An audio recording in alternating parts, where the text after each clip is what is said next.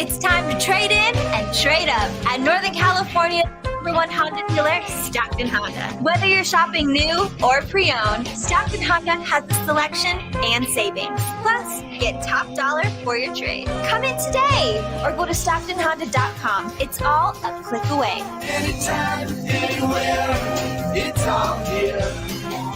StocktonHonda.com. KHTKAM HD1 Sacramento, KYMX HD2 Sacramento. From the Power Business Technology Toshiba Studios. This is Sactown Sports. It's time. It is that time.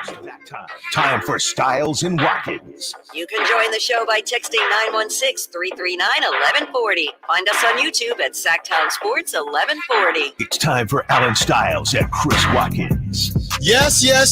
On a Thursday, we are so close to Friday and the weekend. And what better way to power through the rest of the week than with the NFL draft? Ooh. That is right. I know Chris is excited for this. Nervous. As a Vikings fan, I got buddies hitting me up, Raider fans. Al, how are we going to get up there? Yeah. Are we going to get Jaden?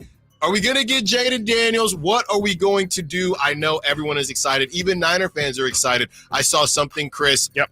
It was a mock draft, and, Dave is saying, I don't know about the draft. I love it. It's like an airport. There's just so much hope. As I've told you before, there's so much hope. Simone behind the glass, and I saw Xavier Worthy in a mock draft. He's the guy who ran tied the fastest 40 ever, a 4.22, something insane like that. Mock draft has him going to the Niners. That's one way to figure out if Brock has a noodle arm or not, because he's going to be burning if the Niners go in that direction. So we have all the draft coverage for you. We also have our guy, Sactown Sports 49ers insider Emil Fergoso, joining us tomorrow to go over the melee and what ends up happening tonight, sponsored by Xfinity Sports Zone, the place to find game, stats, scores, schedules, and more personalized for you. But of course, as the flagship for the Niners and that's right, the Kings, we do have plenty of Kings talk to get into as we continue to break down.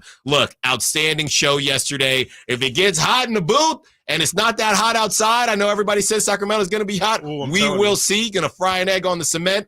And that's what it was like yesterday, talking about the exit interviews for Monty McNair and Mike Brown. And they were what they were, Chris. Yeah. They were what they were. And look, I don't know what we were expecting. I cannot wait to hear from Brendan and Frankie. That's at 11:30, who they were in the building. So, look, if anybody has got smoke for media and asking questions, call in and say it to Brendan and Frankie's face. Chris, how you doing? Good, yeah. I listened back to that Monty McNair interview and some of Mike Brown's, but really Monty's, because like I said yesterday, Monty's one of those speakers where you've got to listen to it 2 or 3 times to really hear and read between the lines of what he's saying. And yeah, I mean, I would love for callers to call in if they had any specific problems with any of the lines of questions, or if they felt like something needed to be dug deeper on. And I just personally felt like they were really good questions. I thought listening back, Sean Cunningham had a great question to Monty McNair, a very pointed question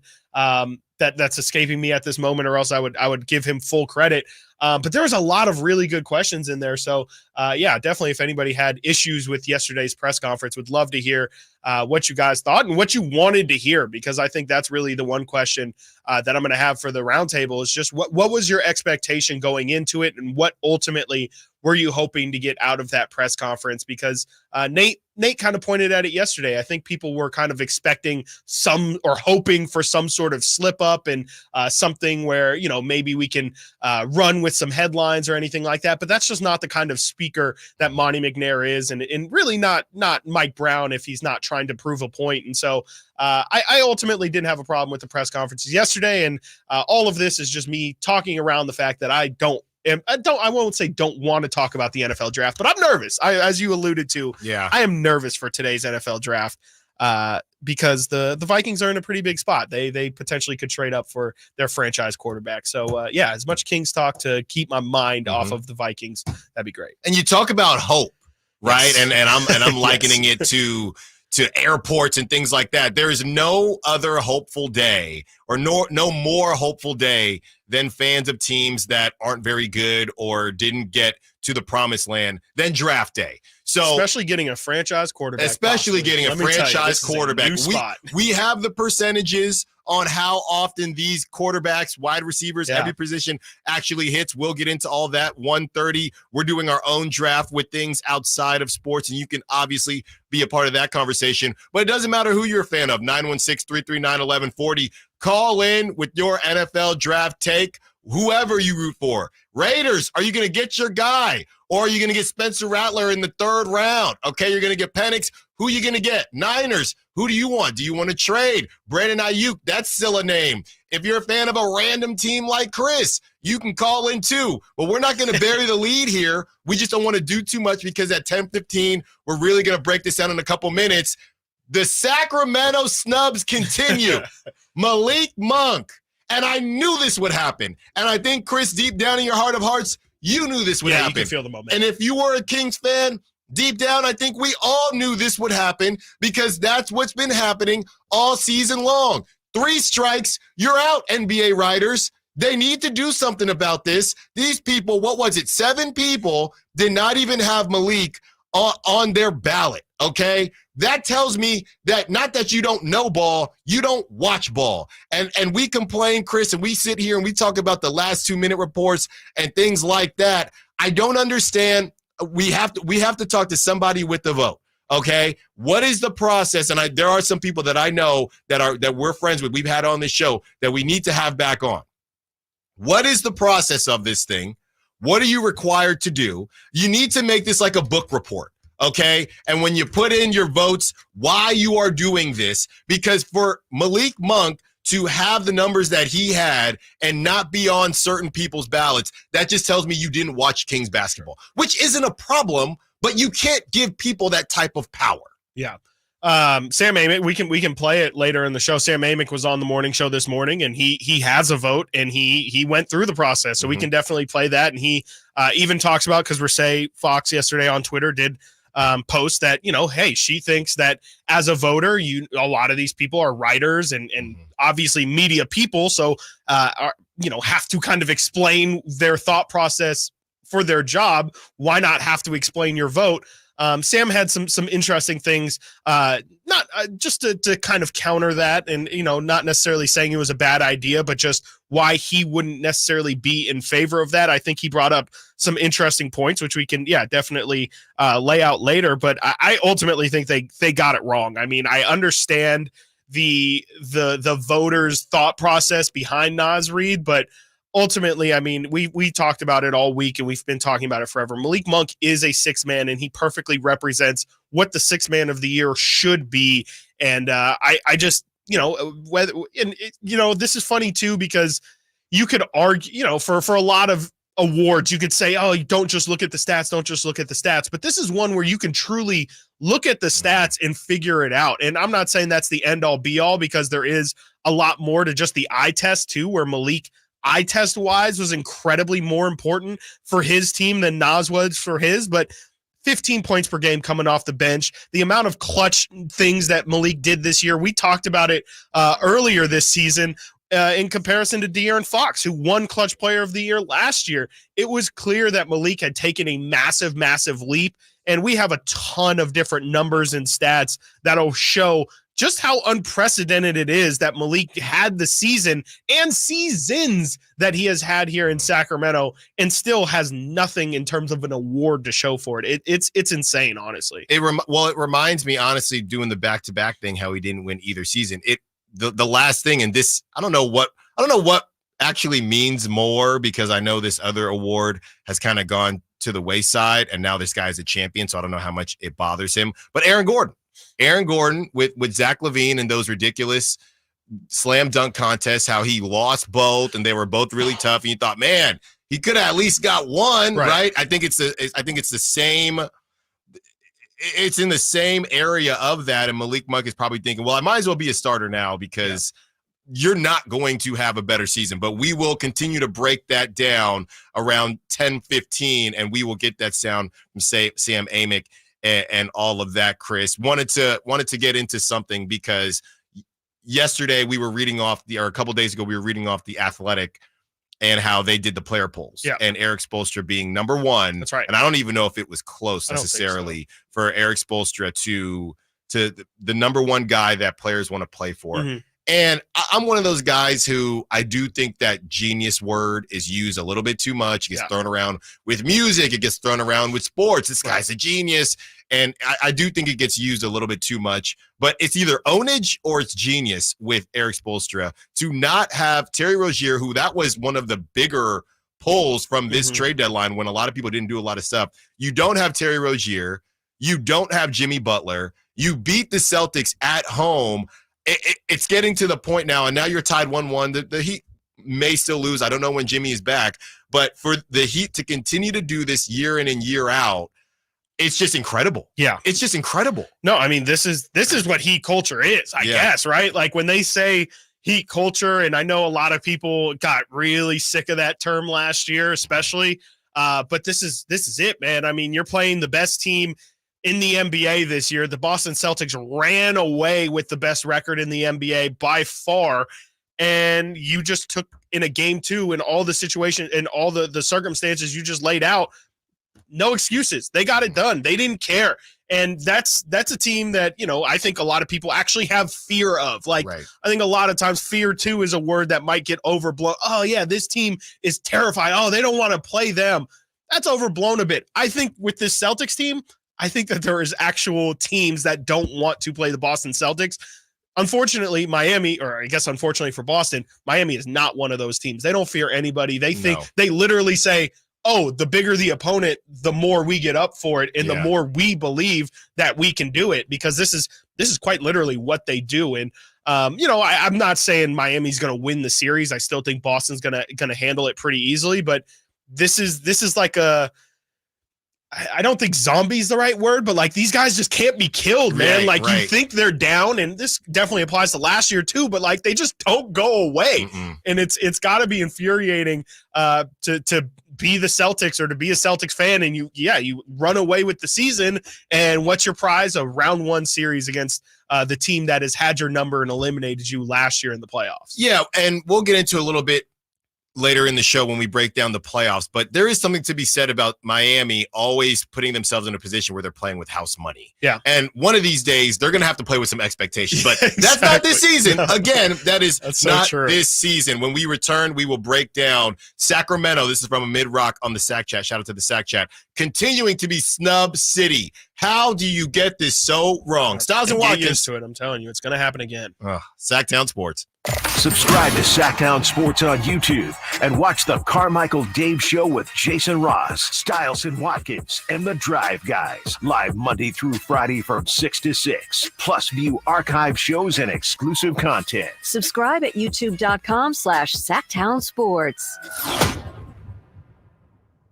Power Business Technology is proud to be 100% independent, locally owned, and managed Toshiba copier dealer. Local ownership cuts out the red tape, allowing ourselves to never be too busy to personally answer the call when our clients need us. Recognized for excellence in service execution, training, and customer service, we're proud to be named a 2022 Toshiba ProMasters Elite Dealer. Contact us today for all of your business printing needs at 844-POWER-BZ. That's 844-769-3729, or visit us at powercopiers.com.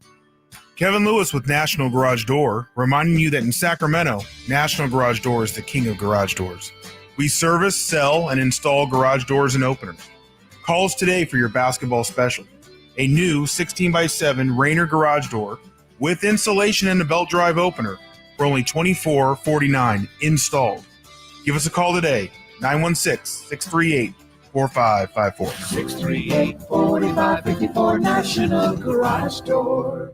Metro! Let's have a moment here. And the 2024 Kia 6-Man Award goes to Nas Reed of the Minnesota Timberwolves. Congratulations, Nas Reed. Live and local, it's Stiles and Watkins. Watch the show on youtube.com/Sactown Sports 1140. Or listen on the Sactown Sports app.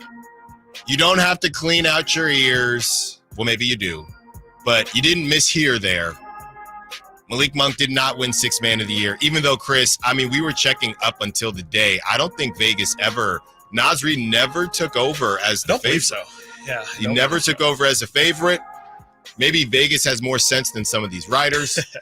And for the second year in a row, maybe more egregious than last season because his numbers were better than last season, Malik Monk does not take home the Sixth Man of the Year award due to essentially 10 games, due to Luka flopping, number one. And number two, Luka strikes again. Luka strikes again. He just will not let this franchise live. Just let us breathe. Ever. And that is pretty tough for Malik Monk. And, you know, a lot of these guys, Chris, we go back and forth. Do they care about these things? You could tell Malik Monk cared. When you do think in your heart of hearts that you could be a starter and you do the right thing by having the right mindset, I can come off the bench, I can do whatever. Malik heard all the talks. He listens to the show, fastest growing show in Sacramento in the universe.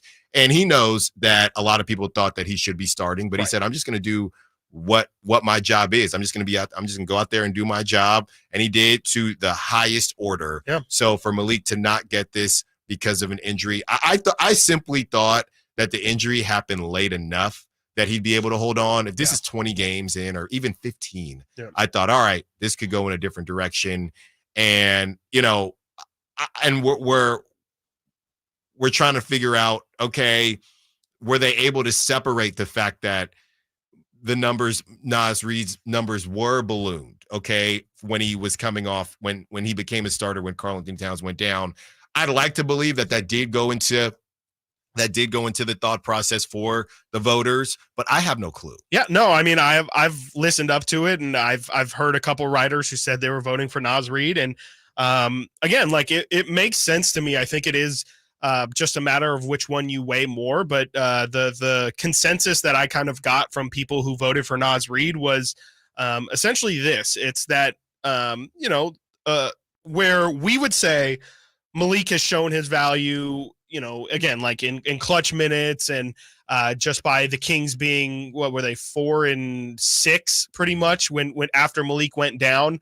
You know, that's how Malik showed his value throughout the season. And of course, his points leading the NBA in bench points per game.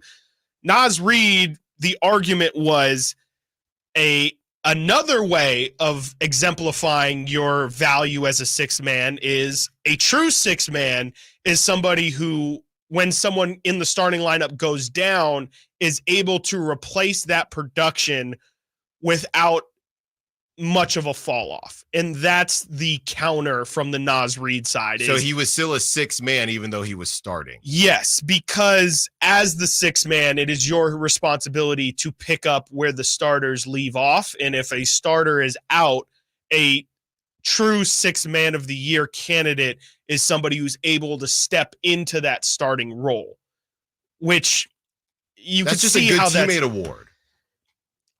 I mean, you could see how you could say you're coming off the bench, and if you're able, a true sign of a good bench player is somebody who's also able to start, because it shows you're not just a bench player, you're somebody who is deciding to be on the bench for the benefit of your team. And like, it's not a perfect argument. I don't love it. I'd probably still give the edge to Malik, but I definitely understand it. And this is also one of those where I don't want to be the cliche, but like, it doesn't have to be putting Naz Reid down in order to get Malik to the award. Naz Reid, yes, we're not acting like this wasn't close. Yeah. Like it shouldn't have been close. It definitely should have.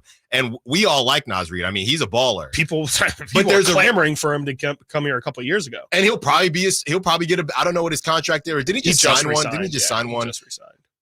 And you've talked about, do you move Naz Reid in and move off of Karl-Anthony Towns? But we can get into that later into the summer. The thing is, Chris, there is a cap on how many games you can start. Yeah. Correct? Yes, it's half. You have to come off the bench for half of your team's games. So it does matter to some degree. Yeah, he started 14 games. There you go. So basically, he started while around the time Malik got hurt. Yeah. Something like that. Let's hear from Sam Amick kind of breaking down the process and where things may have went sideways for Malik. So in these days, I have wanted transparency in the past, just because journalistically I think that's good. But man, I got to be honest. Like, if you study the results, that local effect that you're talking about, it's just obviously a very real thing. Yeah. And I mean that, go look at all the MVP votes in Denver, and that's not out yet, obviously. But tell me if anybody went against Jokic. Mm-hmm. And he, I voted for him. I think he should be the guy. But conversely, go look at Oklahoma City media. And that part bothers me only because it's one thing if you see a guy more and you have a greater appreciation for him. The politics are real. I mean, I'm honestly, I might have shared this last week, guys, but I'm giving some thought to not voting anymore because I don't really care to. It's funny because, like, Brisset's idea, I understand the desire to have an explanation. And there's nothing wrong with her idea, but I don't, I go to the game the other night and a fairly prominent agent is asking me if I voted for two of his guys on All-NBA. And now you feel like not only are you in a different spot with that agent, but he's going to probably make sure that the player knows.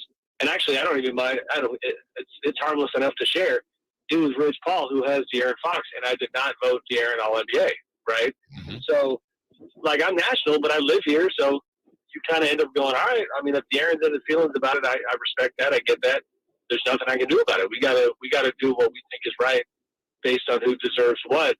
But the politics that come with it are very real. Yeah.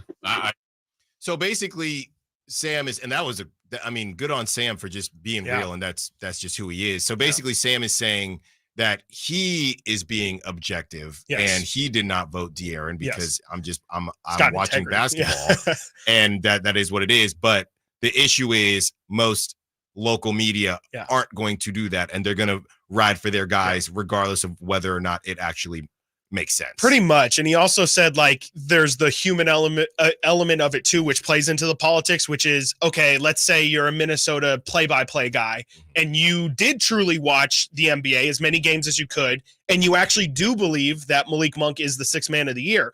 Well, if that becomes public, now your fan base locally, if Naz Reid loses that award, is going to look at you a little bit sideways and say, you took away this award from our guy. You're supposed to be our guy. How are you not going to vote for us? And so that's kind of where the politics come into it. And it is a bit of, Sam says Rich Paul pressed him on whether or not he voted for De'Aaron.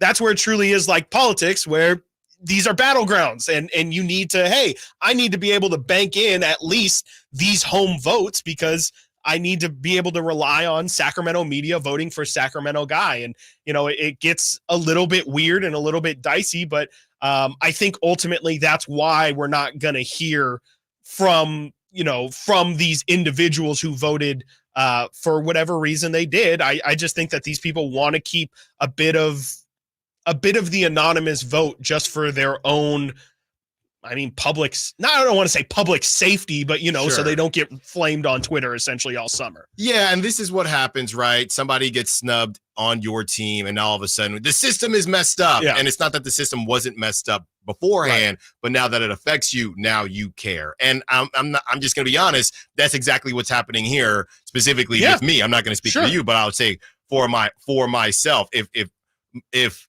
Malik wins, all of a sudden there's no problem with the system, even though either way there is a problem with the system. And I think the agent thing is really interesting because I think that's more interesting to me than the location because Malik didn't lose because of Minnesota.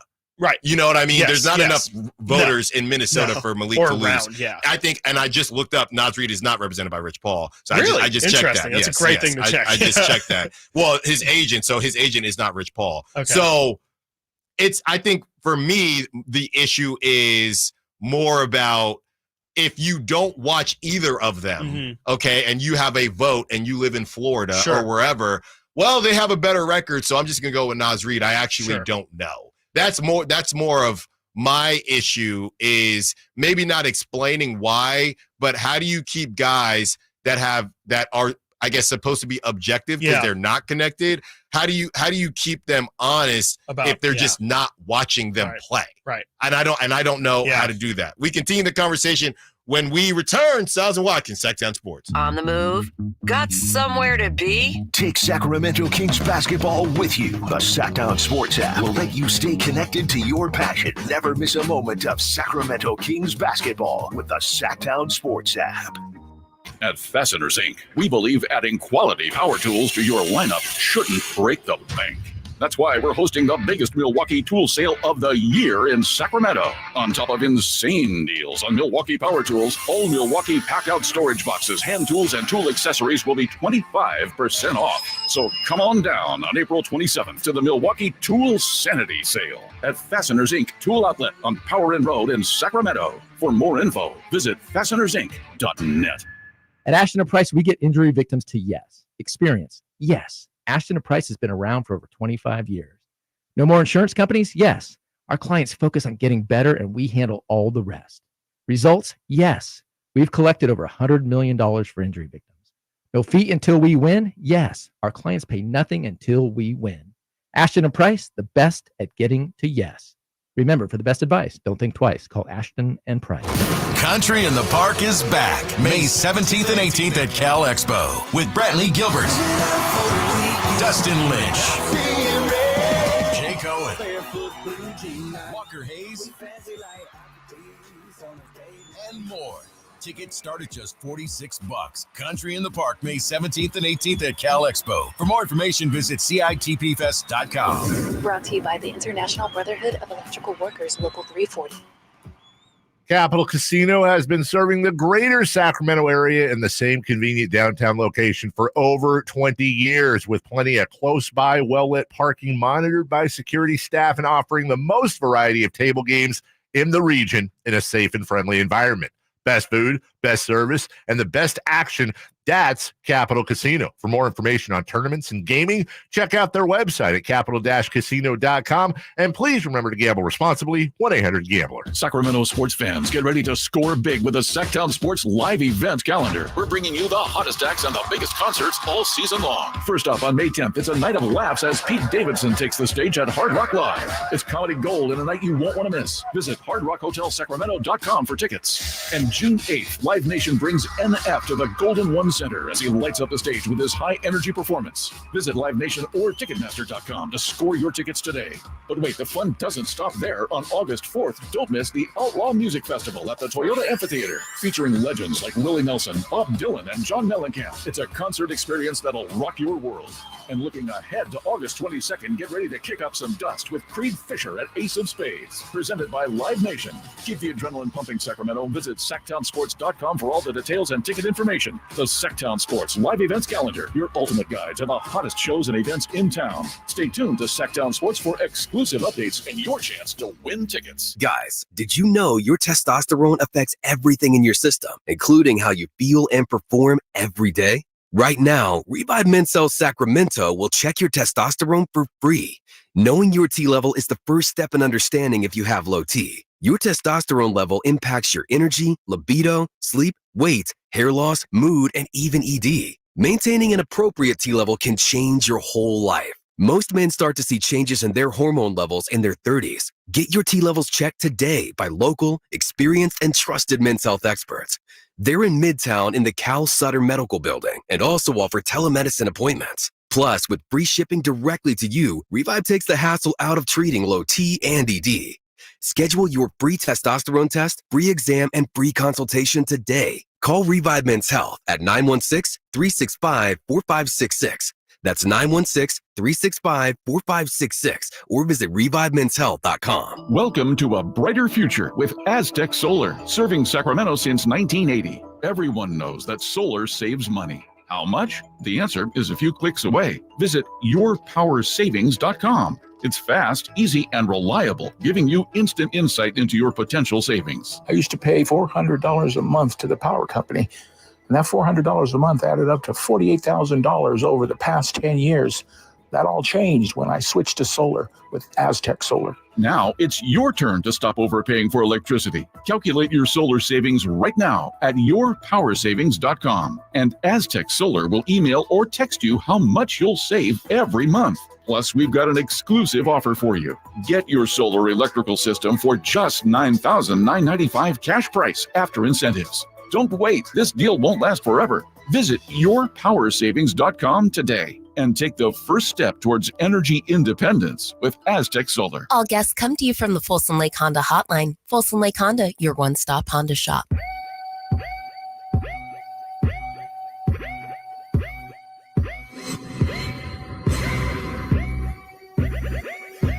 Sacramento has a new tag team in the midday. It's Stiles and Watkins on Sactown Sports.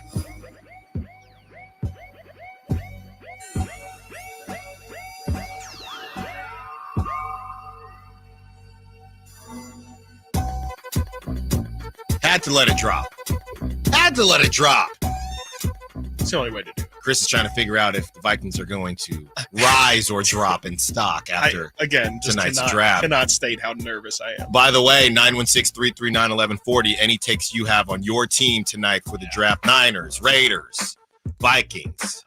If you want to get on Chris's good side. I still want to get a good gauge of like what our listener fan base is like for football. Because we obviously talk a lot of Niners. Obviously, I think there's a large percentage Niners, but like there's just so many random fans that I run into in Sacramento. I saw one incredibly random. I saw one. I don't know that they followed me or not, but I posted today about Logan Webb not being one of the top 10 pitchers based on Major League Baseball put out a list, and somebody responded to me, and they were Kings. Okay.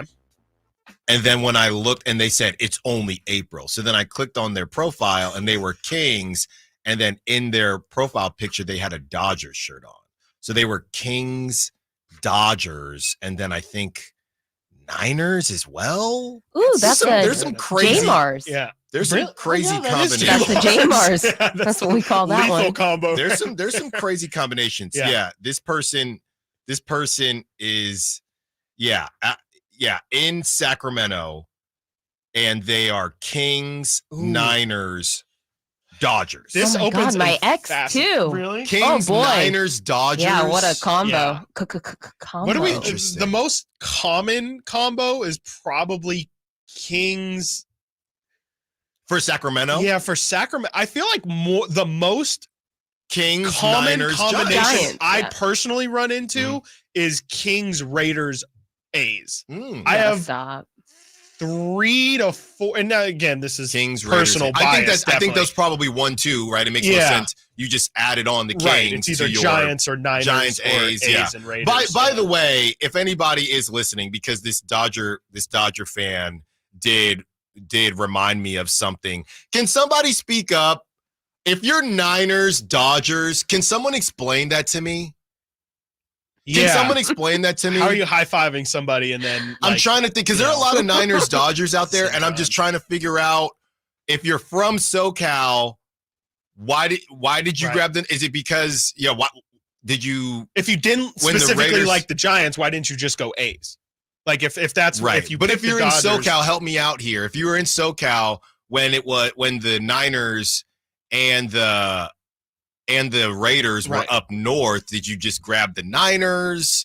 I'll text my ex. I'll ask him. That's Niners, not a good Dodgers. idea. It's not a good enough excuse to text your ex. Niners, Dodgers. Somebody explain that one to me. As we talk NFL draft, sponsored by Xfinity Sports Zone, fans can personalize their live sports viewing experience by watching multiple games at once and easily finding their favorite team and stats. We have some sound here as we continue to talk about the latest Sacramento snub, also known as Snub City. It's hot in Snub City once you get to summer in Snub City. That's what we're doing right now. And Kevin Garnett, this was a week ago. About a week ago, yeah. A week ago, Kevin Garnett had some things to say about Malik Monk and Naz Reid and who his pick would be for Sixth Man of the Year. Nobody hotter off the bench than Malik Monk.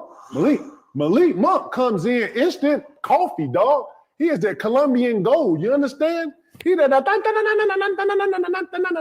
right. Straight up. Y'all know you hear that, boy. You hear that? No. Boy, you better come on, man. Let's get off the right. Boy, you hear me? There you go. Top tier. I think that is the greatest thing that's ever been said about Malik Monk. I think I can confidently say that. I have no idea what the hell he means. I don't know when you hear that.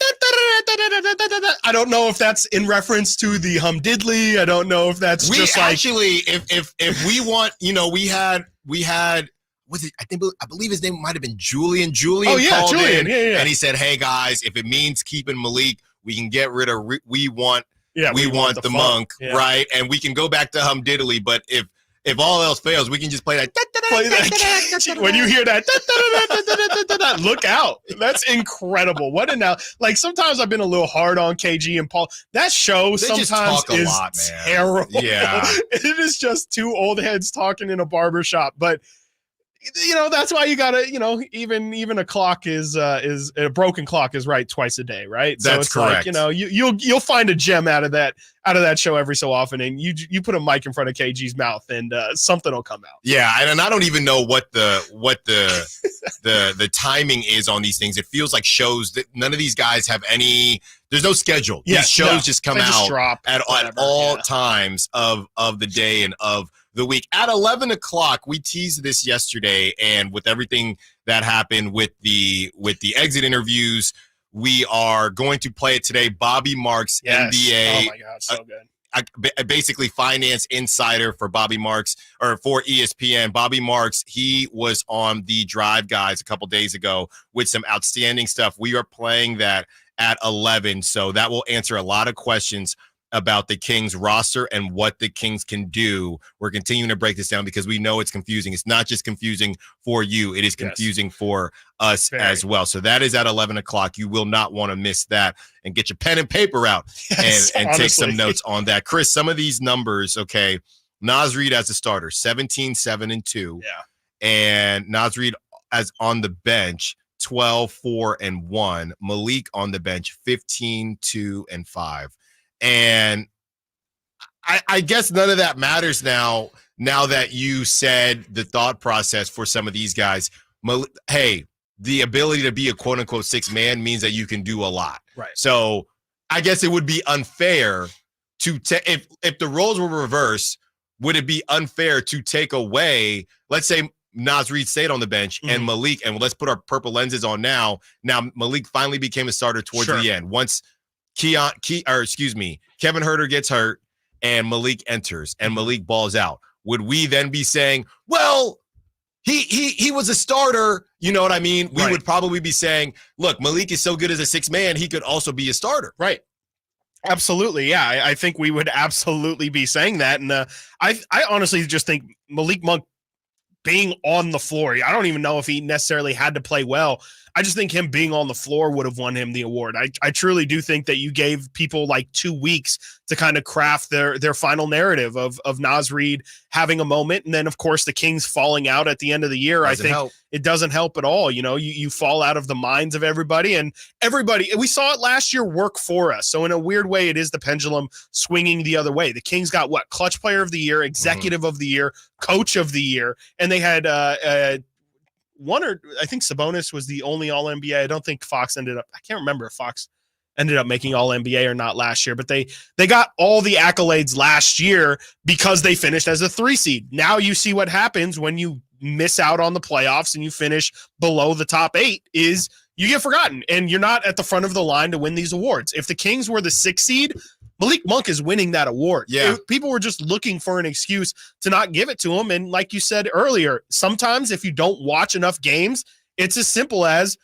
Naz Reid was the best bench player on the best team in the West, or one of the best teams in the West. We're going to reward him for that because Malik Monk, he put up crazy numbers, but his team ended up out of the playoffs. So how much impact did he really have when you have this other guy who clearly impacted winning?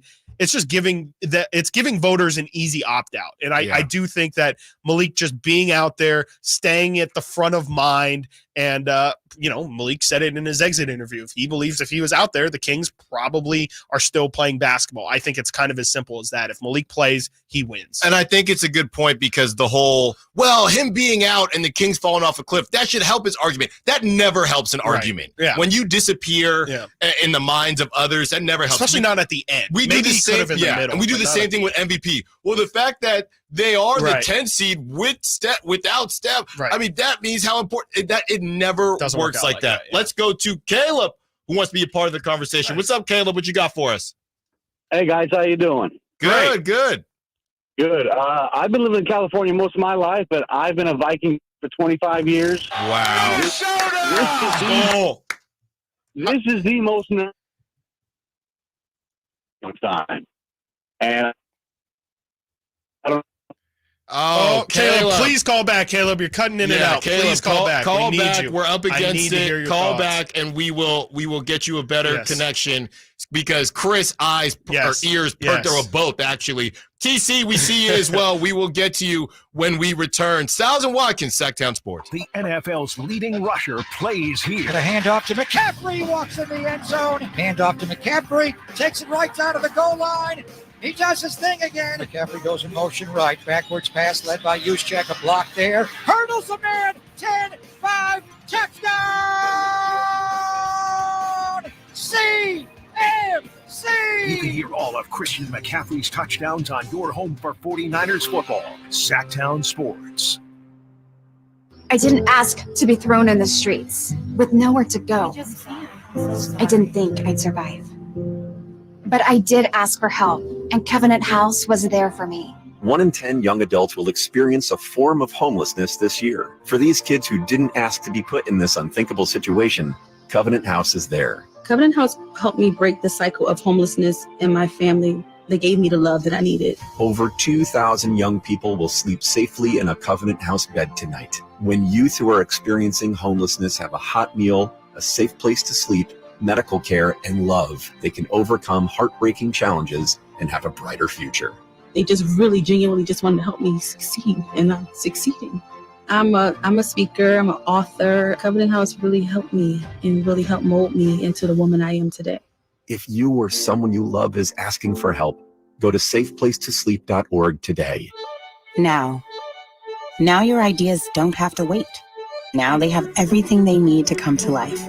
Dell Technologies and Intel are creating technology that loves ideas, loves expanding your business, evolving your passions.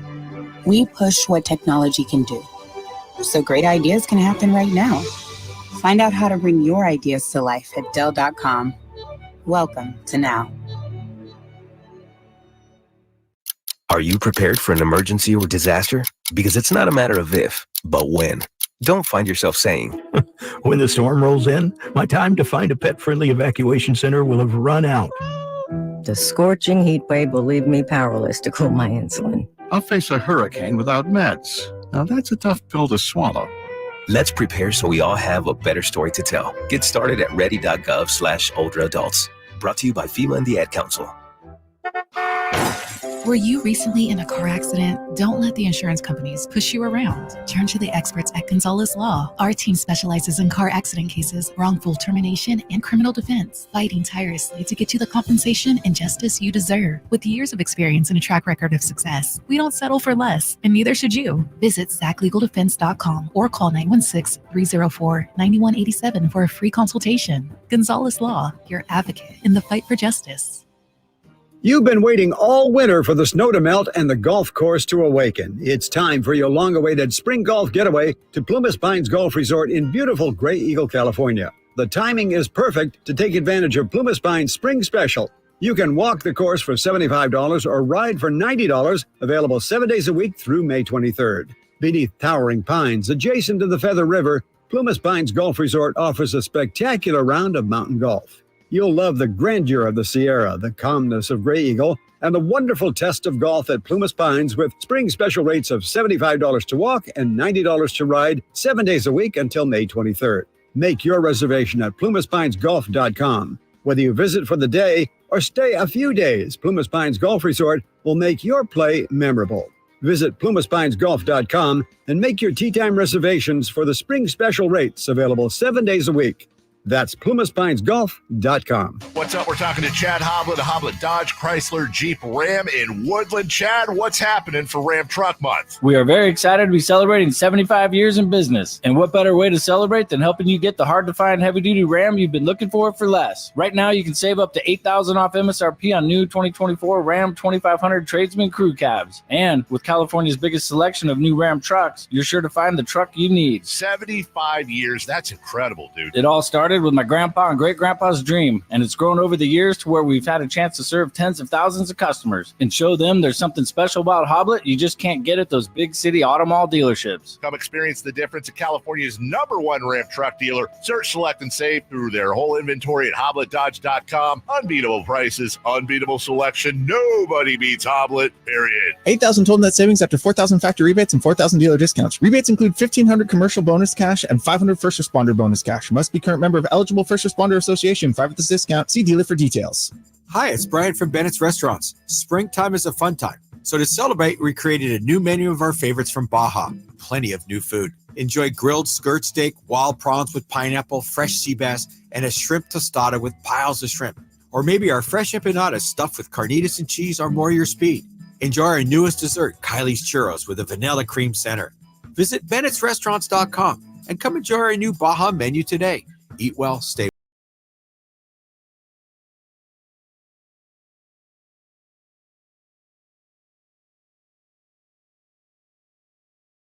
Watch the show on youtube.com/Sactown Sports 1140. Or listen on the Sactown Sports app. We got Caleb back, who is a fellow Sacramento Vikings fan, That's right. like Chris, and we're trying to get a better connection so Caleb and Chris can bro out. TC, we see you. JR, we see you as well as we talk NFL draft sponsored by Xfinity Sports Zone.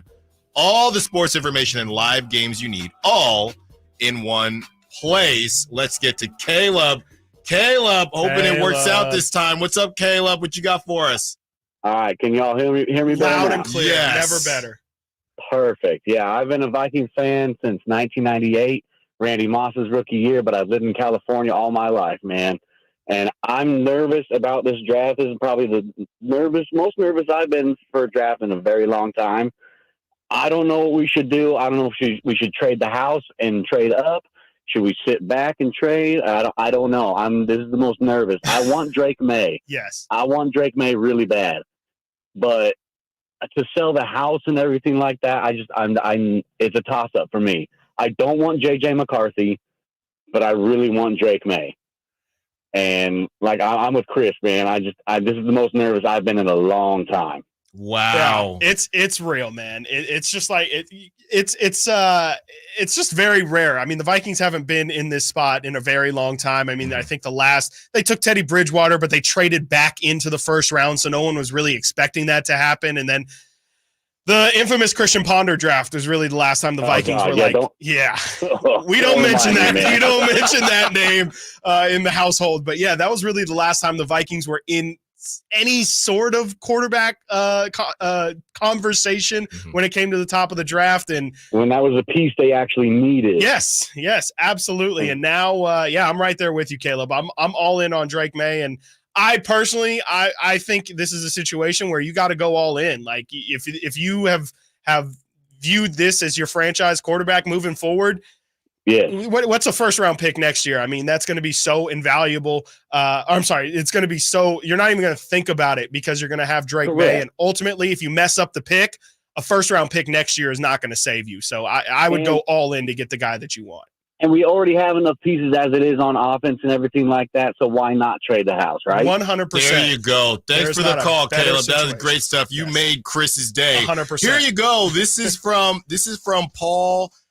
This is from Paul Hembo, calculated the percentage of first-round picks that hit or miss. Adam Schefter then put him on. He is an ESPN content producer. The data encompasses the 20 drafts spanning 2000 to 2019. The hit rates for the different positions. I'll talk about the ones that everybody cares about. Sure. The hit rate from 2000 to 2019, and they calculate hit rate as a player that signed the second contract. The hit rate is 46%. It's in the yellow, 46% for QBs. So you look at Jaden Daniels, you look at Drake May, J.J. McCarthy, Michael Penix, Caleb Williams. History tells us only about two of those are going to be good.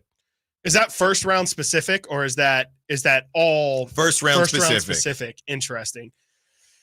Yeah, I mean, 46% is Drake. What side, Caleb, is Drake May going to be on? Is maybe like that Trey Lance, draft. Maybe that draft was terrible. Yeah, that's what I'm saying. But there was like 5 quarterbacks taken in that one, and only one of them was really good. So maybe that kind of balances the scales a bit here is what I'm hoping for. Here you go. Wide receiver for all of you who are cool with trading Brandon Ayuk, because there's so many wide receivers out there, you Niner fans, that want to move off of Ayuk and not pay him. The wide receiver hit rate in terms of wide receivers that signed the second contract, I know some teams just don't want to pay.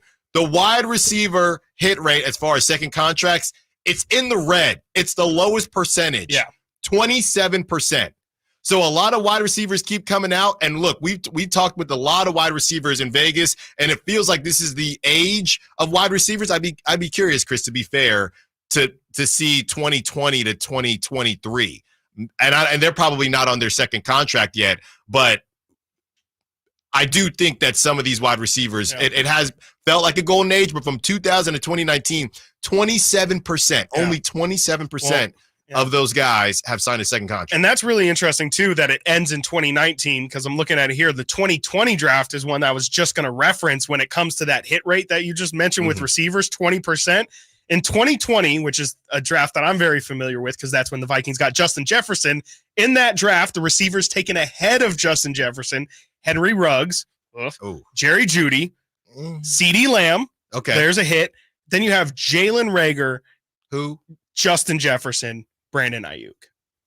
So those were the first round picks. And that's actually that's probably a good one, right? That's above 27%. Yeah. Because you got, we'll see with Ayuk, but that's the thing. That's an asterisk next to some of the wide receivers because Ayuk being moved. Or I guess the whole thing is. That's probably why they stop at 2020. Right. Or 2019. And I would like to see the percentage. If you really want to do full-on misses, you would have to remove the team that drafted them.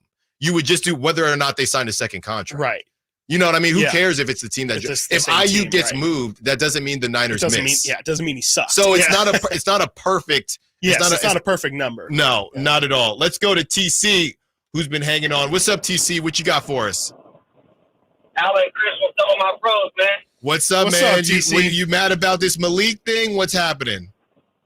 Man, hey, you know I am. Hey, I'm still feeling jaded. I'm still mad about, bro. It would have been a gentleman's sweep, like you said the other day, Chris, in the place in Thunder. I'm still sick. I haven't watched a minute of the playoffs, bro. And that Malik Monk situation made me even that much more matter, bro. I might catch up later on or whatever it may be, bro, but I'm still sick about that, bro. The Thunder would not have beat us, dog. I don't know how we lost to the Pelicans. A gentleman's sweep, TC?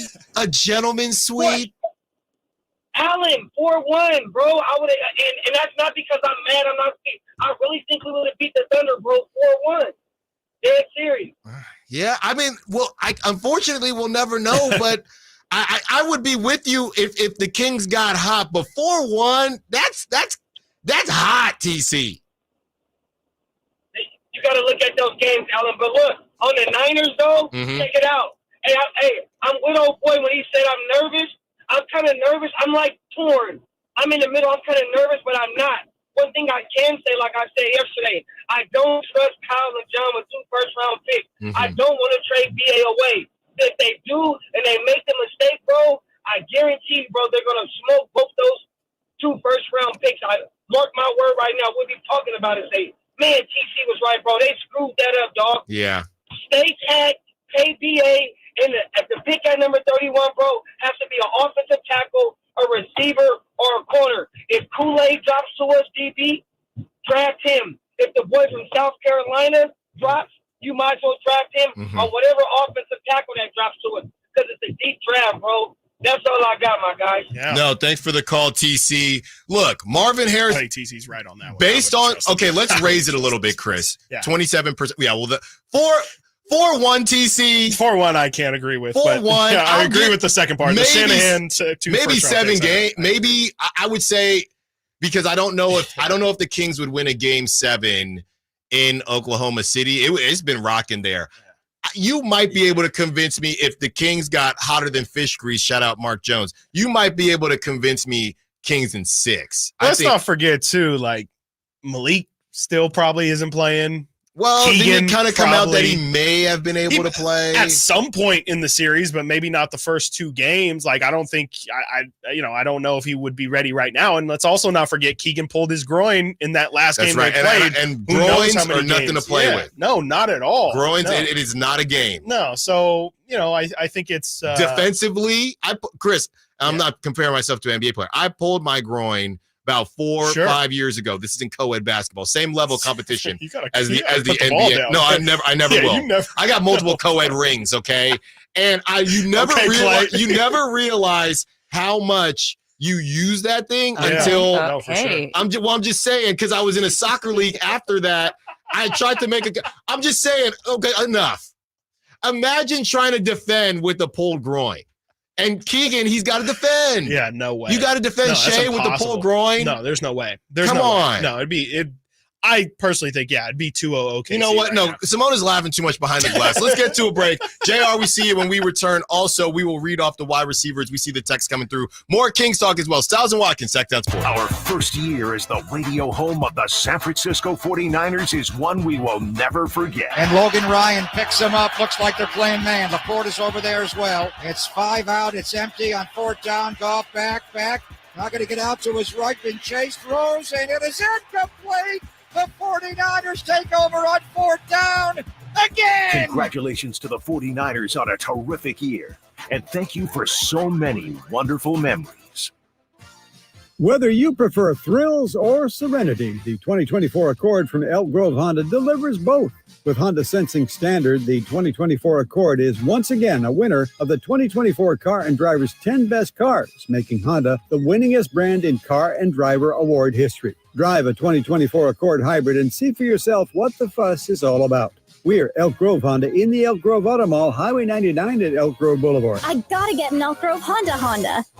Country in the Park is back May 17th and 18th at Cal Expo with Brantley Gilbert, Dustin Lynch, Jay Cohen, Walker Hayes, and more. Tickets start at just $46. Country in the Park, May 17th and 18th at Cal Expo. For more information, visit CITPFest.com. Brought to you by the International Brotherhood of Electrical Workers, Local 340. Jiffy Lube has a special promotion going on right now. Simply purchase a Pennzoil Platinum full synthetic oil change at Jiffy Lube and receive a $25 e-gift card from popular brands for food, gas, and more. It's that easy. Simply purchase a Pennzoil Platinum full synthetic oil change and receive a $25 e-gift card. So basically, going to Jiffy Lube can get you a free lunch or a pizza for dinner. That's what we call added value for the consumer. That's why Jiffy Lube is #1 in the greater Sacramento area for oil changes. Visit jiffylube.com for more details and valuable coupons today. I'm Craig Ashton of the injury law firm of Ashton & Price. Whether you've been injured on a bicycle, as a pedestrian in a slip and fall, auto, Uber, Lyft, or big rig accident, you need Ashton & Price in your corner. When you call Ashton & Price, there's no chatbot telling you to hit 3 for accounting. You're greeted by a real live person who will immediately transfer you to an experienced attorney. The consultation's free, and there's never a fee until you win. Remember, for the best advice, don't think twice. Call Ashton and Price. Hey, movie fans, the Esquire IMAX Theater in downtown Sacramento is now serving adult beverages. Back for a limited time. Dune Part 2, the IMAX experience. We've been fighting the Argonauts for decades. My family's been fighting them for centuries. Treat yourself to this cinematic masterpiece on the IMAX 6-story screen. Getting advance tickets to a showtime is easy. Visit IMAX.com/Sacramento and reserve your seat today. And don't miss this last chance to see Dune Part 2 at the Esquire IMAX Theater.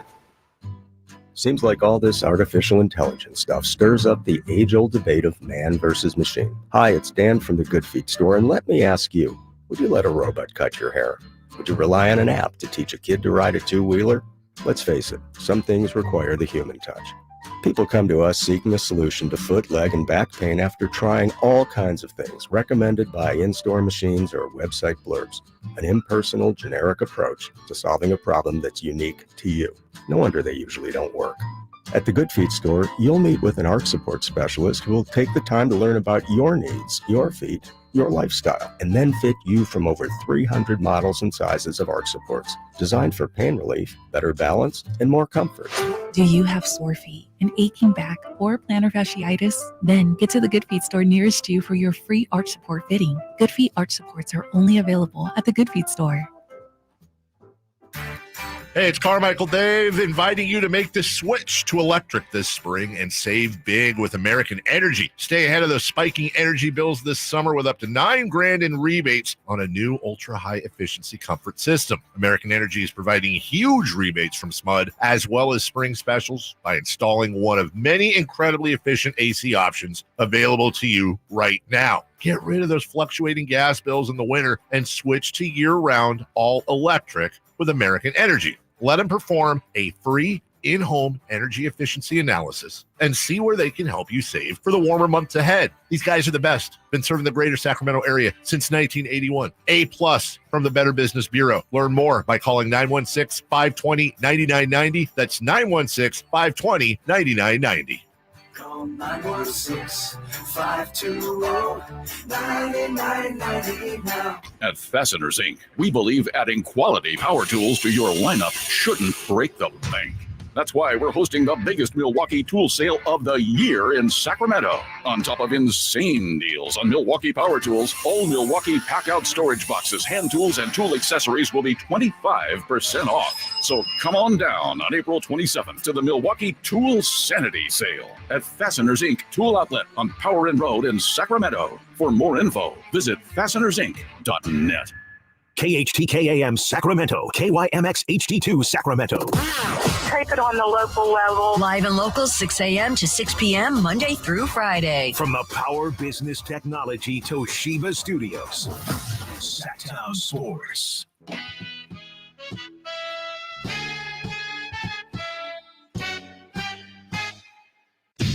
Sacramento has a new tag team in the midday.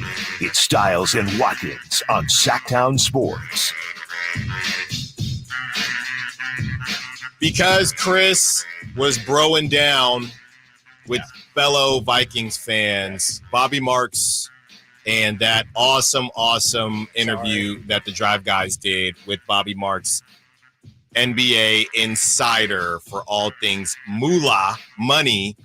That will be at 11:15. So all the questions that you may have about the Kings roster and capology, that is at 11:15, which will lead us right into your boys, Brendan Nunez and Frankie Cardicelli, for the Kings Roundtable. Chris, and I have here on the text line, 831, I'm nervous as a Niner fan. Ayuk is a very talented wide receiver. Any team would want to have him on their roster, but given the current state of the Niner organization, aka Cap, trading him or picks of value to make a move to bring in a young wide receiver with a smaller contract would be a better move looking at the long-term scope. From the 831. If you get it right. If you get it right. And okay, 27%, Chris. This is what I pulled up. Yes. So these are the wide receivers. Okay. I'm just gonna do the top 10. So 27%. You got Marvin Harrison Jr., Malik Neighbors, Rome Odunze. Those three are supposed to be the lockiest of locks. Yep. Brian Thomas Jr. out of LSU. Sure. Lad McConkey. Yep. Now we're at that. Lad is ranked number 5 now. Okay. You got Mitchell out of Texas, and then you got Xavier Worthy out of Texas, and then you got Xavier Leggett out of South Carolina, who a lot of people, they've been calling him the next Debo, I feel like, for 2 years now. So 27%, we can raise it to 40. There's also I don't think we're doing prop talk today, but I looked it up, and 6.5 is the number for first round wide receivers this year. 6.5. So 6.5. That means 3 will be good. Yeah, pretty much. Don't get it wrong. Well, don't get it wrong, Niners. Yeah, we'll see. Do not get it wrong. Especially, again, we said those top 3 are supposed to be locks too. So if the other 3, if you're banking on maybe even like odds say 2 of the 3 are good, You better hope that you're that one, and where the Niners are picking right now at 31. I mean, assuming they would have traded for Ayuk, maybe they get. I think the Eagles, when they traded for AJ Brown, let go of number 18. So maybe you can hope that you're not the last person taking a receiver too. So you're not just getting the best of the rest. Hopefully you kind of get your not pick of the litter, but I guess you kind of get the. I guess you kind of still are getting the best of the rest, but. You know, you obviously want the higher number pick, obviously, but to get the better receiver. Raiders, and obviously that thing went completely left. But you just brought up some memories when you brought up, what was it, 2020 when they got Henry Ruggs. All I know is everybody was in on those. All I know is I remember seeing CeeDee Lamb at Oklahoma, and I thought that's just so obvious to me. And it wasn't. But there was all of them, yeah. Yeah. That was Jerry Jeudy was the number 2 receiver. That was this draft. That was the just get one. They're all going to be good. Okay. Yep. Including Jalen Reagor, who, like you said, he's a burner. Sorry, who now? He's a burner. 916-339-1140. Let's go to JR. Wants to be part of the conversation. What's up, JR? What you got for us? Hey, Stiles, enough groin talk, all right? All right. That was on me. That was on me. So you might have a problem there. There's a lot of injuries, brother. You know, that's a good point. Well, look, I'm trying to. People will say, "Hey, Alan, you want to go snowboarding?" I just don't trust it. I just don't trust it. Hey, that's so funny. Hey, Ayuk, a little question that comments on Ayuk. So obviously he's had that great year last year. There's an element, and it's a hard thing with receiver and quarterback. He and Brock get along really well. There seems to be that, sometimes it's this intangible connection. Right. They find each other. And Brock, I know, probably is like, we need him. I need a connection there. I need that when I'm scrambling. They just seem to find each other. There's so many balls this year, touchdowns, where Ayuk was open back at the end zone or wherever. So, my question would be, to John Lynch would be simply, why do the Vikings suck so bad? Thanks for the call, JR. Thanks for the call. He did pull it in. He's so good. That was one of his better pull-ins. Yeah, but to what JR is saying, there's one thing to have talent, and then there's another thing to have that relationship. Yes, and it's a great point. And Brock Purdy definitely have that relationship. Yeah, right. Do you want to start all over? When you're still in win now mode. Absolutely. You're still in win now mode. Do you really want to start all over? No matter how good a wide receiver is, you would be, now Brock is a young guy, but you would be, all right, we might take a step back this season in that category from what Brandon Ayuk gave us because they're still getting to know each other. Yeah, no, and Juwan Jennings was great last year, but again, you better be right. If you are going to move on from Ayuk, then, Juwan, who looked great in his role last year, you better be sure that he's ready for that improved step, because if you're talking about Super Bowl windows and gotta win now, like, you can't afford to mess that up. You can't afford to blow that up, essentially because you didn't want to pay him. And so, I think if the Niners are serious about really trying to get a championship out of this window, which I don't know why they wouldn't be serious about it, I think they're probably going to keep Ayuk. I think that, it's probably a lot more of like a 70-30, maybe 80-20, but the possibility does lie that, if somebody really does strike out on the receivers that we just mentioned and they feel like Ayuk is a ready-made receiver that can help them impact winning right now, maybe a team is desperate enough to throw a first rounder and, maybe a third or maybe even a second, depending on how much they value Ayuk. I don't think the Niners are going to move, though. This is a team that's trying to win a Super Bowl, and ultimately you need really good players to do that. Yeah. The one thing, and we were talking a little bit about this yesterday off air, the one thing that I really struggle with, and I'm going to sound like a hater here, and I don't mean to sound like a hater, but I don't know what to do with the conversation. So you had St. Brown signed yesterday. Huge contract. Amon-Ra St. Brown signed a huge extension. 30 per, I think. Yeah, and a lot of people were, wow, this is crazy. And then when the numbers came out, it wasn't as crazy as what people thought. That's all fine and good. And then it becomes, well, how much is this going to change Brandon Ayuk in his deal? And then it comes out, well, how much better is Amon-Ra St. Brown than Brandon Ayuk? Is he better? So then we do this thing where it's, okay, well, Brandon Ayuk doesn't get the same amount of targets as Amon-Ra St. Brown. And I'm not even saying it's wrong, but it just gets to the point with Niners and Niner fans where it just seems like a cop-out to me, even if it's not wrong, because now that's like the third person that you're doing this with, right? Oh, well, Travis Kelce isn't actually better than George Kittle. George Kittle just doesn't get the same targets. And Brandon Ayuk, I hear what you're saying. Amon-Ra St. Brown isn't actually better than Brandon Ayuk. He just gets more targets. And it's like three dudes here. It just seems like a cop-out to me because it's the same fantasy world that you get mad at. Okay, I know it's a little bit different, but it's the same fantasy world that you get mad at when somebody says, put Justin Herbert on the Niners and they would win the Super Bowl, right? So it's not even that I think it's wrong. It's just something that I'm just a little bit tired too of convenient because it's just you're doing it. Yeah, they're in a specific scheme, okay? But at the same time, you're like, well, that's why they're better because Brandon Ayuk can also block, or that's why Kittle is better because he can also block. It just feels like you can't have it both ways. And honestly, I'm just kind of tired of it. Yeah. Okay. Nobody's better. It's okay to concede defeat at some point. Right. And I'm not even saying it's not even defeat. It's just, I'm not even saying that they're wrong, but you can't do that. But then at the same time, get mad when somebody says, put Justin Herbert, put X quarterback on the Niners and they would be better than Brock. Right. If you don't want to do that, just don't do it at all because the whole thing is just an assumption either way. Yeah, sure. No, and I think it really doesn't even have to matter because it shouldn't be about one for one. Like, is he better than him? It's how does the team value him? Like, does the team think Brandon Ayuk is a number one or a top tier receiver on their team? Yes or no? I think the answer is yes. So they're going to pay him like a top tier receiver. It really ultimately doesn't matter. You let the individual players get obsessed with I technically make $1 million more than him because I'm a better, let them figure all that stuff out. The thing that really matters is Brandon Ayuk is going to get paid to that tier of receiver. And that's ultimately what matters is he is at the caliber of those guys and he's going to deserve to make.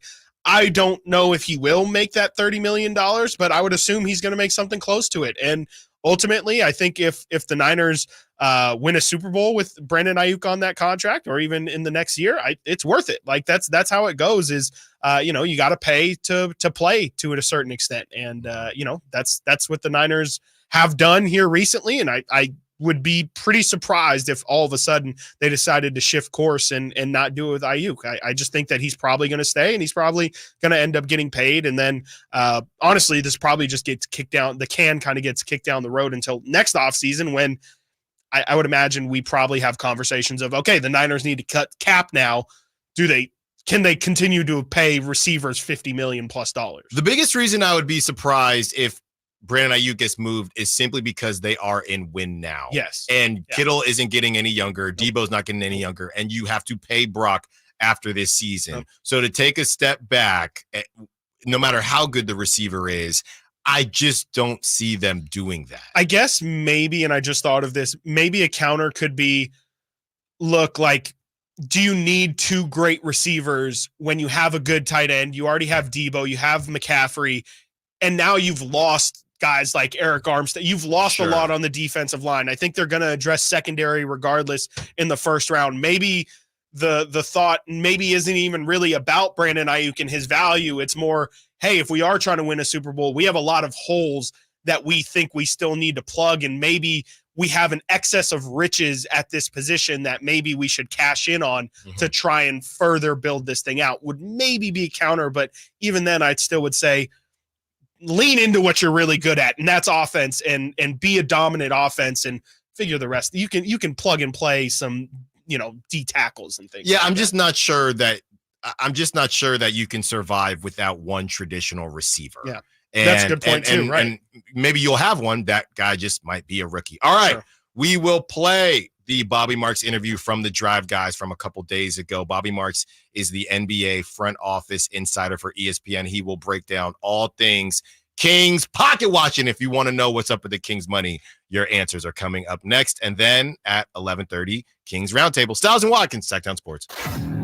What's the missing piece for the 49ers? Which names will they add during free agency? Whether it's in season or off season, the coverage never stops. Get the latest 49ers news on Sactown Sports at SactownSports.com.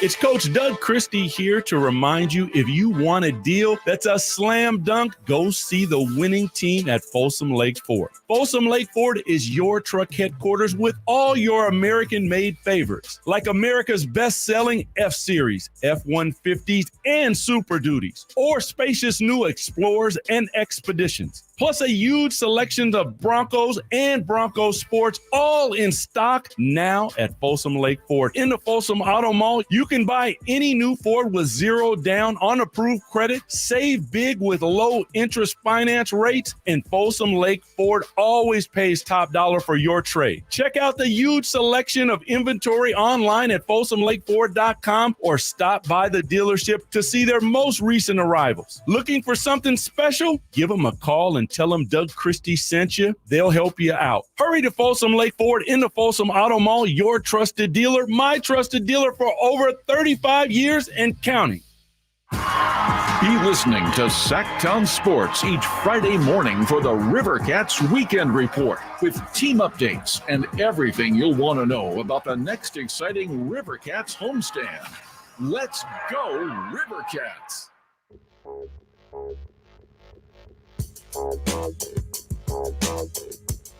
Live and local, it's Stiles and Watkins. Watch the show on youtube.com/Sactown Sports 1140. Or listen on the Sactown Sports app.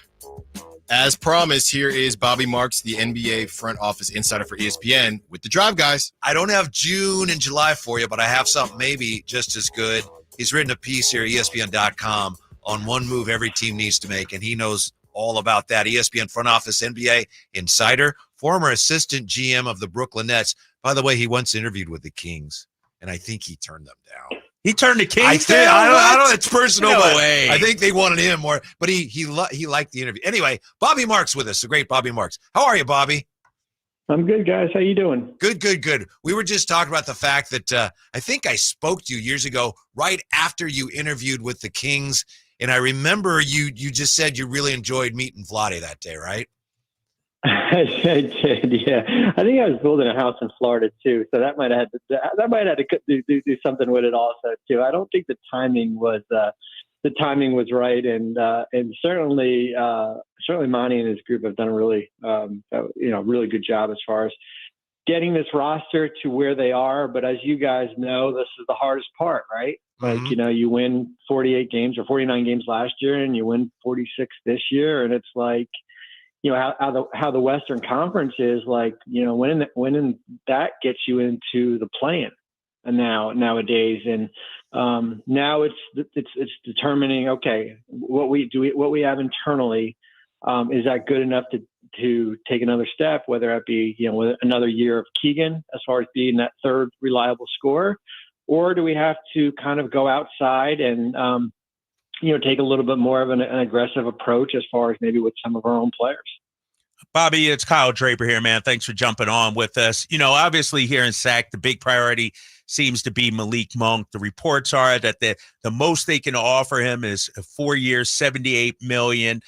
Why is that? Why can't we go over or offer Malik more? And how does that sort of impact the Kings in terms of their finances and money they can use going forward? Yeah, so when Malik signed his contract, he signed a 2-year deal. And based on how many years you sign with the team, you get basically a label when you go into free agency. So because Malik signed for 2 years, he's got what they call early bird rights here. And you're basically kind of capped as far as how much you can sign for. So that, that 4-year, $78 million number is the most you can go. It's roughly around a little bit north of $17 million. If they had signed him for a 3-year deal, then yes, you could exceed the cap, and there's no limit except for 30% of the cap. New York's going to go the same thing this offseason with Isaiah Hartenstein. He signed a 2-year deal, and they're going to be limited with him as far as what they can afford. So now it depends on, okay, who are the players in free agency, who has cap space. You look at the teams that have there's 6 teams right now that we've kind of identified. It's Detroit, it's Utah, Potentially it's Orlando, which certainly could become a player. I mean, you guys are watching them right now struggle shooting the ball, and that's been a carryover. That's been a major carryover from, from last year, this year, playoffs, certainly. Oklahoma City's another team.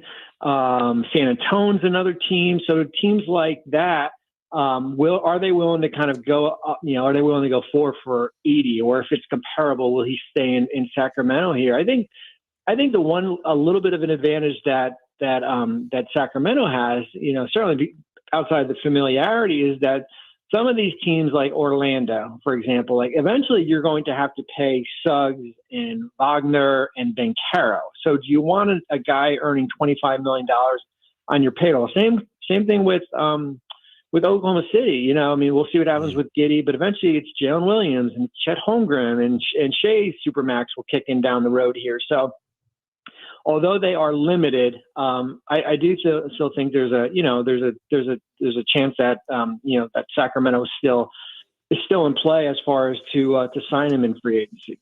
Bobby Marks with us, and Bobby, some fans that don't follow it as closely, if Malik leaves, I think some fans are going to be confused why the Kings can't use that money on bringing in someone else. Yeah. But we understand all that. But I did want to ask you about the mid-level exception, which apparently is at the Kings' disposal.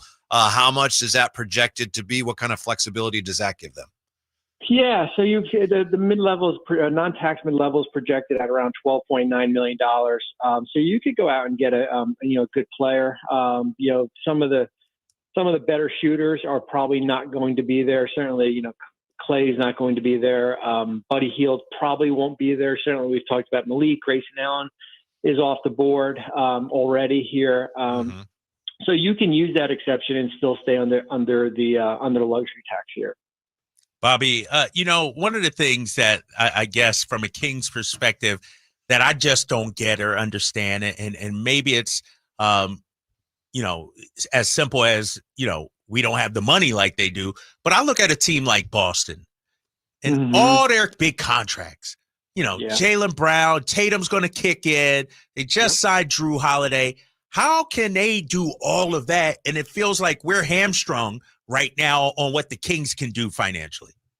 They can do it because they've got really good depth. That's the big thing here. So, and they basically, certainly when you draft Tatum and you draft Brown, and then you basically, you keep on extending them, and then you can go out and exceed the salary cap. The Derek White trade was terrific for them, where they basically, parlayed a couple rotational players. Porzingis, Marcus Smart turned into Porzingis. Al Horford turned into Kemba Walker turned into Al Horford. Yeah. And then I said this on Sunday. So yes, they are what we call this first and second apron team, where you're restricted as far as how you go out and add. But when you have depth, when you have a guy like Sam Hauser go out and hit 4 threes on Sunday, and you've got Peyton Pritchard, and you've got Luke Cornett and Horford and guys like that coming off your bench, you can kind of get away with it.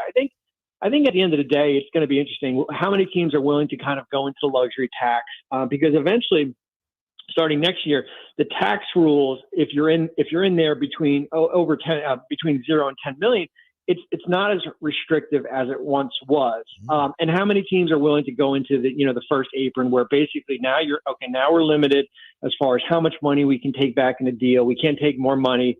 You have to be careful as far as aggregating contracts here. But what Boston and Phoenix did too is they basically, the league, you had a year to kind of either get your finances in order, or basically, I always say, like, kind of going to the buffet, right? Like all you can eat buffet and you get 10 minutes to eat, where they went out and basically blew through their payroll. And eventually it does catch up to you.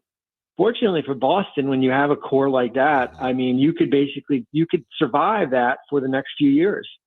Bobby Marks is with us. And Bobby, you get to, in your piece, one of the core issues, it's an existential issue for the Kings. I don't know that anybody knows the answer, but you mentioned the possibility that this current group of Kings, that they've already hit their ceiling, that they've plateaued.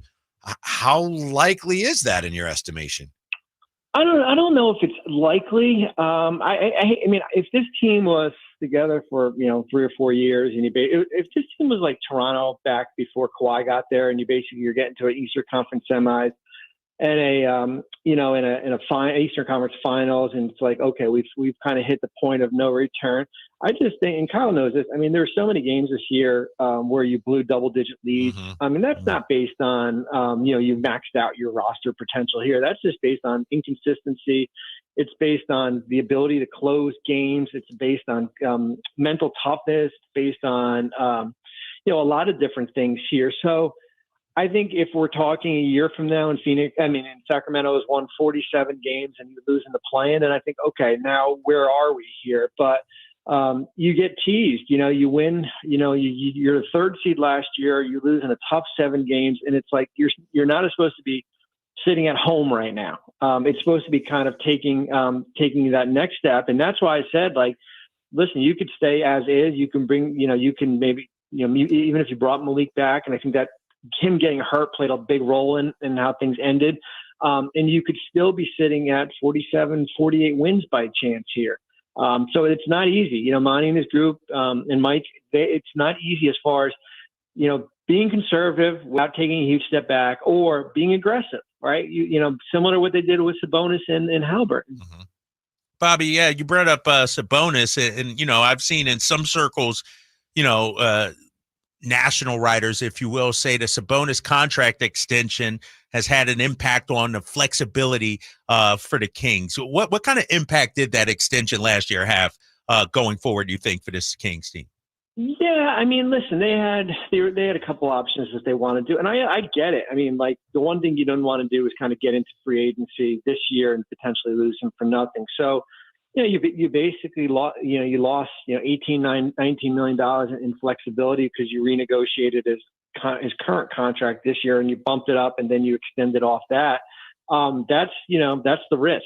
That's the risk as far as, you prioritize re-signing your own player a year earlier than he was going to become a free agent here. And was there a $19 million player out there? It's hard to look back from last summer and say, yeah, they could have had this guy or that guy here. But they did know, they knew what they were doing. They knew the focus, and Monty said it, the focus was bringing this group back, focusing on continuity, tweaking a little bit here with the goal as far as to take that next step. And unfortunately, they didn't take that next step. Bobby, if the Kings did decide this offseason they wanted to take a big swing at a player like, and I'm not saying these guys specifically, but this caliber of player, if Jeremy Grant, Levine, Mikal Bridges, somebody like that, what is the market price these days for a player of that caliber? It's still quite prohibitive, isn't it? Yeah, but the one thing that Sacramento has going for them, there's a third of the league that's basically is going to be challenged to go out and make trades for the players that you mentioned, just based on where these apron rules are going to be. As far as the inability to take back more money, Sacramento can do that. The inability to aggregate contracts, meaning combining contracts here, Sacramento can go out and do that. I think, Portland is going to be interested because they are in a little bit of a financial crisis as far as where they are. I mean, no team that's in the developmental stage should be in a luxury tax, and that's kind of, where they are right now. What happens if Malik leaves and Luke Kennard becomes available or something? Is that a 1-year stopgap that maybe you can, Memphis got to trim some payroll also here. So I do think that Sacramento is in a position to be active in the trade market. Their finances are in order. Certainly what happens with Malik plays into that a little bit here, but I think they're at a more of an advantage than teams like Miami and the Lakers and the Clippers, and we'll see what happens with Golden State. And, as I said, there's about 10 teams in that position. Bobby, my final question is regarding the Kings draft picks this year and future picks. The belief here is that, man, we really wanted to convey this year's pick to the Atlanta Hawks so we could free up next year's and the 2026 first-round pick. But then I read the article and you say the Kings can trade up to, I think, 4 future picks. How is their draft stockpile right now? And is that attractive, you think, out there to other teams? Yeah, so they can move their own first in June, starting the night of the draft. So that's another pick. And yes, I think if you were asking Sacramento, you probably would have wanted to convey this year's first to Atlanta based on the potential of next year's draft.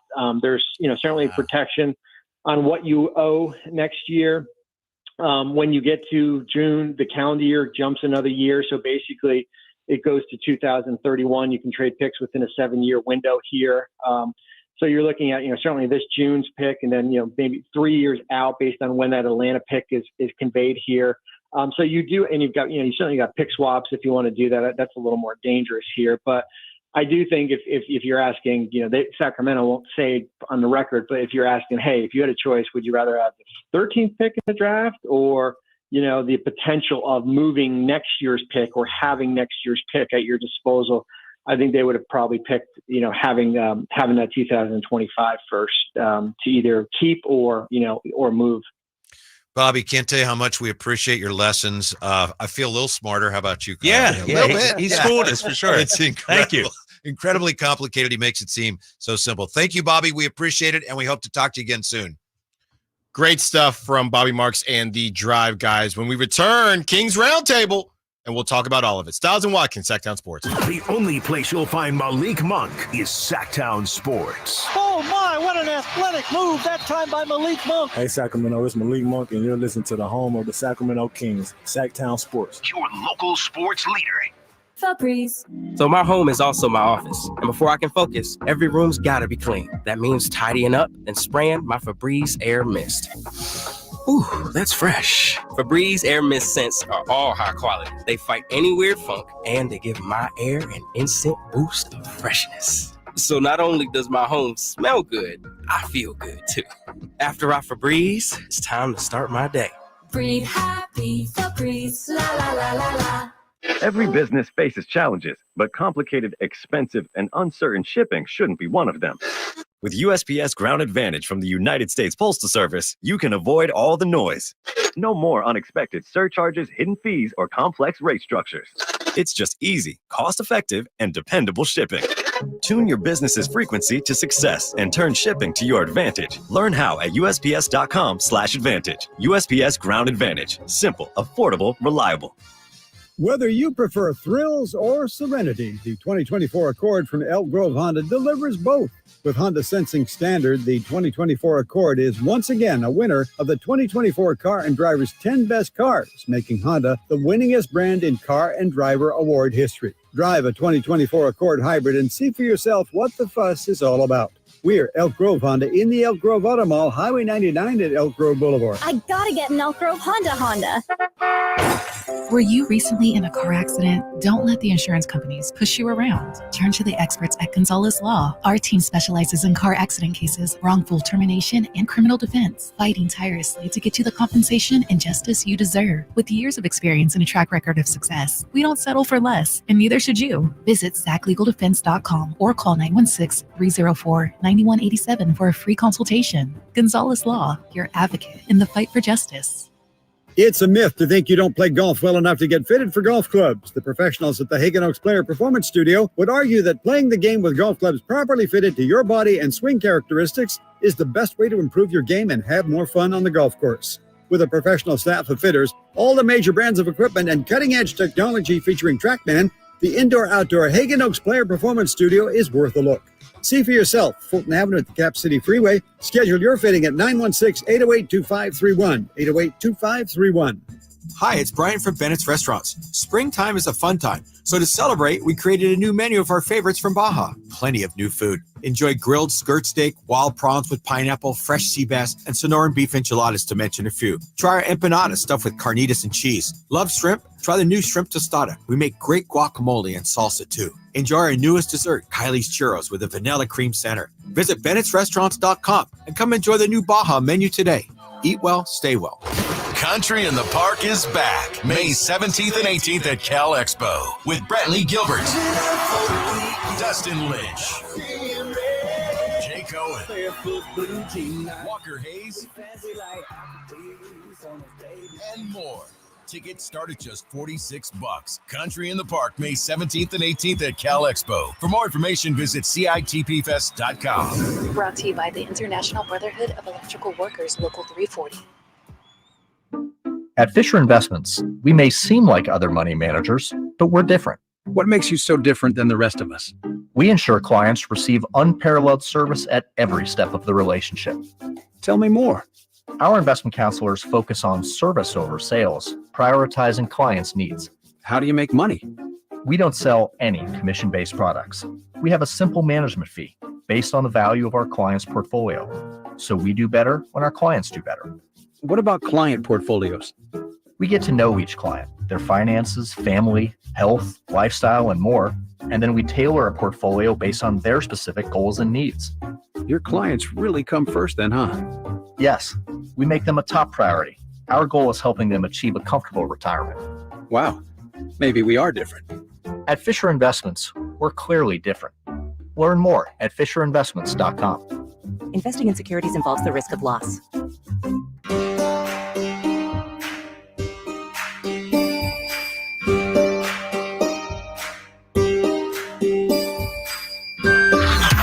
Sactown Sports. Check us out on YouTube. Search Sactown Sports and subscribe. You hear the sound, you know what time it is. Time for Kings Roundtable, joined by Frankie Cardicelli and Brendan Nunez, our Sactown Sports Kings insiders. Guys, we just heard from Bobby Marks on the Kings off-season finances, which was outstanding. Great job to Whitey Gleason and Kyle Draper. Let's just start here and keep it pretty cut and dry. If the Kings hadn't extended Sabonis, he'd be a free agent right now, and other suitors would be interested, right? He had a great season. Do you think it was the right move to extend him last offseason? I would say so, because, I mean, if you think about it, it would change the entire way that we are approaching this offseason. And I think that, obviously, in year one, I think that he owned up to that deal. I think that any reason why the Kings fell short this year was not on Domantas Sabonis' shoulders, whereas I think last year he was really under that microscope and had some shortcomings in the playoffs against Kevon Looney and the Warriors. Not the case this year. He showed up when it mattered most. He was consistent. He played all 82 games, 27 years old. I think that if you wanted to take a chance on him going into the open market, there'd be some other big hitters out there that would probably try to take him away from Sacramento. And is the money big? Yeah, it's a lot of money.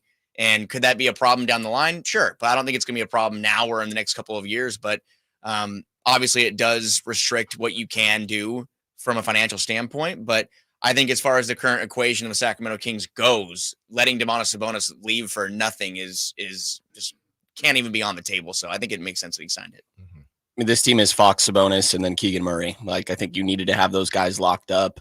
I think that, you know, the questions surrounding Sabonis and his postseason production, while I understand that a little bit, he's been extremely productive throughout the course of this regular season. I do think that last year in the playoffs, it had more to do with other guys not hitting shots and just more so that specific matchup and how they decided to tackle that series, they being the Warriors. I think Domas deserves it. And I think that the Kings are in a better spot because he's locked up. You don't want to be in this state of uncertainty, which I guess we kind of are with the head coach, but ideally that's not the case. Could you imagine if we were going into this offseason not knowing if Malik or Sabonis would be right. And I don't believe, you guys definitely correct me if I'm wrong, I don't believe the Sabonis extension really would have if they didn't give him the extension, I don't think we would be playing with a ton of money right now, right? Because it was like a $10 million bump I think they gave him. Like, I don't think that's going to put you into being would they have had cap space? Yeah. I'm not sure. Significant enough to make a big move. No, probably not enough to like change your math with Malik's contract. Or that anything, too. That's probably the thing that most people would be upset about. Or to be a big hitter, I think, on the market. I don't think they'd be in a place to go get James Harden or PG. or Paul George or something like that. I think that like their bed was made as far as salary cap goes. But I think that the deal is fine. Like the production, I think, was there. I think if it wasn't, we'd be having a different conversation. Sure. But the guy just had one of the best seasons from a center that the league's ever seen. Mm-hmm. So until it's a problem, like I don't think it is. But I know that the way that he's shooting the basketball will always be an issue. So until he shows that, I think people won't be fully satisfied. Or the rim protection, that possibility as well. But I think it's worth it right now. Yeah, I mean, if you're getting compared to, and your numbers are in the same conversation as Will Chamberlain and Jokic, the problem probably isn't you. The problem is the team that decided to pay you that money and the rest of the structure of the team not the fact that they decided to pay a guy. So it's not a matter of, oh, well, we paid him too much. I do think he's worth that money. It's not a Sabonis issue that other players are not doing what they've been asked to do. All right, when we return, we ask the guys, what is the biggest what if on this season? And yes, we open up the phone lines, a special edition, 916-339-1140. They were in the building for the exit interviews. Their thoughts on the exit interviews. Why didn't you ask tougher questions? Stiles and Watkins, Sactown Sports. On the move? Got somewhere to be? Take Sacramento Kings basketball with you. The Sactown Sports app will let you stay connected to your passion. Never miss a moment of Sacramento Kings basketball with the Sactown Sports app.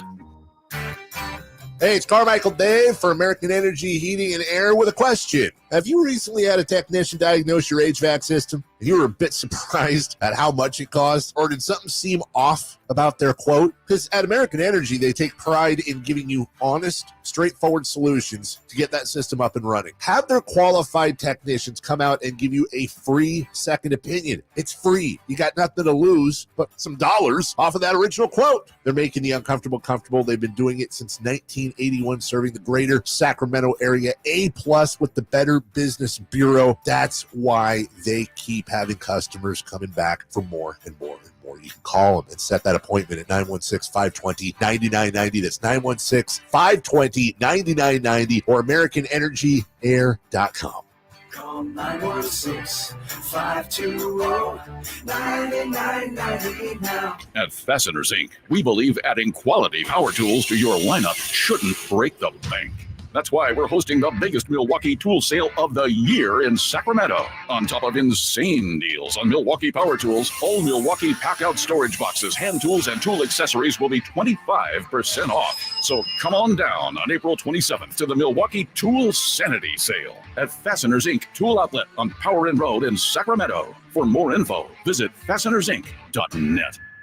Power Business Technology is proud to be 100% independent, locally owned and managed Toshiba copier dealer. Local ownership cuts out the red tape, allowing ourselves to never be too busy to personally answer the call when our clients need us. Recognized for excellence in service execution, training, and customer service, we're proud to be named a 2022 Toshiba ProMasters Elite Dealer. Contact us today for all of your business printing needs at 844-POWER-BC. That's 844-769-3729 or visit us at powercopiers.com. At Ashton Price, over the last 25 years, we've won just about every injury case you can think of. Slip and fall, falling merchandise, fell through rotted decking, we won those. Dangerous stairs, falls into holes, dog bites, won them. Injured while pedestrian or on a bicycle, auto, motorcycle, big rig, company vehicle, Uber, or Lyft accident, we've won them all. And the best news is there's no fee until you win. So no matter how you got injured, remember, for the best advice, don't think twice. Call Ashton and Price. Golf to Go is brought to you by the Hagen Oaks Golf Super Shop. Here's Frank LaRosa. I'm surprised at how many players wait too long to have their golf clubs regripped. I'll pick up my playing partner's clubs when they're left near the green, and that's when I noticed that some of the problems in their games could be attributed to worn golf grips. If yours are shiny or worn when you play, you're probably gripping the club too strongly for fear of losing it during a swing. The golf grip is your connection to the club, and fresh grips let you hold the club lightly, promoting proper swing mechanics and swing action. Many of us simply replace the grips with the same product that was on the club, but with so many different types of materials, colors, tackiness, softness, and more, you'll find plenty of sizes and colors to fit your game and your personality. Your local pro shop or club fitter can re-grip your clubs, or you can purchase a kit and do it yourself. Either way, re-gripping once a year is an inexpensive and fast way to bring a noticeable change to your game and to give your clubs that new club feel. That's your Golf to Go. I'm Frank LaRosa. Thinking of remodeling your home? Say goodbye to endless internet searches and visit Subcontractors United. Find a list of 3 pre-qualified and licensed contractors in each home service category. From cabinets to landscapers and everything in between, Subcontractors United makes finding qualified contractors free and easy, with no accounts to set up. Visit subcontractorsunited.com and experience the joy of stress-free home improvement. Save time and money at subcontractorsunited.com. ZZ Top, the Elevation Tour. Friday, May 3rd, 7:30 p.m., the venue at Thunder Valley, with special guest, Foghat. ZZ Top. playing all their classic hits. The venue at Thunder Valley. For tickets, visit ThunderValleyResort.com. Spring savings continue at Folsom Lake Kia. Low payments, special offers, 0 down deals on approval of credit. Shop your trusted Kia dealership for over 25 years and tell them DC sent you. FolsomLakeKia.com. All guests come to you from the Folsom Lake Honda Hotline. Folsom Lake Honda, your one-stop Honda shop.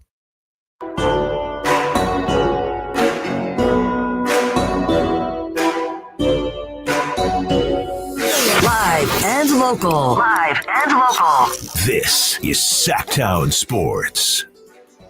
Joined by Sactown Sports Kings insiders Brendan Nunez and Frankie Cardicelli. Guys, let's start here.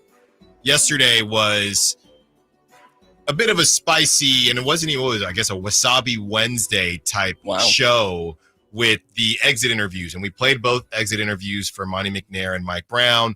There were people on the text line. There were people calling in essentially saying, oh, if this was New York, Monty McNair wouldn't be able to get away with that, right? As far as the questions that were asked, why don't you just give a lay of the land on your thought process on the questions that either you asked or you heard asked? My thought was, even in New York, right? I don't think that, more specifically Monty McNair than Mike Brown, but my thought process is you're going to continue to get the same answers, right? If you ask, oh, why didn't, or you decided to not trade, and that was one of the, I guess, the biggest ones towards the end of the interview. Hey, do you regret standing pat at the deadline? And Monty McNair said no, right? Okay, if this is New York, then what happens? Does somebody, and Frankie would know, he's basically from New York. What then what happens? Basically. Pretty much. You the city, basically. Yeah. Pretty much.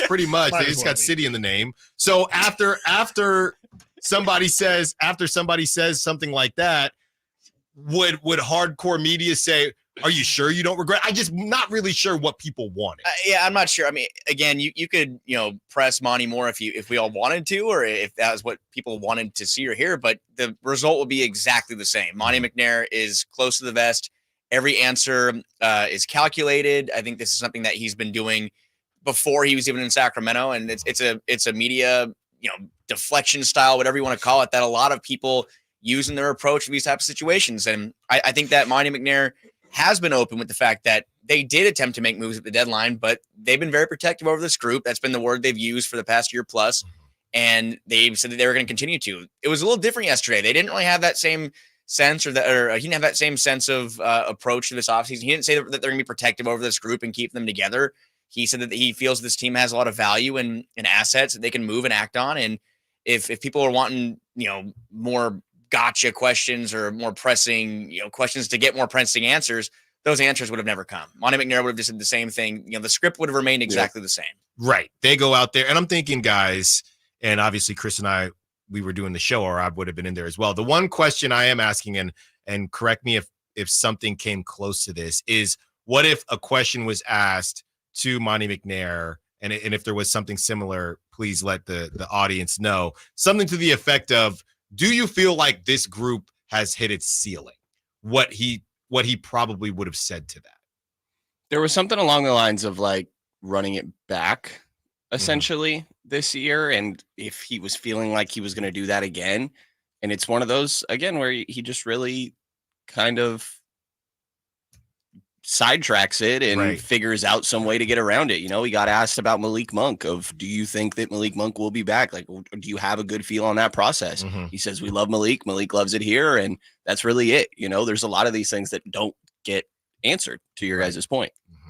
I'm curious, just going into all of these exit interviews, not just the one yesterday, but the ones on Monday too.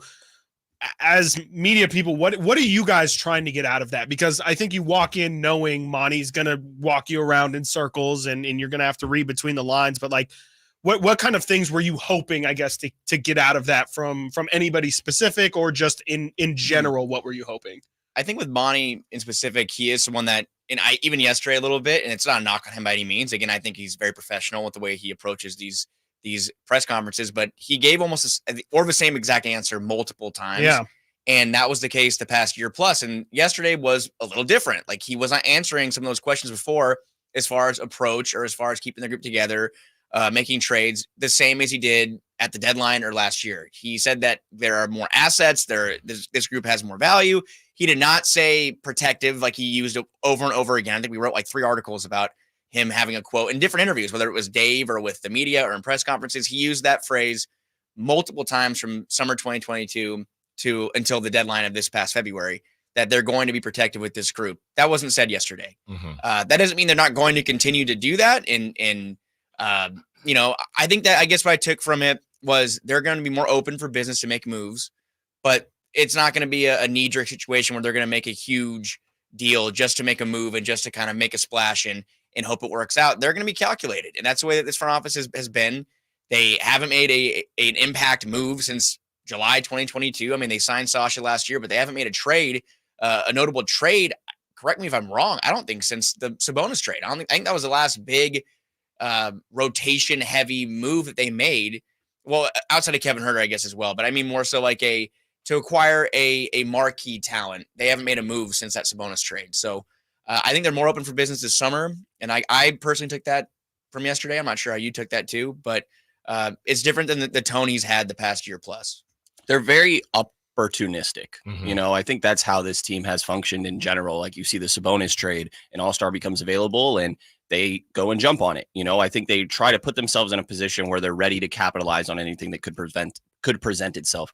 You look at the Chris Duarte trade, even they drafted Benedict Mathurin. All of a sudden they have a logjam and you go get that guy for super cheap. That's obviously a smaller scale, but I think that they're a very opportunistic team that just tries to position themselves to be ready to capitalize on anything that could become available. I was listening to Low Post the other day and he's talking about, we've mentioned Jimmy Butler before as a fun hypothetical, but he has contract extensions conversations that are supposed to be happening this offseason. If that doesn't go how it's expected, could something happen there, And that's just throwing something out there, but anything can happen. And I think that they are just waiting, trying to make sure they have enough resources to capitalize if anything presents itself. Chris brought up yesterday the idea of Brandon Ingram when you brought up log jams, Brandon. Right. It made me think of it because it's just the wing hangout. If any who wants an athletic wing? We got 18 athletic wings. Who needs one? And Brandon Ingram's a guy. It's a Pelican wing. Yeah, it's a Pelican wing. So anything can happen, guys. Look, Frankie was talking, so we weren't going to cut him off, but we were all thinking it from the 916. Monty literally plays it close to the vest. When you said close to the vest, we all thought it, but is that a pun? Pun intended? That's right. Could you tell us? You said it. Yeah. Why? I mean, I honestly he actually didn't have a vest on yesterday. He did, but it wasn't a Kings vest. It was, I think, North Face. It said Kings on it though. Oh, it did? It definitely Kings did. North Face. They must have those. Was it a vest or was it it looked like a long sleeve? I think it was a vest. It was puffy. Can we go back to the tape? Check the tape. Check the tape. Check the tape. I'll have to check the tape. Check the tape on that one. Man, guys, let's go around the room and discuss. And we're gonna do this for all the listeners as well later in the show. Biggest what if. And really it was a vest. Was it a vest or is it a long sleeve? It was a vest, and he had a long sleeve shirt. I saw it. And it is case. Yeah, Alan has it on his wish list. It's navy blue. There you go. My birthday is coming up. Not really.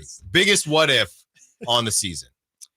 Biggest what if on the season? I mean, it's tough. I think that I don't want recency bias to say that the Malik Monk injury really changed. Oh, that's huge. I would say the timing of both injuries to Huerter and Monk. I know that Huerter was a polarizing king this year. He was up and down, but I feel like the timing of those injuries when they entered a stretch where they needed to have their 1 through 8, all those guys available, just was crushing. It was crushing. And then also I just would add in the free throw shooting, which I'm sure we can probably talk about more later. But I'm looking at the timing of those injuries. It just really derailed this team, especially in those Dallas games. And that game with Malik not being available in a close one, it really was tough. But changed a lot of things for the Kings and individually for Malik, who maybe would have locked down 6 men if he was able to play. On the other side of that, to almost go with a more positive, I guess, what if Keon Ellis didn't exist on this roster? I thought you meant in general. No, on this roster. What if he didn't exist? Yeah.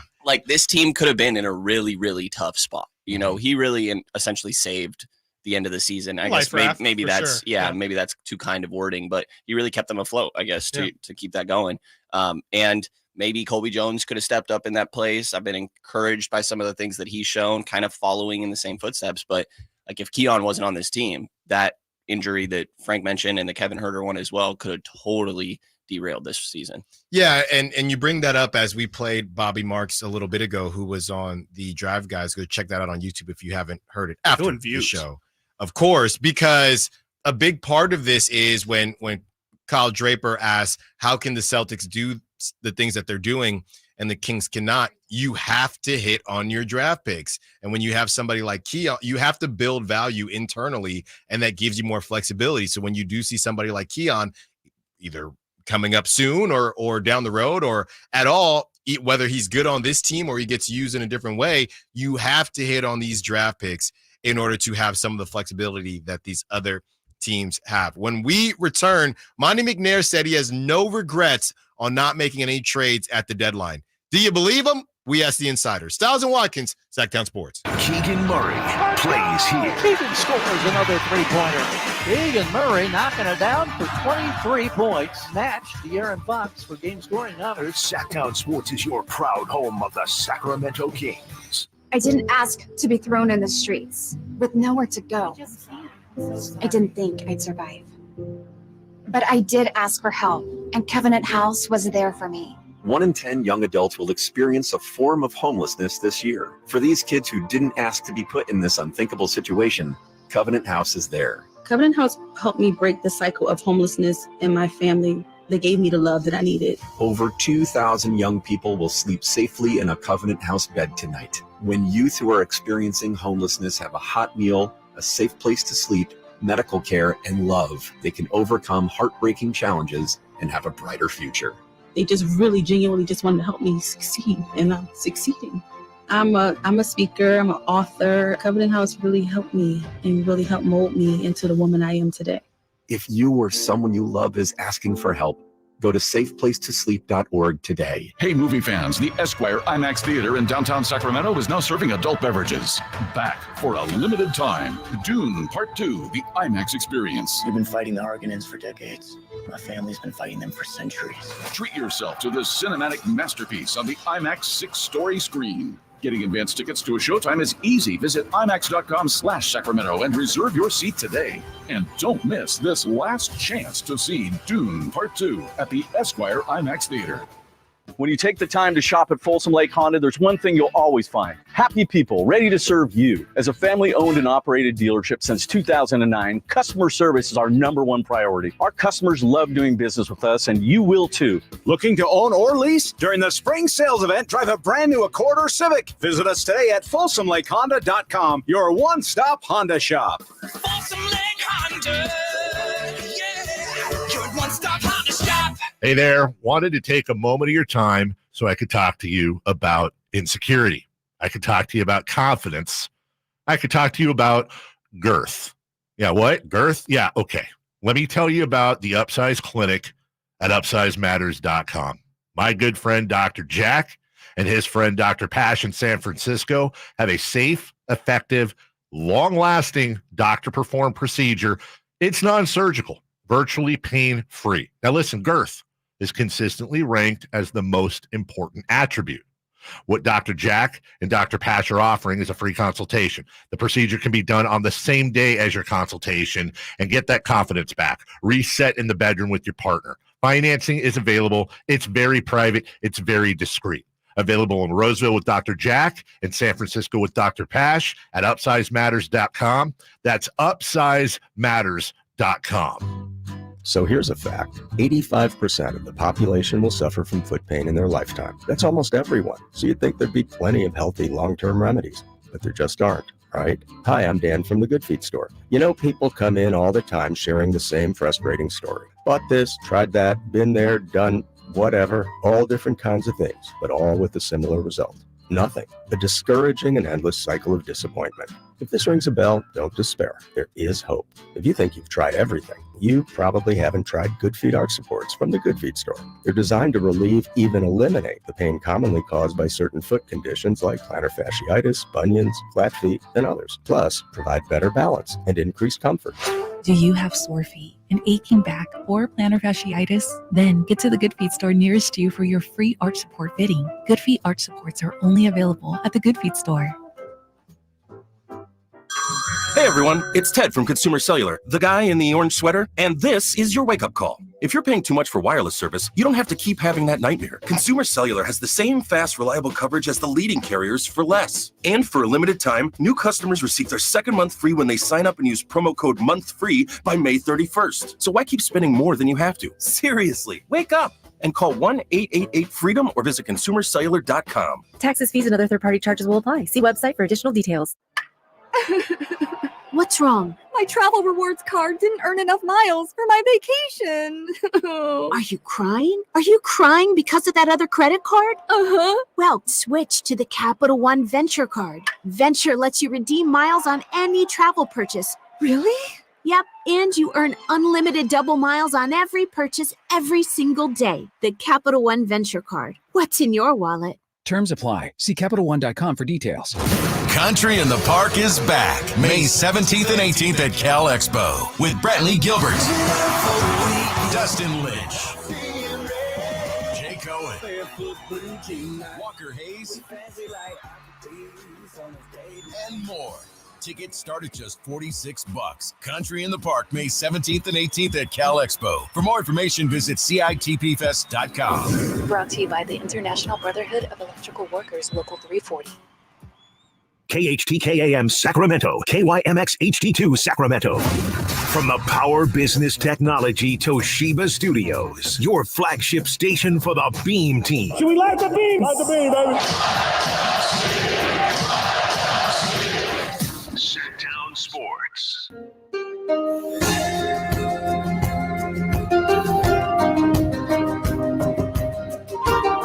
Sactown Sports. Call or text at 916-339-1140. From the 916, I think Monty gave us cryptic insight on the Siakam situation. He said the Kings want players that want to be here. Pascal said he didn't want to be here. That's the reason why they didn't trade for him, in my opinion. Anyway, fair enough. Well, to the true. 916. I mean, Pascal's now got the whole city of Indiana on his back, so Also, I hope he's happy with that. Going to probably be signing a Supermax, I think is what they were saying. They got no option now because he's the only one playing for him. And I think Tyrese has fallen off a cliff. As a played well in the second. As a soon-to-be 30-year-old myself, giving that kind of money to someone who's past 30 is very scary. My God, you're old. I know. I'm up there. Holy. I'm almost Alan's age. You're still actually not close. We're joined by Frankie Cardicelli and Brendan Nunez. Guys, before you answer the question, do you think, and not that we're mind readers here, but whether or not Monty really meant it when he said he does not regret making any moves at the trade deadline? I do want to read this off for context for some of the listeners as we bring up who had to give up what. So one thing that we continue to hear about, and Chris, you have some as well, I'll throw to you, but the first one that I had was this PJ Washington and Gafford. Okay. So what the Mavs had to give up for to get PJ Washington and Daniel Gafford. Okay. So for PJ Washington, the Mavs received PJ Washington, a 2024 second round pick, a 2028 second round pick, and the Hornets received Grant Williams, who the Mavs had just signed, Seth Curry, and a 2027 first round pick. For the Mavs to get Daniel Gafford, Washington received Rashawn Holmes and a 2024 first round pick from the Mavericks. That first round pick will either be via the Oklahoma City Thunder, second least favorable pick of their 3 picks. So basically, to get PJ Washington and Daniel Gafford, the Mavs had to give up Grant Williams, Seth Curry, a 2027 first round pick, Rashawn Holmes, and a 2024 first round pick. It's a lot. And they've been really bad in the playoffs, actually. It's only been 2 games. They were really big in the regular season to the end of their year. And, maybe it's one of those role players will play better at home sort of things when it comes to the postseason. But, I mean, I think they would have been beneficial to Sacramento, but do they really change your ceiling? I do think they would have helped. The depth is for sure beneficial. It's just, I don't know that that's taking you to the next round of the postseason, or I guess in this case to the postseason. Right. Especially if the injuries that happen still happen. If Malik and Kevin, assuming Kevin was still on the Kings past that deadline, I don't think it really changes much about their ceiling as well. I think that as far as fit goes, I think both those guys would have helped out for sure. I think Gafford maybe more so in my opinion, but if Malik gets hurt and goes down, like it doesn't change the fact that the Kings had no, secondary creator, secondary initiator on offense, secondary volume score like Malik can be. It still changes to me. That changed the ceiling more to me than a lapse of making moves at the deadline. I think the Kings need to make their Kyrie trade rather than their Gafford, PJ Washington trade. Right. Yeah. Or Gobert, whoever, Right. They're all in trade is what Right. they need to do. And yeah, I mean, I've got some other trades too. Please chime in if you think any of these are worth it from the Kings perspective. So the Knicks got Bojan Bogdanovic, who is a really good bench piece and is somebody who I think people thought could impact things here in Sacramento. The Knicks got Bojan and Alec Burks for Evan Fournier, Malachi Flynn, Quentin Grimes, Ryan Arcidiacono, 2 second-round picks. 2 future second-round picks. So I would guess the thing that the Knicks really gave up there, Evan Fournier, who wasn't playing a lot for them at all, but had a big contract, and Quentin Grimes, who is truly somebody that they liked a lot. Like maybe, I don't know if you would put him in the Keon Ellis tier, but it's somewhere near there in terms of how the Knicks probably viewed that asset. So are you willing to part with an actual asset and 2 future first for a bench guy? Not sure. There's the Raptors, who traded for Kelly Olynyk and Ochai Okbaji. They got rid of Otto Porter, who hasn't done much for them. Kira Lewis, who I would probably put more in like I think Davion Mitchell probably still has more value than Kira Lewis. I'd say so. Yeah, like are we talking maybe Chris Duarte value? Maybe Kessler Edwards might be too low, but I think Duarte. So Kira Lewis, Otto Porter, and a 2024 first-round pick. A first-round pick for a guy like Kelly Olynyk. The Raptors, when they got Bruce Brown, Nwora, Kira Lewis, 2 first-round picks for Pascal Siakam and a future second. So in order to get a guy like Pascal, they had to get rid of a major contributor, like somebody who's in their top 6 of rotation, Jordan Nwora, who's a fringe role player, Kira Lewis, fringe, 2 first-round picks, actually 3 first-round picks. There's a conditional 2026 first round, which I think has to do with how much he plays or how many points he scores. And then the last one was the OG trade, which was OG, Malachi Flynn, and Precious for RJ Barrett, Quickly, and 2 second-round picks. Of course, RJ, top 3 pick. Emmanuel Quickly, at the time, was second in 6th man of the year behind Malik Monk. So that's pretty much saying trading Keegan Murray and Malik Monk plus a second-round pick for OG Anunoby. Do any of those sound like you'd maybe consider, or are all of those pretty much I'm fine with the way that we did? That Knicks one doesn't seem that seems the most even, I would say. I would say so. Yeah, I think so. I think anything with Keegan, though, like in retrospect, instilled to me is a non-starter. So I think that if Keegan was if that was the contingency on making the OG Anunoby deal, I can sleep fine without that. But I think that if there's another way to get that done, whether it be multiple firsts or other players, would have been okay with it. I think that the Siakam trade was reportedly going to be, I think it was Kevin, HB, and 2 firsts, I think was the offer. I think something like that. There was also reporting that they wanted Malik, and that maybe that was a holdup. And how do we feel about that now? And also the fact that he wasn't going to sign here. I think that would have been a catastrophic. Sure. It would have been catastrophic if they weren't up front and saying they don't want to stay in Sacramento, which I think is a bummer that, one of the top talents doesn't want to come stay here, but nothing that the Kings aren't used to. So I think that it was better off that they waited because that they still have the flexibility. And I think that as far as draft capital goes, I was a little confused by yesterday. I'm not sure if you guys took anything from that differently. It was strange. Monty made it sound like they have all the flexibility that they want. Yeah. So I don't understand that's possible. Yeah, it was strange. But I'm not sure if you got any clarity on that, Brendan, or not. I'm still getting more into it, I guess, but I'm curious if they could. Yeah, I won't speculate too much, but I do think that they have their draft pick that they could trade at the time of the draft, and they do have future ones that go out. They have 2 more years of protections with Atlanta. It's top 12 next year, top 10 the year after, and then it would go to 2 second rounders.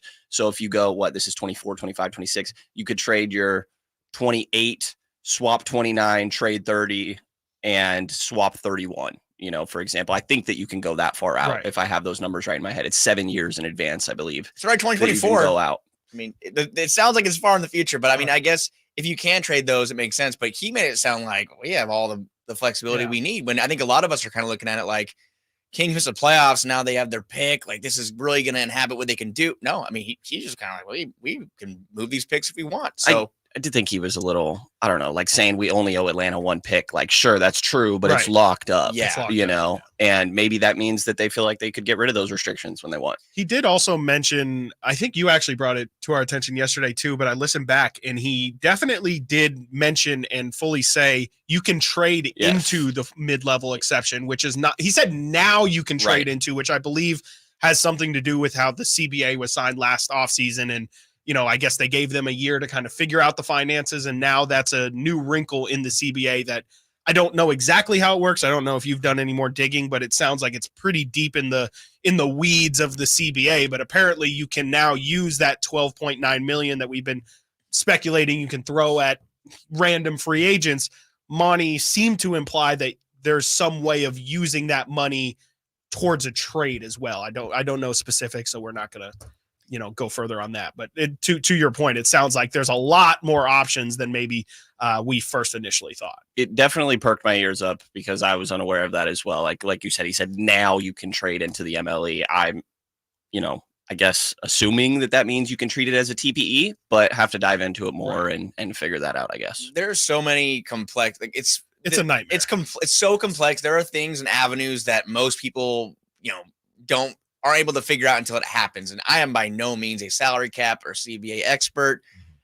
We try to go off and learn as we can, like a lot of you guys, but it sounds like the Kings have options. They're not completely, you know, sitting there, you know, with no recourse and upgrading the roster. There are moves they can make, and a lot of people in that room that are smarter than we are that can find the right equation to get some players in here. There's a lot of ways to get creative, but Monty did not deny the fact that they have a max amount they can offer Malik Monk. And I think that stood out, you know, because I thought there was a chance where we'd get a little, you know, we can get creative here and try to offer him more. But he didn't say anything about it. My question is, what about incentives? Can it be like, is there any way you can make that an incentive-based deal? I'm not sure what is into that, because can you make like if he plays 70 games, you add on an extra $500K or extra million, or you know, voting process and awards, like, you know, they're player of the week. Like that's not going to help. Well, no, but if you finish top 5 in sixth man of the year, maybe you get an extra 500. I don't know. There are ways they can tack on extra money if they put in those, you know, threshold, those numbers you need to reach. But I don't know if you can or you can't, because I feel like that would have been floated already as a possibility. Yeah, no, I mean, it's a mess of a situation just in terms of, I mean, we can go back and forth all day. All of us can state our reasons for why we think Malik is going to stay or why he's going to go. But I've just been telling people, like, it's as simple as it can be. It truly is Malik's decision. Like, there's so many factors that you can vary and you can weigh. Oh, okay, familiarity versus situation versus all of it. We can all have our opinion on what you would personally do, but at the end of the day, it truly does come down to Malik. Like he said in his exit interview, I could take more money and be in a worse situation, or he could take more money to be in a worse situation, or he could take less and continue to build this thing. But it's not something that I think any of us, Monty McNair, Mike Brown, there's nothing that anybody could have keyed us in on to where Malik's mind is at. And I don't even think he's on. Do you guys think he's even thinking about this right now? Like, truly, do you think he's enjoying his time off? Because he doesn't have to make a decision for at least another month and some change. He's probably already had like preliminary conversations, right? You know, and it's probably like a waiting period. That's probably right the better now. way. Of course, it's on his mind, but Right. is he actively engaging in the process of figuring this out? Also very funny how, and this is the case for every NBA offseason, how they're already talking to, I mean, I'm not absolutely not confirmed. I mean, I'm not. I'm no, saying he's got to know. Probably talking to other representatives. Or he didn't say I could get more money. He said I can get more money, and that's why deals are struck like the minute free agency opens, and the NBA tries to get a hold of them with tampering and everything. But he has an idea already. Personally, though, he might get more money, but I'm not sure. I'm not 100% certain that Malik Monk is going to get a $100+ million Same. I've been thinking about that too. Like, are we 100% certain that a team out there is going to throw $100 million at Malik, you think so? Well, no. I was going to say Bobby Marks made a good point when we replayed that from the Drive Guys, where he said, I mean, these teams that we're bringing up that do have some talent, like the Magic and guys like that, it's not just the D'Los of the world and the Klay Thompsons of the world. On top of that, it's, well, you like Malik Monk, but you would be saying goodbye to some of your guys that are also coming up for extensions. If you don't, What about Jalen Suggs? I mean, how much do you like Jalen Suggs? So there's more to go into it. So those are for the decent teams. So then if you remove the decent teams and now it's Malik, Detroit, 23 million to go to Detroit, or maybe not 23, but call it 20 to go to Detroit, or 17 to stay in Sacramento. Maybe that can change things. When we return, continuing the conversation, speaking of Malik, we let the guys sound off on the Sacramento snub. Stiles and Watkins, Sactown Sports. Subscribe to Sactown Sports on YouTube and watch the Carmichael Dave Show with Jason Ross, Stiles and Watkins, and the Drive Guys. Live Monday through Friday from 6 to 6. Plus view archive shows and exclusive content. Subscribe at youtube.com/Sactown Sports. Hey, it's Carmichael Dave for my good friends at American Energy. Now, I've told you this before, but this is what we call extending a good deal. Right now, American Energy Heat and Air is offering an HVAC diagnostic for $99. Oh, wait, I'm sorry. Never mind. They're offering it free. It's a $99 value, but you get it for $0. Let the American Energy team test your system connections and all the moving parts of that system to ensure that it's functioning properly. Now, this is a limited time offer. Call today to schedule your appointment at 916-520-9990. Speak to the company that has an A+ rating with the Better Business Bureau that's been making the greater Sacramento area proud since 1981. 916-520-9990 or AmericanEnergyAir.com. Tell them Carmichael Dave sent you. Call 916-520-9990 now.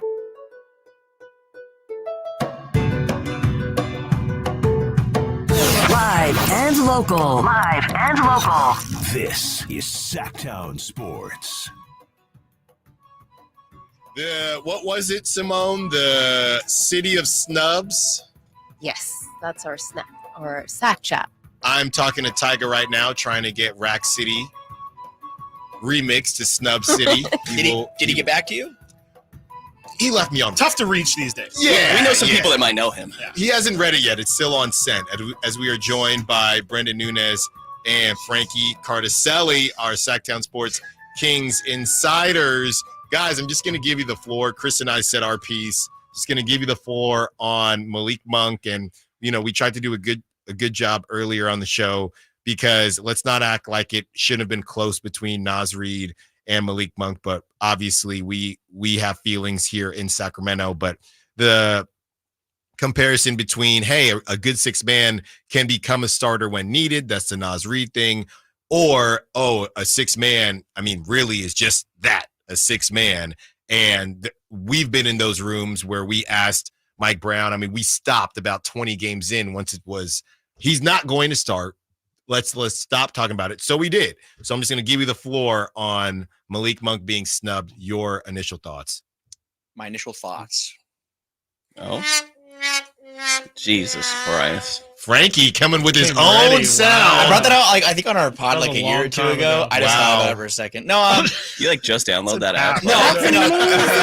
Chris and I used to do that when we recorded years ago, and I think I would just pull that every once in a while. No, I think that I share the same sentiment a lot of people feel.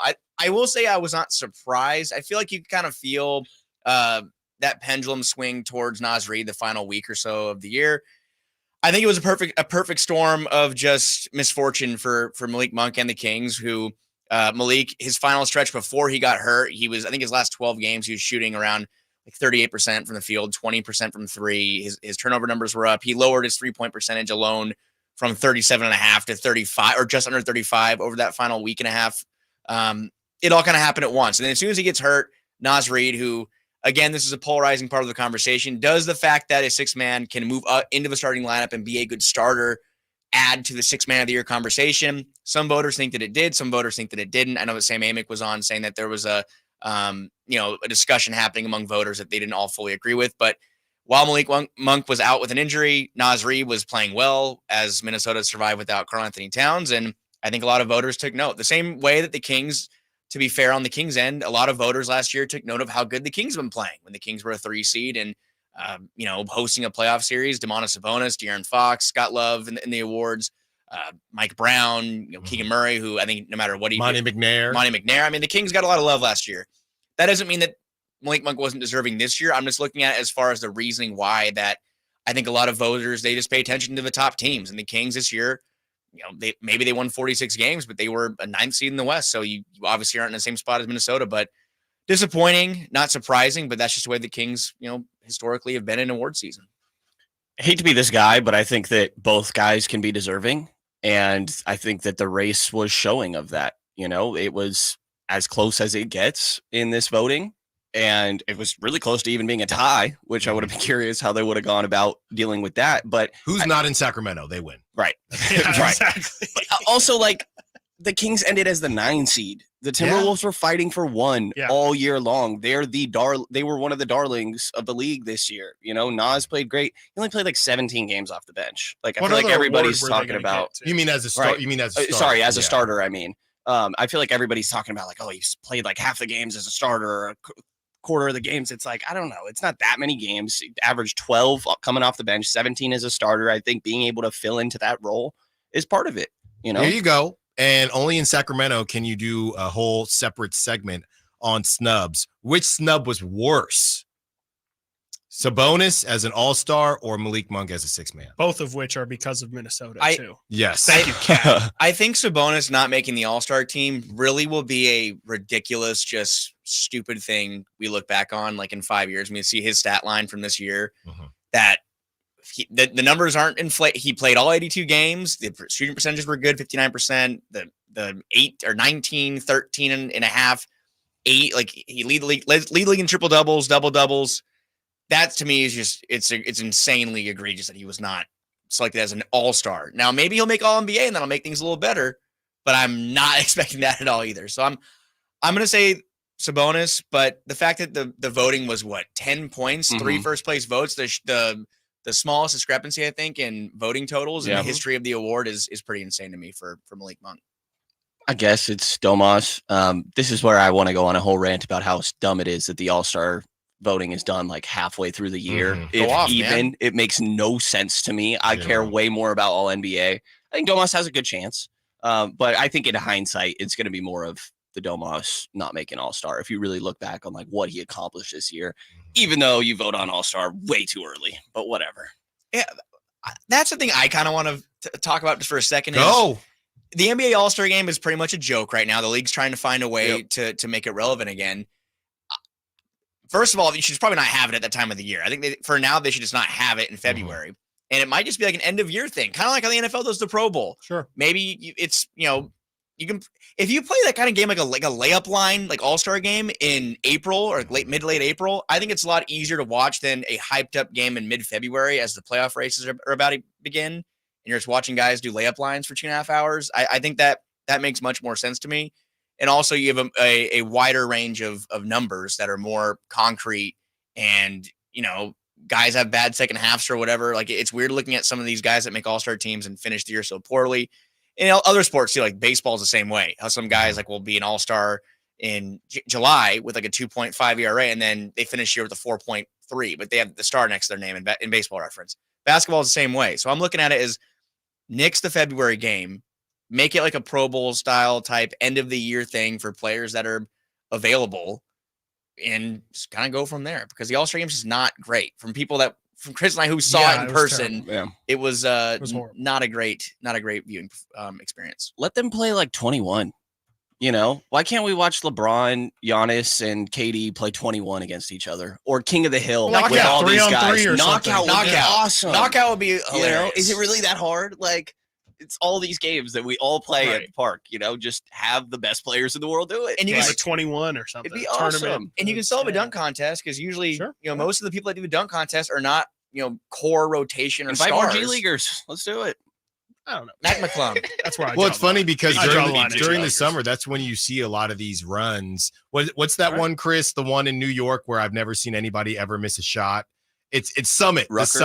The Summit, the inside court that guys will play at. And no one ever misses it. Off-season true. Off-season Mello when he was a free agent. Hoodie Mello. Yes, Always there. Hoodie Mello. My goal is to get enough clout one day to just shoot around there. Games. I have to shoot around there. Guys, before we let you go, one thing I was looking at, I was trying to confirm after the Warriors won, because I was trying to figure out who is the last guy to not take as much money as he could have. And I remember after the Warriors won, they extended Wiggins. And a lot of people thought that after that run, that was a really good deal for the Warriors. And I was trying to confirm if he was still under contract or if he was a free agent and decided it said contract extension. So I think what I believe happened is he did this extension and he would have been kind of like the Sabonis thing. He would have been a free agent the next season. So it's a different situation, but that's off the top of my head. I'm just trying to think, okay, if we're thinking that Malik is going to take less money, who is the last guy in the NBA to purposely take less money to stay with his team? And the only guy I could come up with off the top of my head was Andrew Wiggins coming off a championship season. Clarkson just signed a 228 last offseason. You know, I believe he won a 6th man of the year. Yes, if not multiple.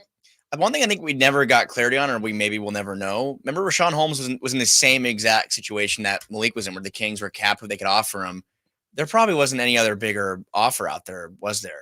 Did you ever hear anything about that? That one was weird because his agent screwed that up like throughout the course of the regular season, throughout that debates. And that's why he ended up letting go of his agent. And they thought that there was going to be more money out there. And I think they presented that to other teams that made them retract offers. And then all of a sudden there was nothing available. Because it was the same thing, like as far as the Kings were capped what they could offer him. They traded for Tristan Thompson. They signed Alex Len thinking that he was gone. And then all of a sudden there were a bunch of centers. Yep, exactly. Yeah. And I think that, in closing, I think that I'm still skeptical that there's going to be an offer that's going to blow Sacramento out of the water, like 100. Yeah.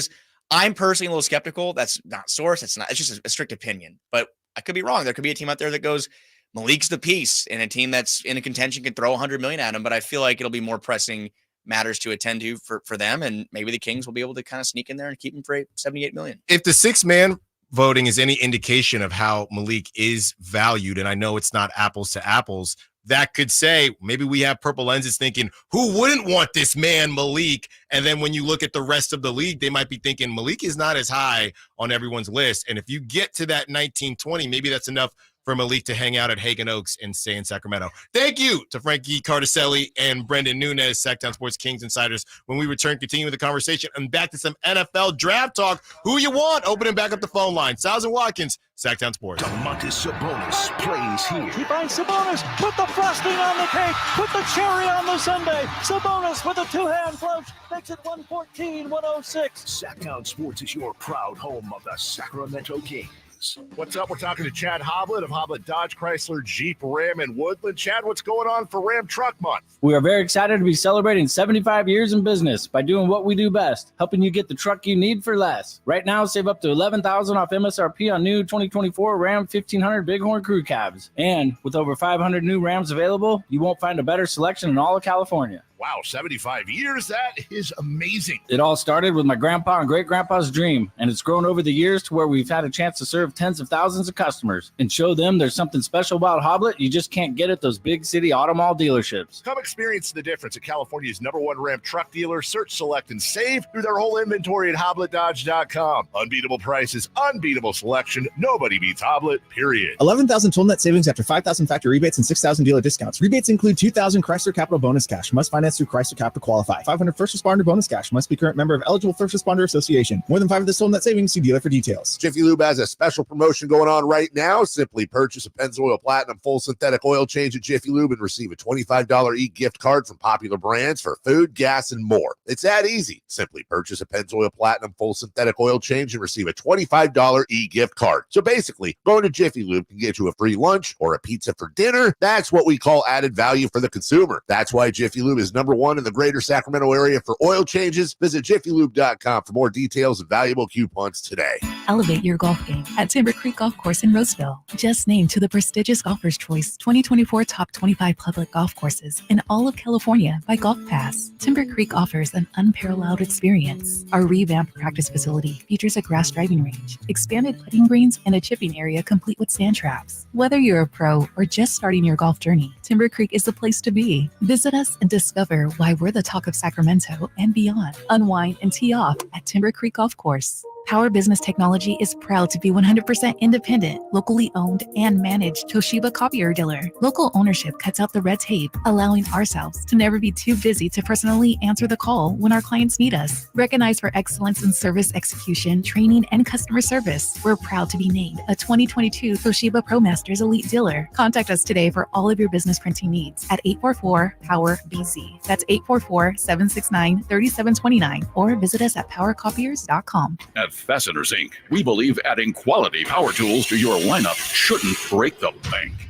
That's why we're hosting the biggest Milwaukee tool sale of the year in Sacramento. On top of insane deals on Milwaukee power tools, all Milwaukee pack-out storage boxes, hand tools, and tool accessories will be 25% off. So come on down on April 27th to the Milwaukee Tool Sanity Sale at Fasteners Inc. Tool Outlet on Power Inn Road in Sacramento. For more info, visit fastenersinc.net.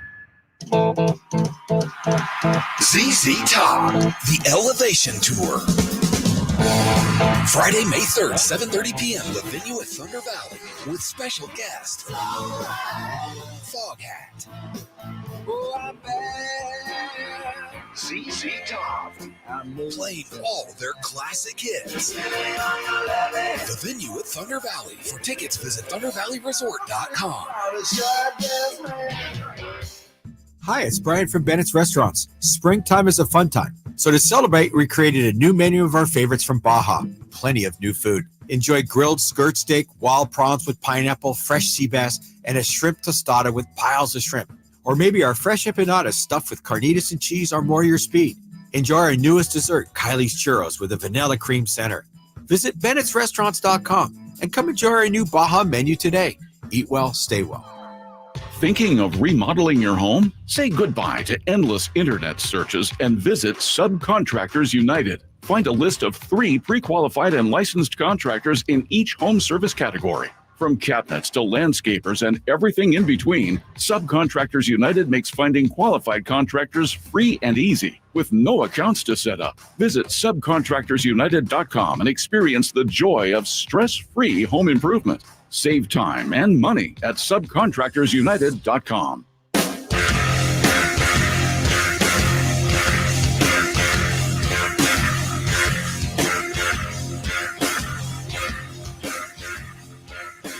Sacramento has a new tag team in the midday. It's Stiles and Watkins on Sactown Sports.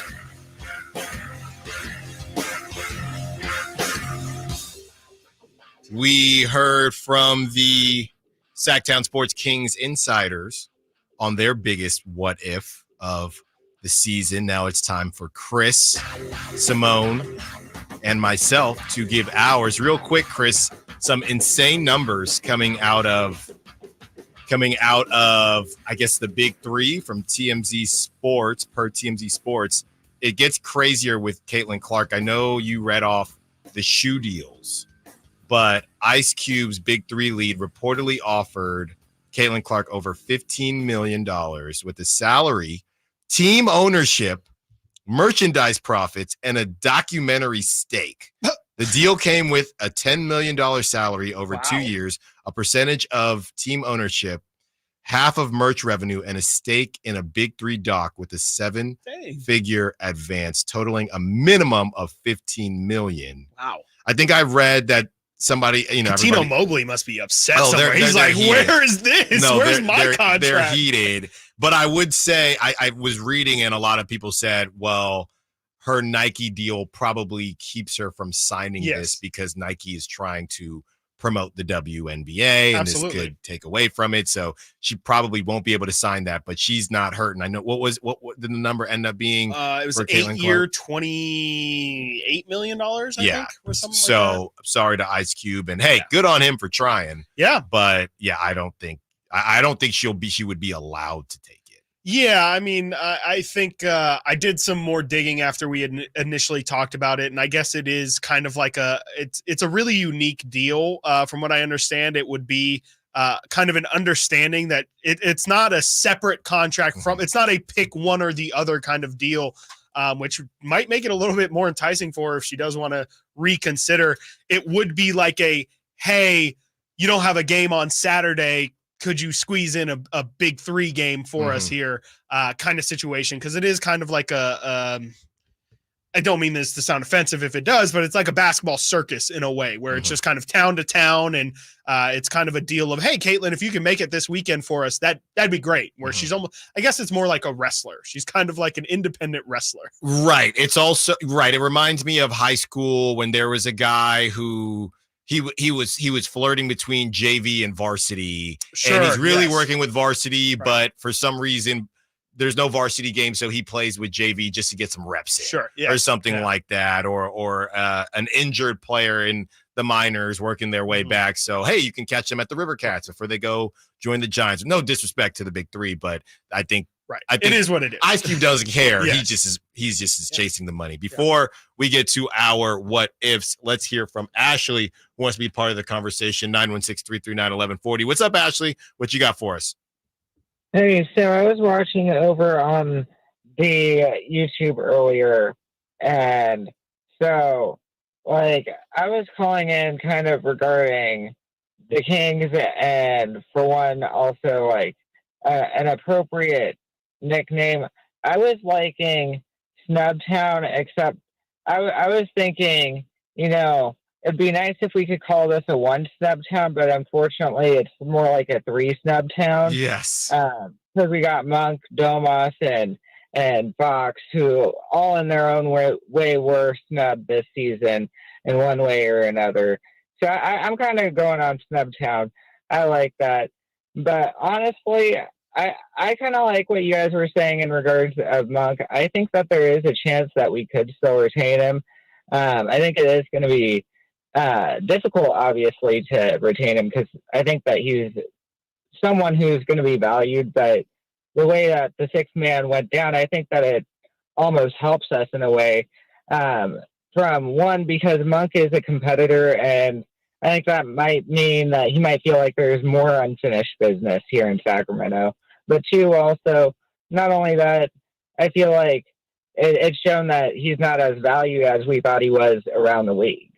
Yeah, no, thanks for the call, Ashley. And I would be curious how most 6 men feel, right? Naz Reid, now that you've won this award, and we talked about this when we thought Malik was going to win it, do you graduate from being a 6 man, or is that this has just proved that this is what you were meant to be? Because Naz Reid, unless they move off of Karl Anthony Towns, that's kind of a logjam situation now. But unless they do move off of Karl Anthony Towns, Naz Reid will continue to come off the bench. You want to hear a really interesting number, Chris? And I just looked this up because I was curious about it. Naz Reid, and he was a baller even before this season. Naz Reid, he signed going into this season, he signed a 3-year, $41.9 million deal, which if you do the math, Naz Reid made $13 million this season. Yeah. Next season, he'll make $14 million. So I don't know how, just to kind of maybe make you feel better about, and I don't know what his market is compared to Malik Monk, but just to maybe make Kings fans feel better, anything is possible. He's got a player option not even until 2025, 2026 after that season. So I don't know how the T-Wolves pulled that off.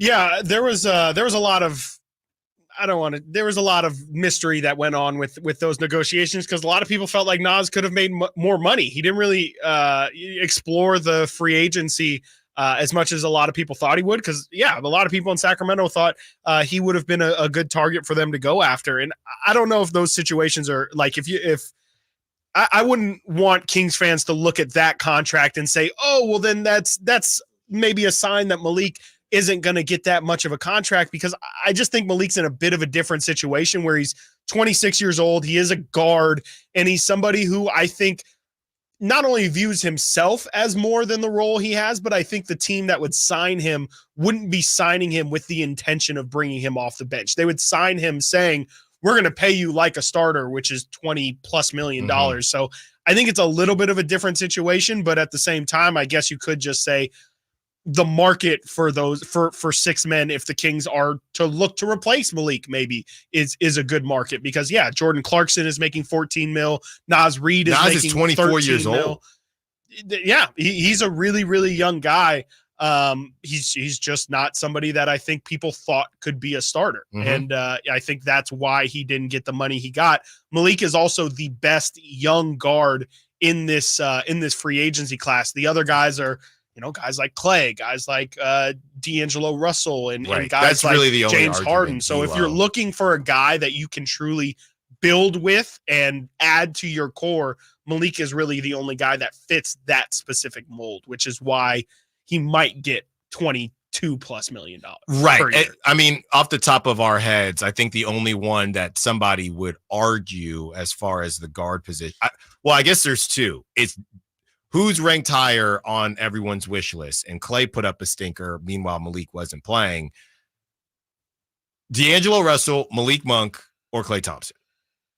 And we don't know. Yeah. We simply do not know. But then there's also the Grayson Allen contract that just got signed, the 4 years, 70, which puts him right at 17.5, which is around pretty much the Kings contract. And so if you're Malik, it's like, I feel like I'm better than Grayson Allen, and so I should be getting paid more. I'm starting to talk myself into into what it. The market is. I'm starting to talk myself into it, Chris, but we will see how this whole thing unfolds. When we return, biggest what if on the season. Let's hear from you, 916-339-1140. You hear from myself, Chris Watkins, and Simone. Stiles and Watkins, Sactown Sports.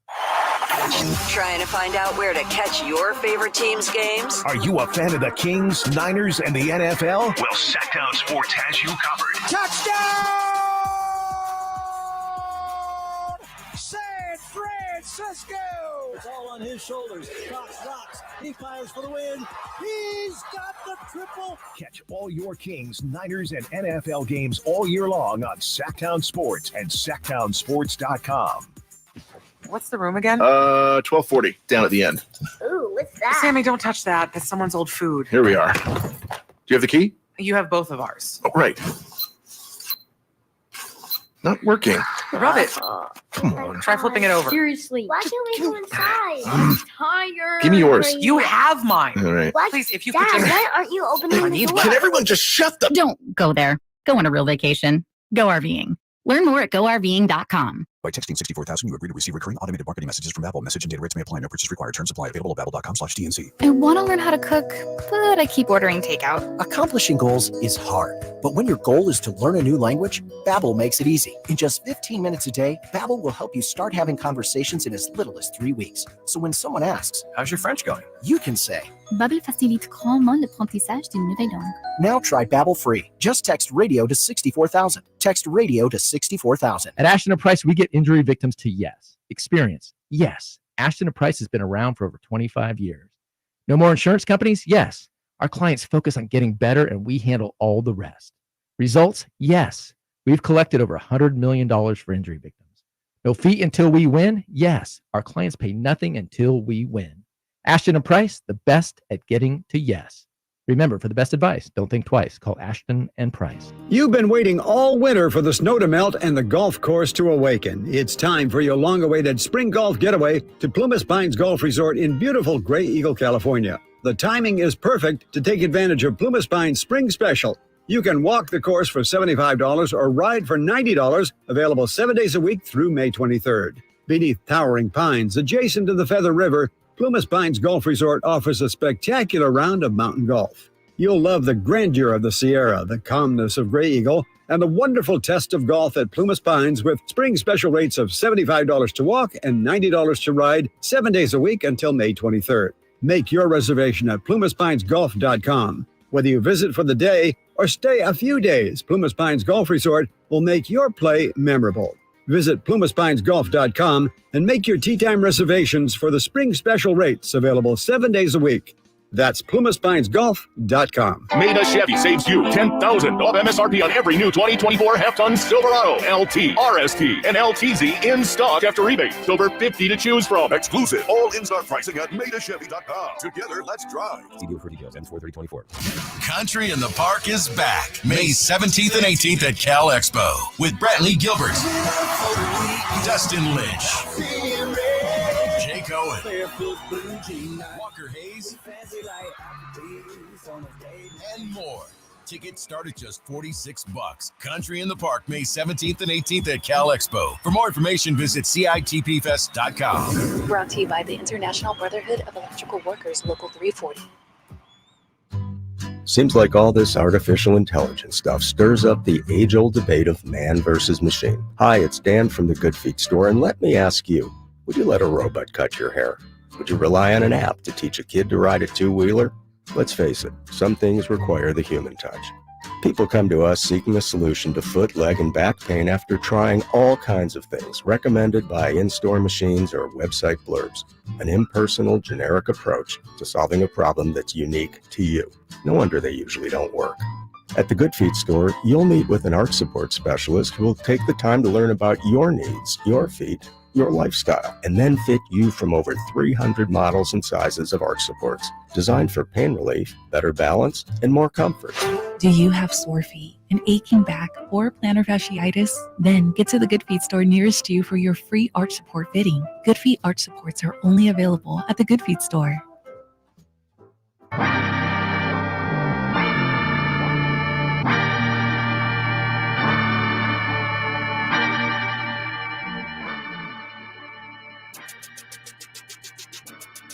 Sacramento has a new tag team in the midday. It's Stiles and Watkins on Sactown Sports.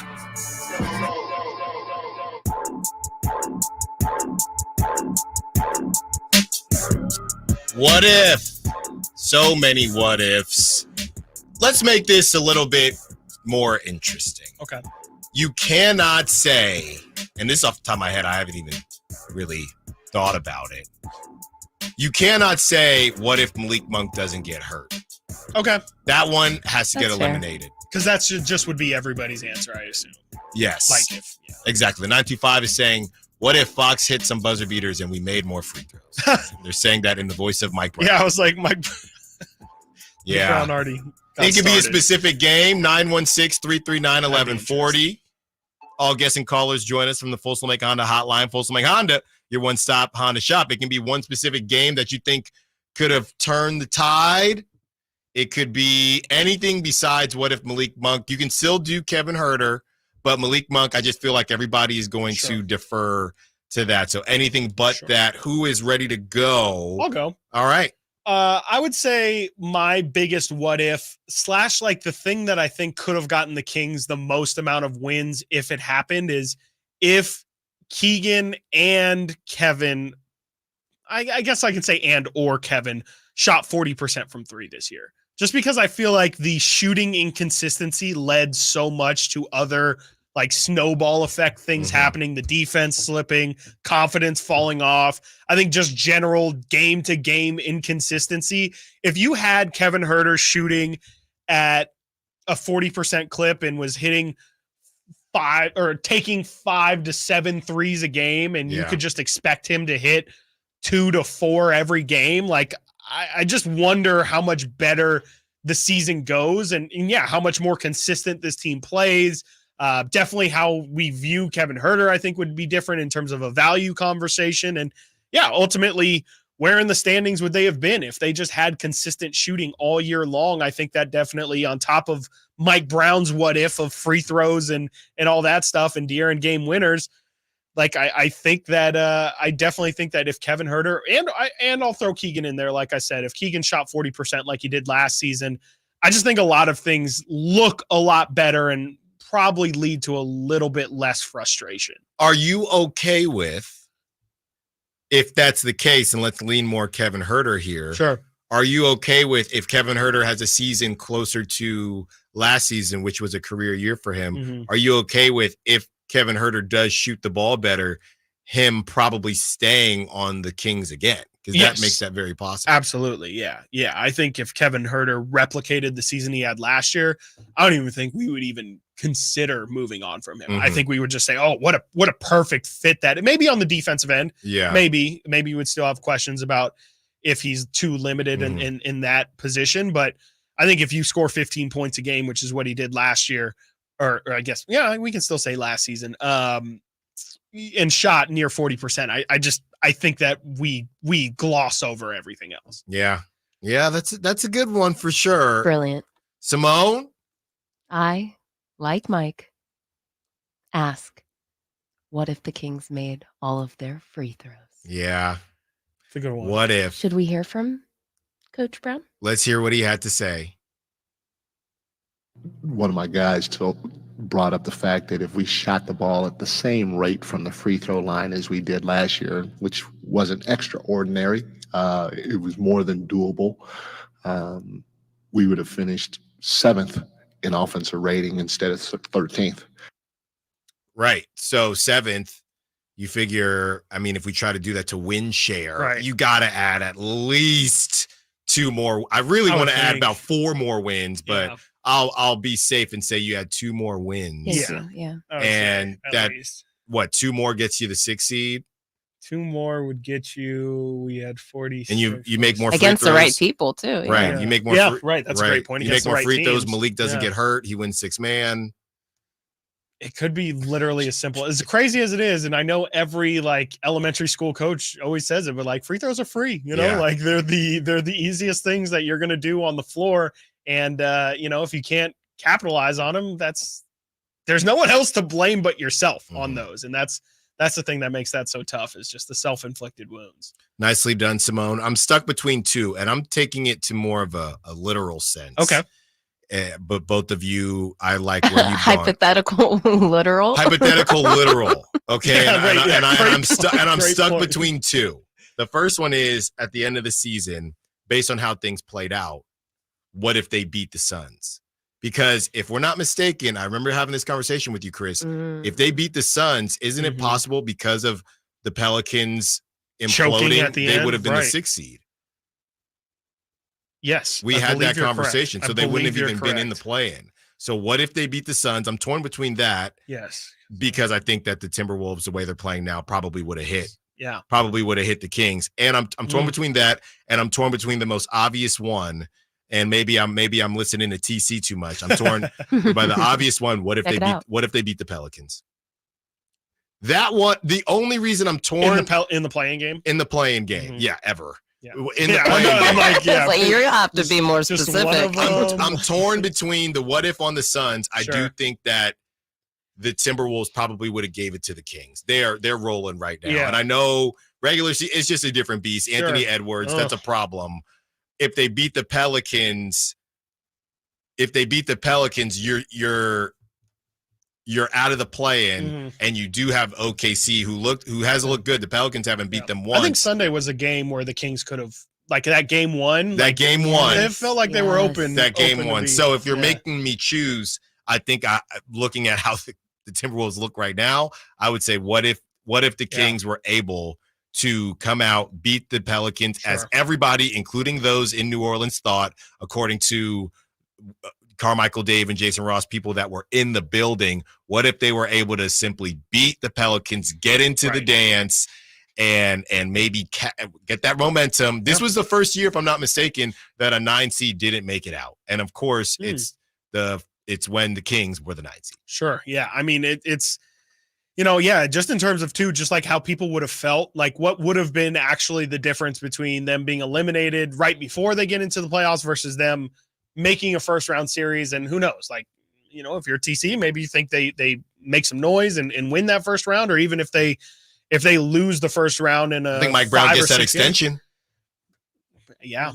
Would we even have heard, all these stories that have been released since the Kings season's over? Yeah. Do we even know that Mike Brown's extension isn't does that article come out and do we even know that there is, I don't know if tension's the right word, but some sort of friction between, that deal coming together?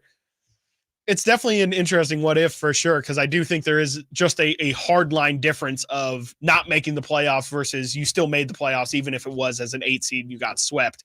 I do think in a weird way there is still a difference. And to your point, like maybe that negotiation isn't even thought about. It's just like, yeah, absolutely. You make the playoffs back-to-back years. That's all we want. Exactly. What if that fan never threw that chicken wing? What if? What game was that? Was that the Suns? I believe that was the Suns. That was the Suns game, yeah. It's a chicken wing. Yeah. You don't throw the chicken wing. Right. And that was after the L, pretty much. The game was over by then. Yeah, it was decided. We wouldn't have that great soundbite, that's for sure. It's another what if is what if the Kings won.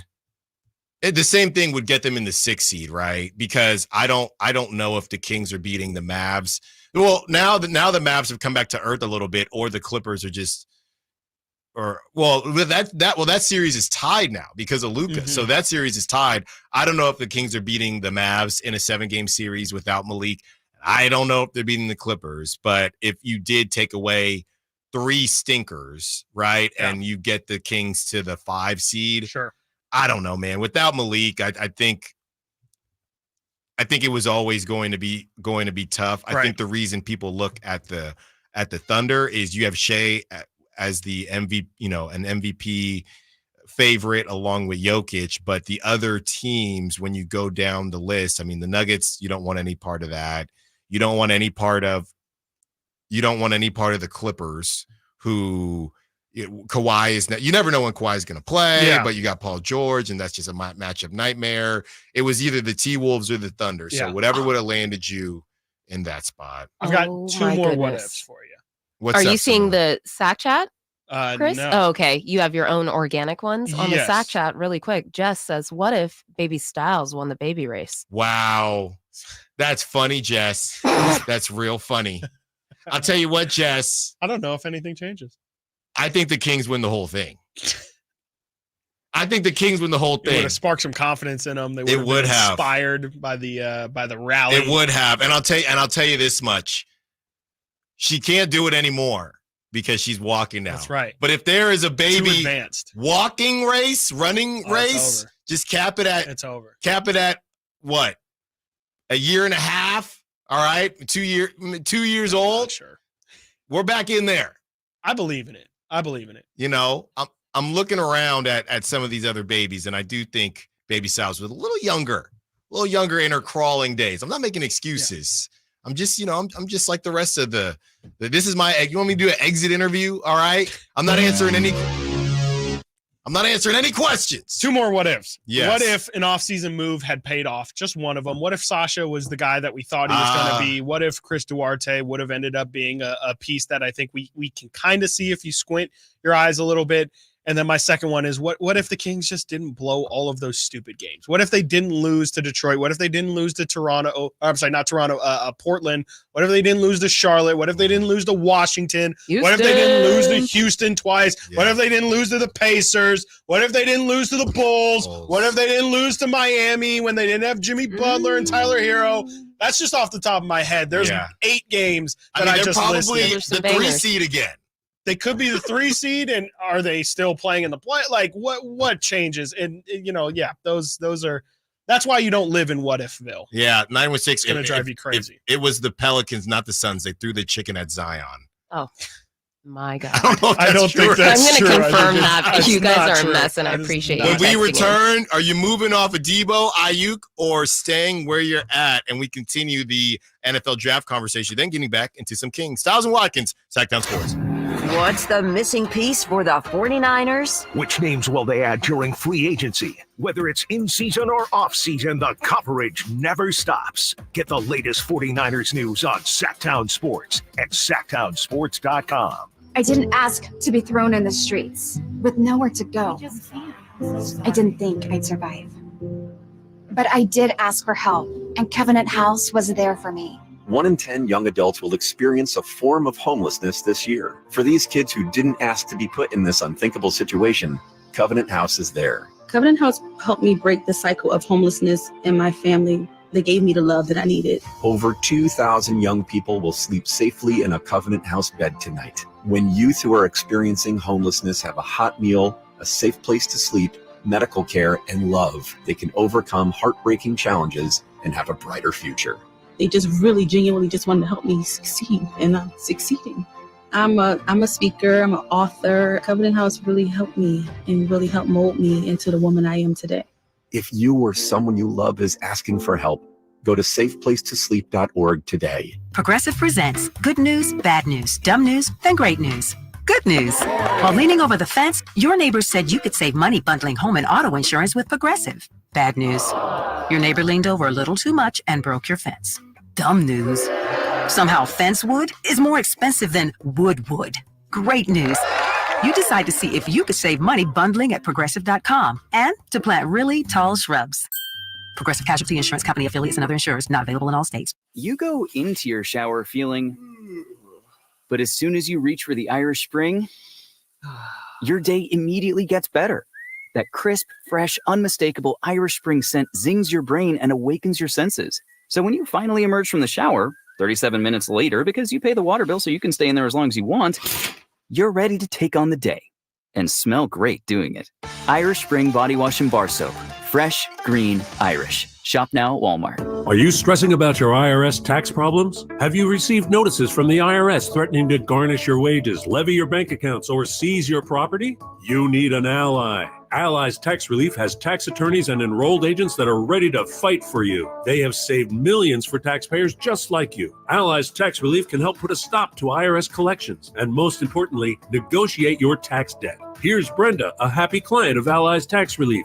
I owed the IRS around $57,000, and they're about to start garnishing my paychecks. I heard a commercial on the radio about Allies Tax Relief, so I thought I'd give them a call. After a day, they were able to at least stop the garnishments, and after a few months of negotiations, I walked away owing the IRS only $301. If you owe the IRS, call Allies Tax Relief right now for your free consultation. Call 800-230-5174. 800-230-5174. That's 800-230-5174. Welcome to the Tap House Restaurant at Bartley Cavanaugh Golf Course. With an array of local craft brews from a selection of 20 taps, the Tap House menu boasts freshly made sandwiches, crisp salads, and a variety of specialty entrees. The Tap House is the perfect place for a round after your round at Bartley Cavanaugh Golf Course, especially during happy hour from 3 to 6 daily. Drop by the Tap House Restaurant for scenic views, exquisite food, and a hearty welcome. The Tap House at Bartley Cavanaugh Golf Course. The Arnold Law Firm has seen how an injury can turn anyone's life upside down.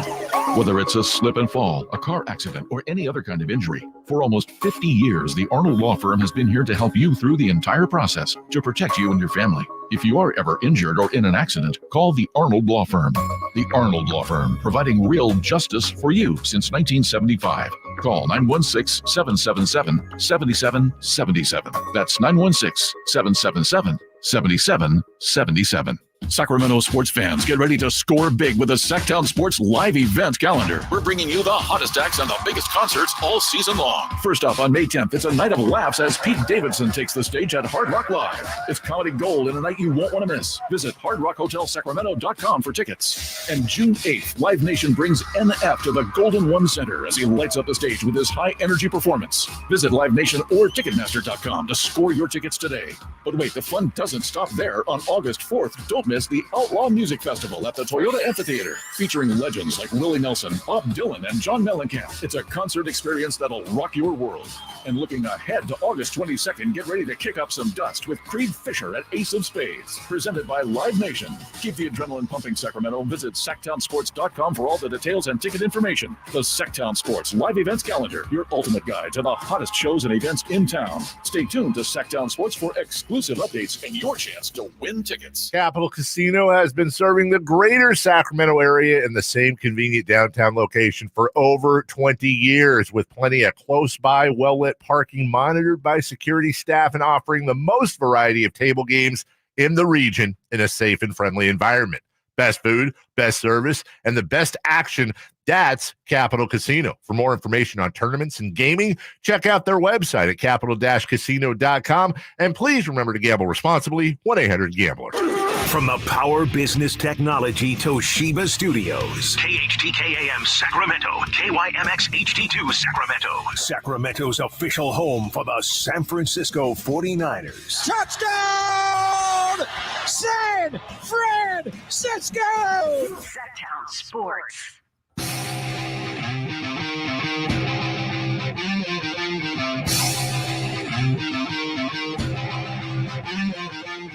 Live and local, it's Stiles and Watkins. Watch the show on youtube.com/Sactown Sports 1140. Or listen on the Sactown Sports app. About to get into the football hour as we get ready for the NFL draft, sponsored by Xfinity Sports Zone. All the sports information and live games you need, all in one place for all of our draft day coverage. But before we do, we always have time for our guy Steven, who wants to add to the what if scenario for the Kings. 916-339-1140. Always got time for Kings Talk if you have a what if that you haven't heard on these here airwaves yet. Steven, what you got for us? Man, you guys already said it, though, man. So you guys already buried my lead. It was probably Chris. Chris fired off a bunch. Yeah, he did. Chris, I blame you, man. It's all good, though. But my first one, all good. First off, can you imagine if Alan, your kid actually won the baby race, dude? You'd be up on that scores table like Pat Bev. I would have some Martinelli sparkling cider, and I would have been popping bottles. Popping bottles, shaking it, getting everybody all soaked, man. That's right. So my point, man, what if the early part of the season, I think the one thing that kind of set a little bit of a foundation for the season was those back-to-back Houston losses. I really think after those back-to-back Houston losses, man, it really kind of put a little bit of a hitch in our giddy-up. It kind of put a hitch in the narrative, because we're all high and mighty. We're ready for the season, and all of a sudden, just damn, we lost back-to-back to Houston. Come on, folks, what happened there? So I really kind of feel like that was, I wouldn't necessarily say the catalyst, but I kind of feel like that kind of started a little something for the season. So that's kind of just where I was at, man. So thank you guys. Appreciate you giving me the time. Thanks, Steven. Always. Yeah, the only reason I think that one got a pass was one, no De'Aaron, and two, it was still fairly early in the season. But I think a lot of people thought, all right, it's still early. But I think at the same time, it did start the conversation of us having conversations. Everybody thinks their team is deep. It did start the conversation of maybe the Kings aren't as deep as we thought they were. It was also just really sobering. Like to Steven's point, it was kind of like we were on this high of like, all right, like this is the year. Last year was so fun. The good times are going to keep on rolling. And looking at the schedule, it was literally game 5 was the first of those two Houston games. So the Kings going into that game were 2-2, had just lost to the Warriors by 1. That was the Klay Thompson shot game winner. And so they were 2-2, felt like they could be 3-1. We're heading to Houston, where Houston has been terrible these past couple years. You were going to pick up 2 easy wins, go 4-2, get the train right back on the tracks, and then here we go to that number 3 seed yet again.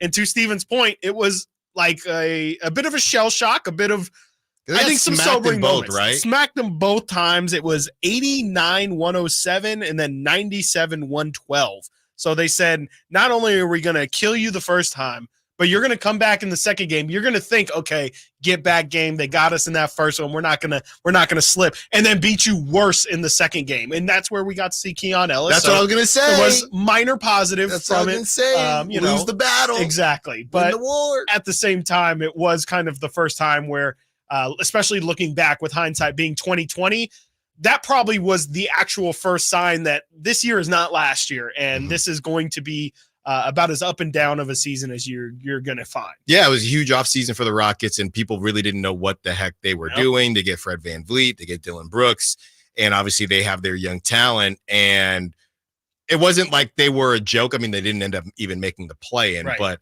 I think a lot of people thought, okay, the Rockets are trying, but they can't mess with the 3 seed Kings even without De'Aaron Fox. And then on top of that, after you lose the first, I think we all went into it thinking, okay, it's hard to beat 2 teams twice. You don't have De'Aaron, but to lose both and to get smacked in both, I think we were all a little bit surprised at that. Real quick, too, as I'm looking at it, it's kind of funny and poetic.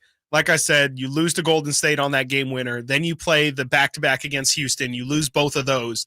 The Kings then, after that back-to-back against Houston, went on to have their longest win streak of the season, 6 games. And then after those 6 games, you know what happened? What? Back-to-back losses to the New Orleans Pelicans. Wow. So there's just like a perfect snapshot of how this season went. It was just like, oh yeah, you think things are heading in the good direction? Well, here's the New Orleans Pelicans right on the other side of that wall. Jeez. And then they lost both of those. And then whenever you try to get rolling, the down, Pelicans just said, and I thought about this as just a funny one. Not that it matters, but just because, hey, it's Sacramento and it would have been nice. What if the Kings, this also involves the Pelicans, what if the Kings won the in-season tournament? What if the Kings won the in-season and then tournament? It finished the same way, and then you still lose. So you don't get into the playoffs. You beat the War. It would be the weirdest season ever. Yeah, if you would have, because then you would have beaten the Pelicans. There wouldn't have been that narrative of losing to the Pelicans the entire time. You would have lost them at the end of the year still, but you beat the Lakers in a really big game in order to get to the in-season and then final. You beat Halliburton. Tyrese Halliburton. Yeah, that would have been a confusing ass season. That would have been, I mean, in a way, that's kind of how the season ended. Like, you beat the Warriors, but then you end up losing to the Pelicans. So in a way, it would have been like hey, here's something to hang your hat on. It's not really something to hang your hat on, but it's not nothing. Like, you beat the Warriors. Hey, you won the in-season tournament. Right. Warrior fans would have had a field day with the in-season tournament stuff once the Kings started giving it to them after they beat him in the play-in. But it would have been worth it. It would have been worth it. It definitely would would have been interesting for sure. There you go. The what-if train is still rolling. Let's hear from Jesse. Wants to be part of the conversation. 916-339-1140. Jesse, what you got for us? Hey, fellas. First of all, love the show. Thank you. And my what-if scenario, I'm going to radio censor myself here. You guys can connect the dots. Sure. Appreciate it. But, what if Luka Doncic didn't flop his big, overfed booty we got you. onto Malik Monk's legs? What if that didn't happen? Yep. Thanks for the call, That's Jesse. the one. Thanks for the love. That is the one. Yep. Because it was so unnecessary. Yeah. It was so unnecessary. So routine, so unnecessary. And then he looked down, and then Luka didn't realize what he did. Right. That was actually the most menacing 2 games ever. In 2 games, the season was over. Luka Doncic took out the Kings' 3rd most important player and ruined his chance at 6th man of the year. Okay. And ruined their playoffs. Yep. Then looked at Vlade Divac and said, you should have drafted me. You can't keep getting away with it. That is just psycho behavior of the highest order. Yep. And you should have drafted him. That's exactly why. That guy's a psycho. He is crazy. But I'm a bleeping bleep, man. That's what happens, man. That's what happens when you mess up. Not that there is truly a butterfly effect of Vlade missing that pick and then Malik getting hurt, but that's the kind of risk that you run when you miss on a draft pick like Luka, and it does kind of really emphasize, he ended up taking out your season, in multiple ways, in multiple seasons. I mean that is about as poetic as it gets in the worst kind of way. Pretty much Luka, who is the guy that started all of this run, pretty much of the Kings needing to get over the hump here, is also the thing that kind of ended this season. That moment, that game, it really can point directly to it. Everything you just said. It lost Malik the 6th man of the year. It lost the Kings the hope of actually clinching a playoff spot. And I mean, it really did. It definitely clinched the fact that Vlade definitely messed up. It lost We Want the Monk It did lose. That we don't know if that will continue for a multitude of reasons. Okay, and on top of that, the play right before it. Yes, if you remember, incredible. Malik Monk made the craziest circus shot, and we're thinking he's coming back. He's coming back. It's time, and then Luka. I'm gonna be nice here. Luka flopped, as we said, and ended all that in one foul Beach flop. whale. Stiles and Watkins draft talk when we return. Sactown Sports. Did you miss any part of our live local shows? Don't worry, you never have to miss them again. Check out SactownSports.com and search our podcast page and play our shows when you want. The Carmichael Dave Show with Jason Ross, Stiles and Watkins, and the Drive Guys. Plus, other podcasts like Return of the Empire, Return of the Roar, the Stingers Up podcast, and Golf to Go with Frank LaRosa. They're all available right now on SactownSports.com. It ignites something inside of you. Lightning and the thunder. Sets alight an elevated state of being. Days are pure exhilaration. And the nights, they're simply electric. See it, hear it, feel it. Thunder, feel the thunder. Lightning and the thunder. Thunder Valley Casino Resort. Feel the thunder. When you take the time to shop at Folsom Lake Honda, there's one thing you'll always find. Happy people ready to serve you. As a family-owned and operated dealership since 2009, customer service is our #1 priority. Our customers love doing business with us, and you will too. Looking to own or lease? During the spring sales event, drive a brand new Accord or Civic. Visit us today at FolsomLakeHonda.com, your one-stop Honda shop. Folsom Lake Honda. Yeah, your one-stop Honda shop. Get down.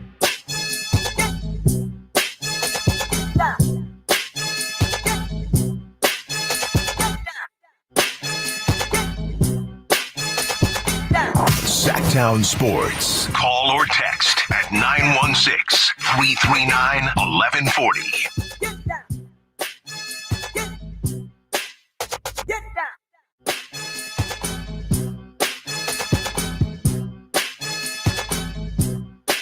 The NFL draft, 3 hours and 46 minutes away. Man. What will your Oh man, that's right. Oh, I didn't like that. Oh, Chris that is just getting nervous. Oh gosh, Might have some fun with this That tomorrow sounds as well. chilled. You know, I made some waves. I'm going to say them on the airwaves.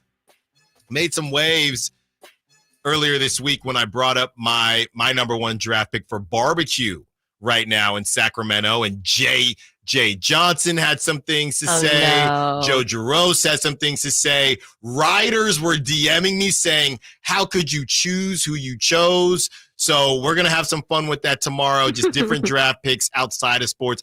Favorite Sacramento food spot. We'll do a draft there. We'll do favorite athlete, Sacramento athlete. And so if somebody picks it, you cannot pick it anymore. So that'll be tomorrow. We'll have some fun with that. But the real NFL draft is today. And Mike Silver, writer for the SF Chronicle, Chris, there's a lot of talk about Ayuk.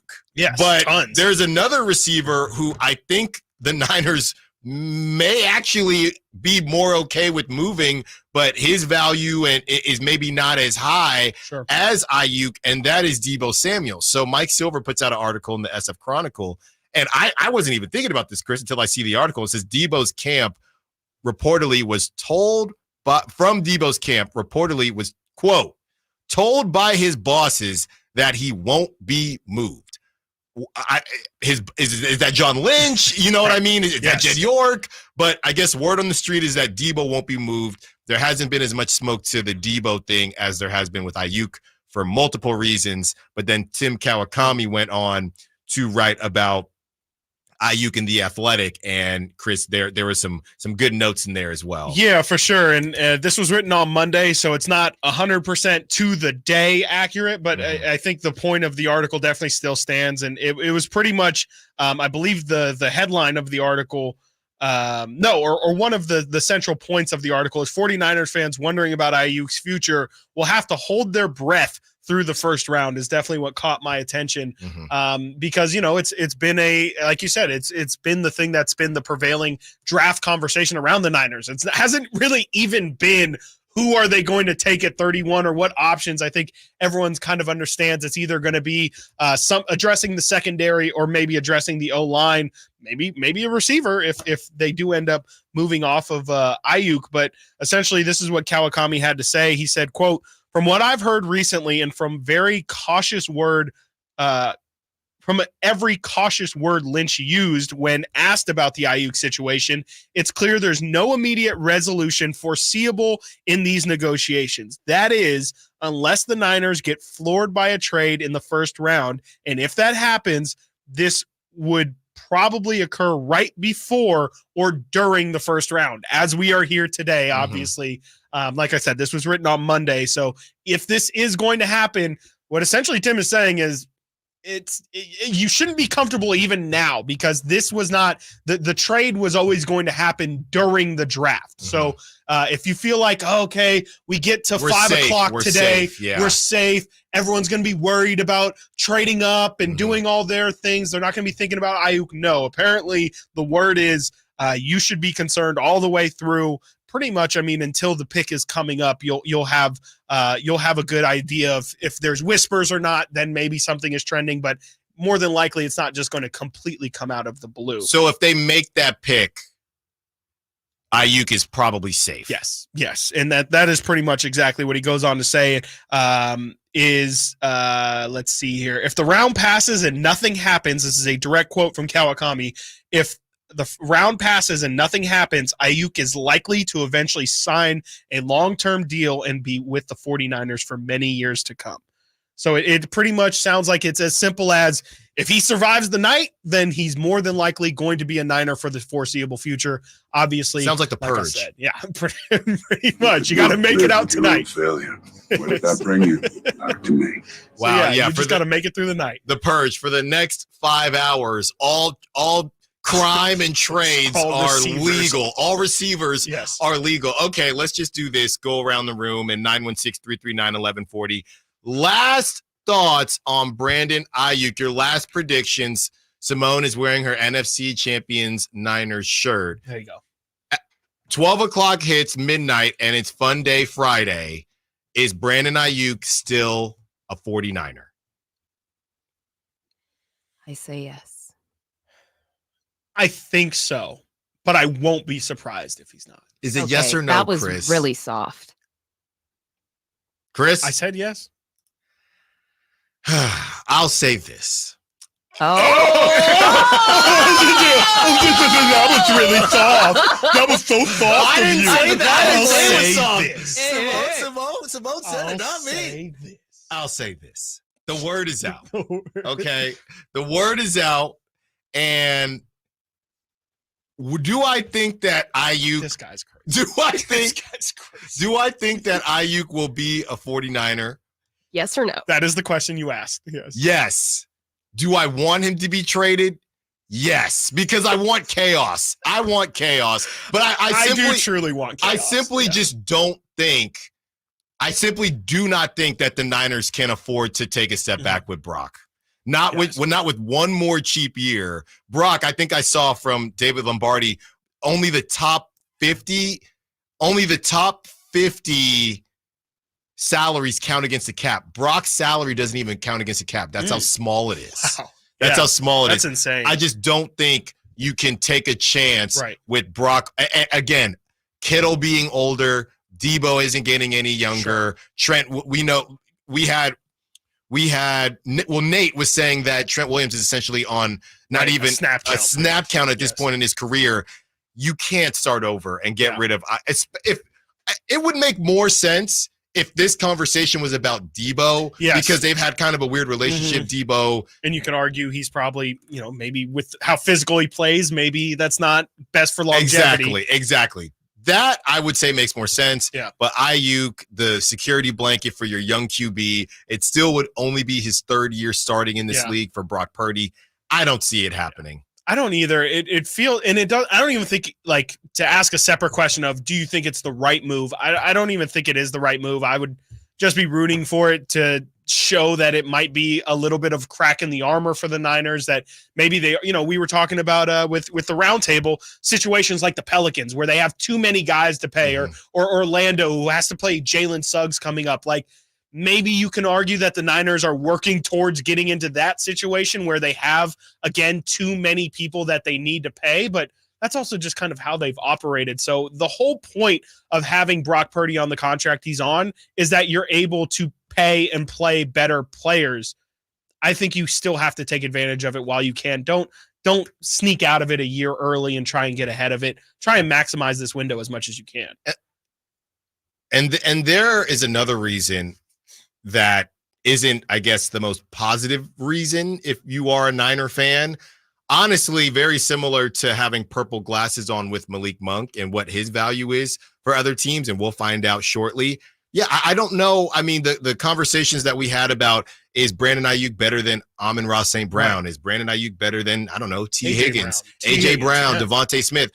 I don't know if Brandon Ayuk and whoever, and I know people are saying that teams they will pay him. Other teams will pay him.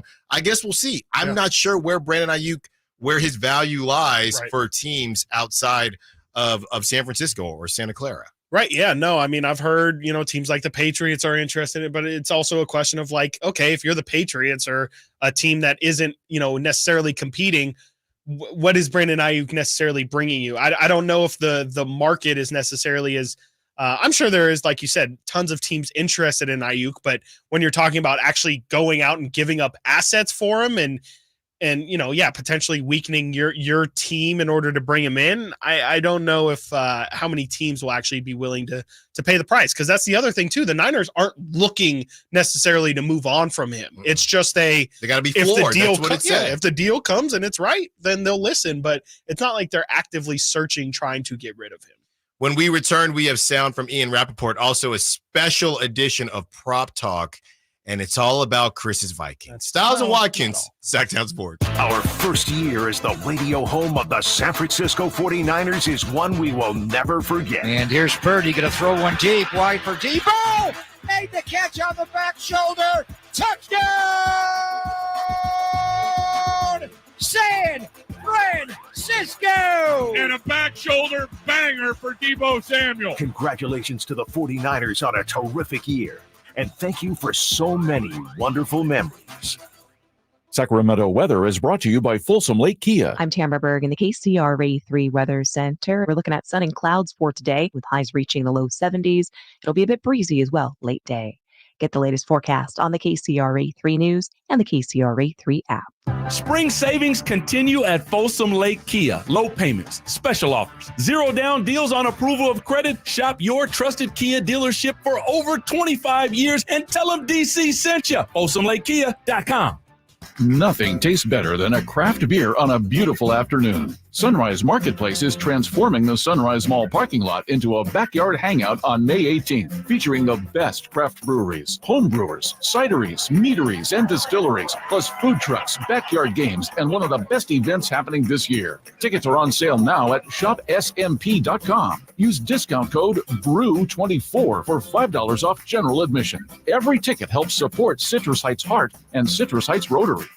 Hi, it's Brian from Bennett's Restaurants. Springtime is a fun time. So to celebrate, we created a new menu of our favorites from Baja. Plenty of new food. Enjoy grilled skirt steak, wild prawns with pineapple, fresh sea bass, and Sonoran beef enchiladas, to mention a few. Try our empanadas stuffed with carnitas and cheese. Love shrimp? Try the new shrimp tostada. We make great guacamole and salsa too. Enjoy our newest dessert, Kylie's Churros, with a vanilla cream center. Visit Bennett'sRestaurants.com and come enjoy the new Baja menu today.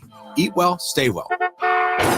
Were you recently in a car accident? Don't let the insurance companies push you around. Turn to the experts at Gonzalez Law. Our team specializes in car accident cases, wrongful termination, and criminal defense, fighting tirelessly to get you the compensation and justice you deserve. With years of experience and a track record of success, we don't settle for less, and neither should you. Visit SACLegalDefense.com or call 916-304-9187 for a free consultation. Gonzalez Law, your advocate in the fight for justice. Only one radio program captures the excitement of hunting and fishing as it happens. The award-winning California Sportsman with Sep Hendrickson. Only California Sportsman takes you where the action is. Live on the water, live in the blind, and live with the top pros and experts in outdoor sports. California Sportsman with Fishing Hall of Famer Sep Hendrickson is your premier destination for all things outdoors. Sep's Saturday Morning Outdoors. Ultimate Bass and California Sportsman, 5 a.m. to 8 a.m. Saturdays on Sactown Sports 1140.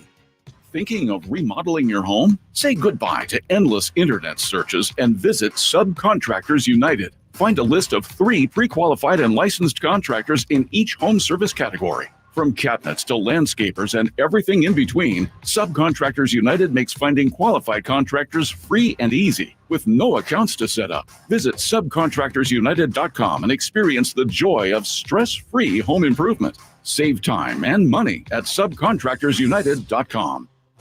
Country in the Park is back May 17th and 18th at Cal Expo with Brantley Gilbert, Dustin Lynch, Jay Cohen, Walker Hayes,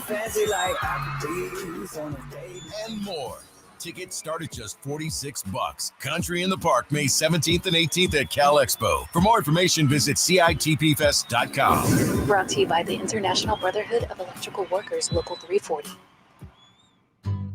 So here's a fact. 85% of the population will suffer from foot pain in their lifetime. That's almost everyone. So you'd think there'd be plenty of healthy long-term remedies, but there just aren't, right? Hi, I'm Dan from the Good Feet store. You know, people come in all the time sharing the same frustrating story. Bought this, tried that, been there, done whatever, all different kinds of things, but all with a similar result. Nothing. A discouraging and endless cycle of disappointment. If this rings a bell, don't despair. There is hope. If you think you've tried everything, you probably haven't tried Good Feet arch supports from the Good Feet store. They're designed to relieve, even eliminate the pain commonly caused by certain foot conditions like plantar fasciitis, bunions, flat feet, and others. Plus, provide better balance and increased comfort. Do you have sore feet, an aching back, or plantar fasciitis? Then get to the Good Feet store nearest you for your free arch support fitting. Good Feet arch supports are only available at the Good Feet store. ZZ Top, the Elevation Tour.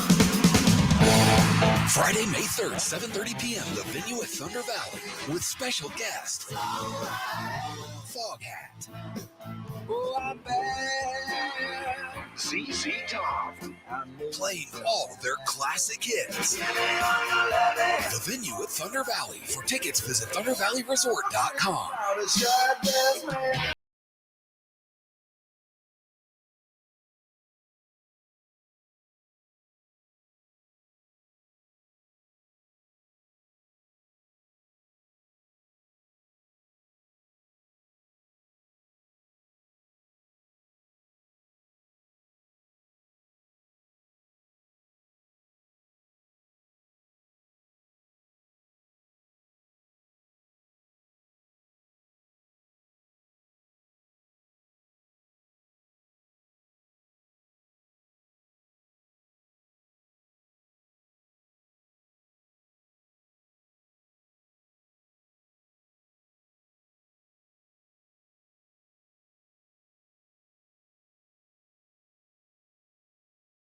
Second contract, which is insane because you know who would be a part of that 46%? Who's that? Daniel Jones. Oh, yeah, that's true. Right. So some of these guys. Right.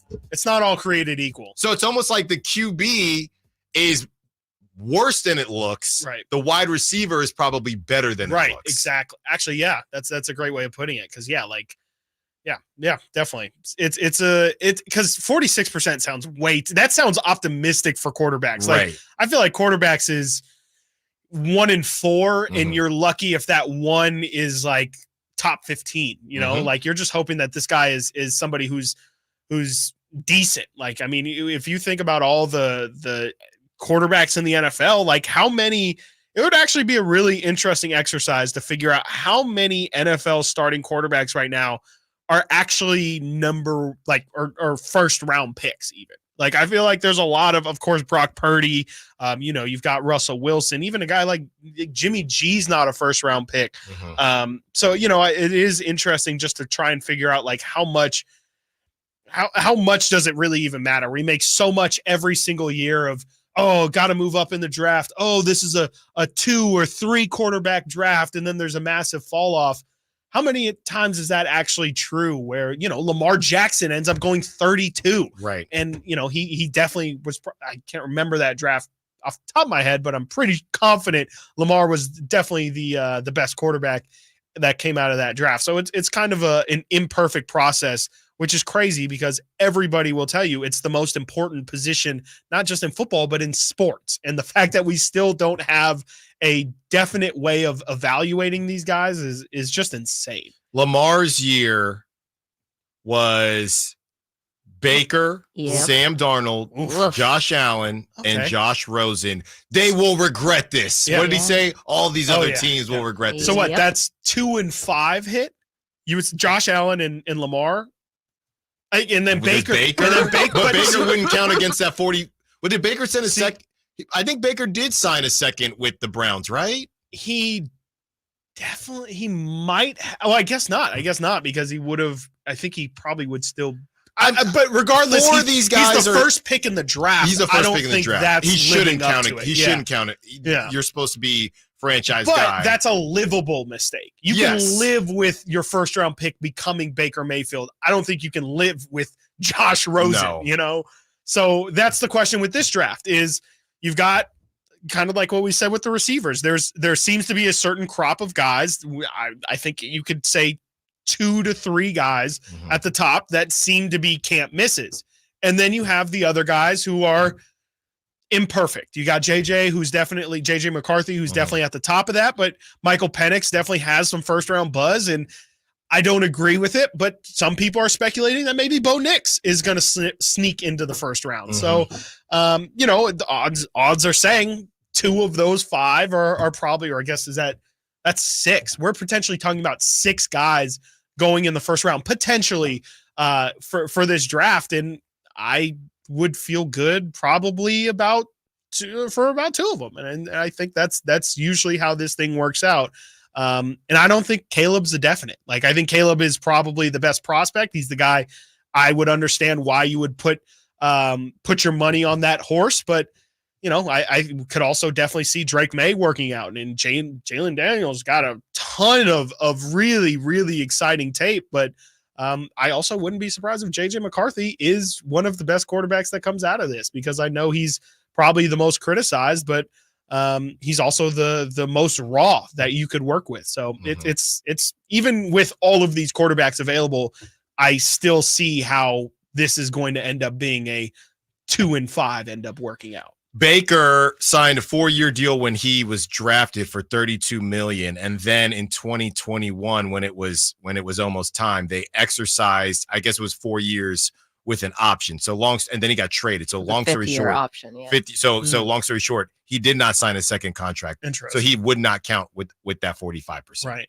He would not have counted. Nice. Wow. So that's crazy. That's some good work there. Yeah. It's nuts. And again, like, this is the most important position, and these are the top picks in the draft. They're moving up to top 3. I mean, this is the first time that we could see 4 quarterbacks taken 1, 2, 3, 4.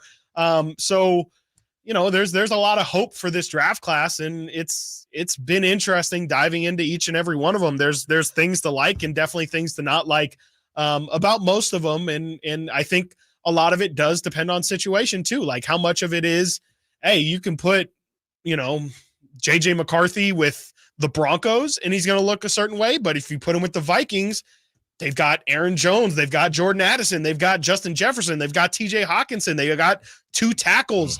Like, you can't really ask for a better situation than that. So how much of it is also just going to depend on situations that they go to?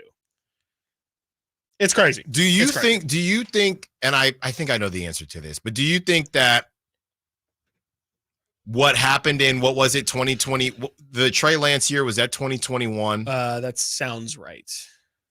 Do you think that the Trey Lance year, where we still don't even know how good Trevor Lawrence is? Right? It was 2021. Yeah. So you have Zach Wilson. This was supposed to be just get a guy. They're all good. Very comparable to this class. That's what I'm saying. Yes, yeah. Do you think that a season like that, or a year like that, would give teams cause to pause and say, hey, this happened before. We talked ourselves into a bunch of guys. I mean, Zach Wilson came out of absolutely nowhere for BYU. He had a good season and a half, and he's at BYU. He's not playing, the cream of the crop per se in terms of the competition and the conference. We talked, and you got Trey Lance, who was at a D1 AA. Right. We talked ourselves into it, and when it was all said and done, Justin Fields, he was from a major school, but and Mac Jones also from a major school, but he went a little bit later. When it was all said and done, we talked ourselves into thinking that 5 of these guys were good, and in reality,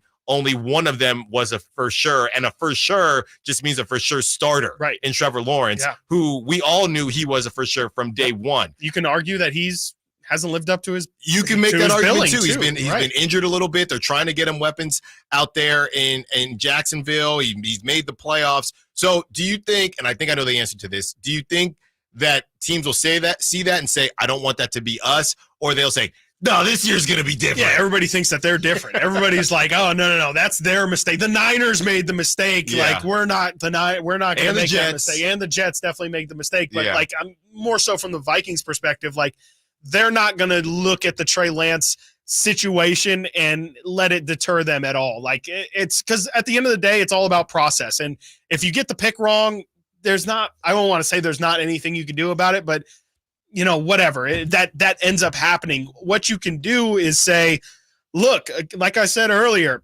this is your franchise piece. And are you really gonna, if you believe that this guy can be somebody that takes you to the promised land, you're really gonna not throw in an extra first round pick to go get it? Like, I think at the end of the day, if you diagnose somebody as a potential franchise quarterback, you go get him. And it doesn't matter if you get it wrong or you get it right, because at the end of the day, if you do get it right, it sets your franchise up for the next 10 years. And that's a mistake that's worth making. And to be fair, if you're an owner, obviously a GM, you might not have a job, or the coach might not have a job. That's 100%. But with no lottery, fine, we stink again. We'll just try again. Right. I mean, look at the unless you're the Panthers. Right. Unless you're the That's Panthers. the risk. That's the risk, though. But it just will take a little bit longer, and then you'll get another chance that Bryce Young isn't the guy. Look at the Cardinals. They get Josh Rosen. Hey, everyone's going to regret this. And people did not end up regretting it. Right. They stink again, and they just go out and get Kyler Murray. Yep. Because there's no lottery. Mm-hmm. So if you're an owner, hey, we'll just stink it too. We got to hit eventually. Right. The Bears, they took Justin Fields, didn't work out. They stunk. Now we get a chance at Caleb Williams. Right. Maybe we'll get it right eventually. So I think that's the thing in the NFL. You continue to see, to your point, them take these swings, because it's not like the NBA where we have to get this right because the lottery, we might not get the number one pick. Right. Again, if you stink, you'll get another swing at it. When we return, we are joined by the Drive Guys, Whitey Gleason, Kyle Draper, to talk some NBA, some NHL, and of course, some NFL draft. Stiles and Watkins, Sactown Sports. You never know what you might hear when listening to a Sacramento Kings game. Out of Keegan, going for another triple. Man, is he feeling it. Keegan, can he do it? Yes, there's number 11, Keegan Murray. Keegan steps back. He just knocked down his 12th three-pointer, a Kings franchise record. He's got 45 points. Never miss a moment of Sacramento Kings basketball with Sactown Sports and the Sactown Sports app. Hey there, wanted to take a moment of your time so I could talk to you about insecurity. I could talk to you about confidence. I could talk to you about girth. Yeah, what? Girth? Yeah, okay. Let me tell you about the Upsize Clinic at UpsizeMatters.com. My good friend, Dr. Jack, and his friend, Dr. Pash in San Francisco, have a safe, effective, long-lasting doctor-performed procedure. It's non-surgical, virtually pain-free. Now listen, girth is consistently ranked as the most important attribute. What Dr. Jack and Dr. Pash are offering is a free consultation. The procedure can be done on the same day as your consultation and get that confidence back. Reset in the bedroom with your partner. Financing is available. It's very private. It's very discreet. Available in Roseville with Dr. Jack and San Francisco with Dr. Pash at UpsizeMatters.com. That's UpsizeMatters.com. Hey, movie fans, the Esquire IMAX Theater in downtown Sacramento is now serving adult beverages. Back for a limited time. Dune Part 2, the IMAX experience. We've been fighting the Harkonnens for decades. My family's been fighting them for centuries. Treat yourself to this cinematic masterpiece on the IMAX 6-story screen. Getting advance tickets to a showtime is easy. Visit IMAX.com/Sacramento and reserve your seat today. And don't miss this last chance to see Dune Part 2 at the Esquire IMAX Theater. At Fasteners Inc., we believe adding quality power tools to your lineup shouldn't break the bank. That's why we're hosting the biggest Milwaukee tool sale of the year in Sacramento. On top of insane deals on Milwaukee power tools, all Milwaukee pack-out storage boxes, hand tools, and tool accessories will be 25% off. So come on down on April 27th to the Milwaukee Tool Sanity Sale at Fasteners Inc. Tool Outlet on Power Inn Road in Sacramento. For more info, visit fastenersinc.net. I'm Ken Korak with your Green and Gold Report, brought to you by Xfinity 10G, the network made for streaming. Well, the legend of Mason Miller keeps growing, and what a place to showcase his talents than Yankee Stadium. After the elbow injury last year, Miller has made the transition this year in a big way from starting to relieving. His 8 fastballs in the first game of the series averaged 102 miles an hour, including 102.5 to strike out Aaron Judge to end the game. Want more speed? Well, Xfinity just increased their internet speeds, and they're faster than ever. It's time to get more out of your internet with faster speeds from Xfinity. Now through June 21st, get 150 megabit Xfinity internet for only $19.99 a month for 12 months with a 1-year contract. That's double the speed for the same great price. Click, call, or visit a store today. Requires paperless billing and autopay with stored bank account. Restrictions apply. Equipment, taxes, and other charges extra. After promo, regular rates apply. Actual speeds vary. 2 young fathers are shot to death outside an iconic Utah restaurant. I said, your dad has been hurt really bad. The grief was disorienting for those left behind until one choice changed everything. I just remember writing this letter, and it wasn't me writing it. Can a personal decision shape generations? We're all falling for this guy's trick. I'm Amy Donaldson. Season 2 of The Letter, Ripple Effect, is available now. Follow us at theletterpodcast.com or wherever you get your podcasts. I'm Craig Ashton of the injury law firm of Ashton & Price. Whether you've been injured on a bicycle, as a pedestrian in a slip and fall, auto, Uber, Lyft, or big rig accident, you need Ashton & Price in your corner. When you call Ashton & Price, there's no chatbot telling you to hit 3 for accounting. You're greeted by a real live person who will immediately transfer you to an experienced attorney. The consultation's free, and there's never a fee until you win. Remember, for the best advice, don't think twice. Call Ashton & Price. Right now, while you're sitting on the couch or just driving around, your friends are at the Hagen Oaks Driving Range powered by Top Tracer. The vibe is perfect, whether you're an accomplished player or a newbie. Play a variety of fun games, play Pebble Beach, or compete against friends at the Hagen Oaks Driving Range. Hungry? The Hangout Food Truck offers burgers, chicken strips, and more. Check the summer-long free concert schedule. Be a part of the fun at the Hagen Oaks Driving Range, Fulton Avenue at Cap City Freeway, open until midnight. Spring savings continue at Folsom Lake Kia. Low payments, special offers, 0 down deals on approval of credit. Shop your trusted Kia dealership for over 25 years and tell them DC sent you. FolsomLakeKia.com.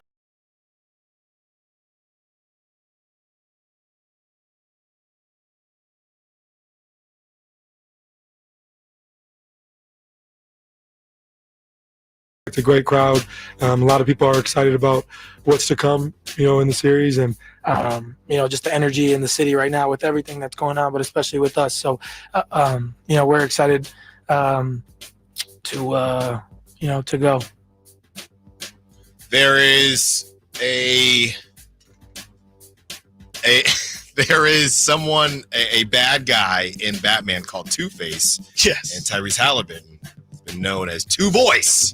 As we are joined by, I thought Cat was 2 voice. Both of them. Cat is about 5 voice. Yeah. Both of them, yeah. That I think Tyrese is actually unintentional. I think Cat. That's the difference. Like, hey, how's it going? Yeah, and I'm then just he trying to do kind of my like job. forgets, and then it like just kind of Hi, goes. Whitey. Yeah. Yeah. There you go. When do the T-Wolves play again? Because I'm waiting here. You need a really good Cat performance in a close game. Right. He had a rough performance last Yeah, night. so in Phoenix, if Cat hits the game winner, we will get deep voice Cat. Don't worry about it. It's a movie. That's right. It's a movie. All right, Chris, I'm throwing you the rock here. Yes. This is incredibly important. This is when I saw this, I was like, we have to discuss this on Crosstalk. I saw this. This is from @Front Office Sports on X. They put out that the owner of the new Utah NHL team, Ryan Smith, is soliciting from the fans in a 8 mascot bracket to pick the new Utah team's name in the NHL.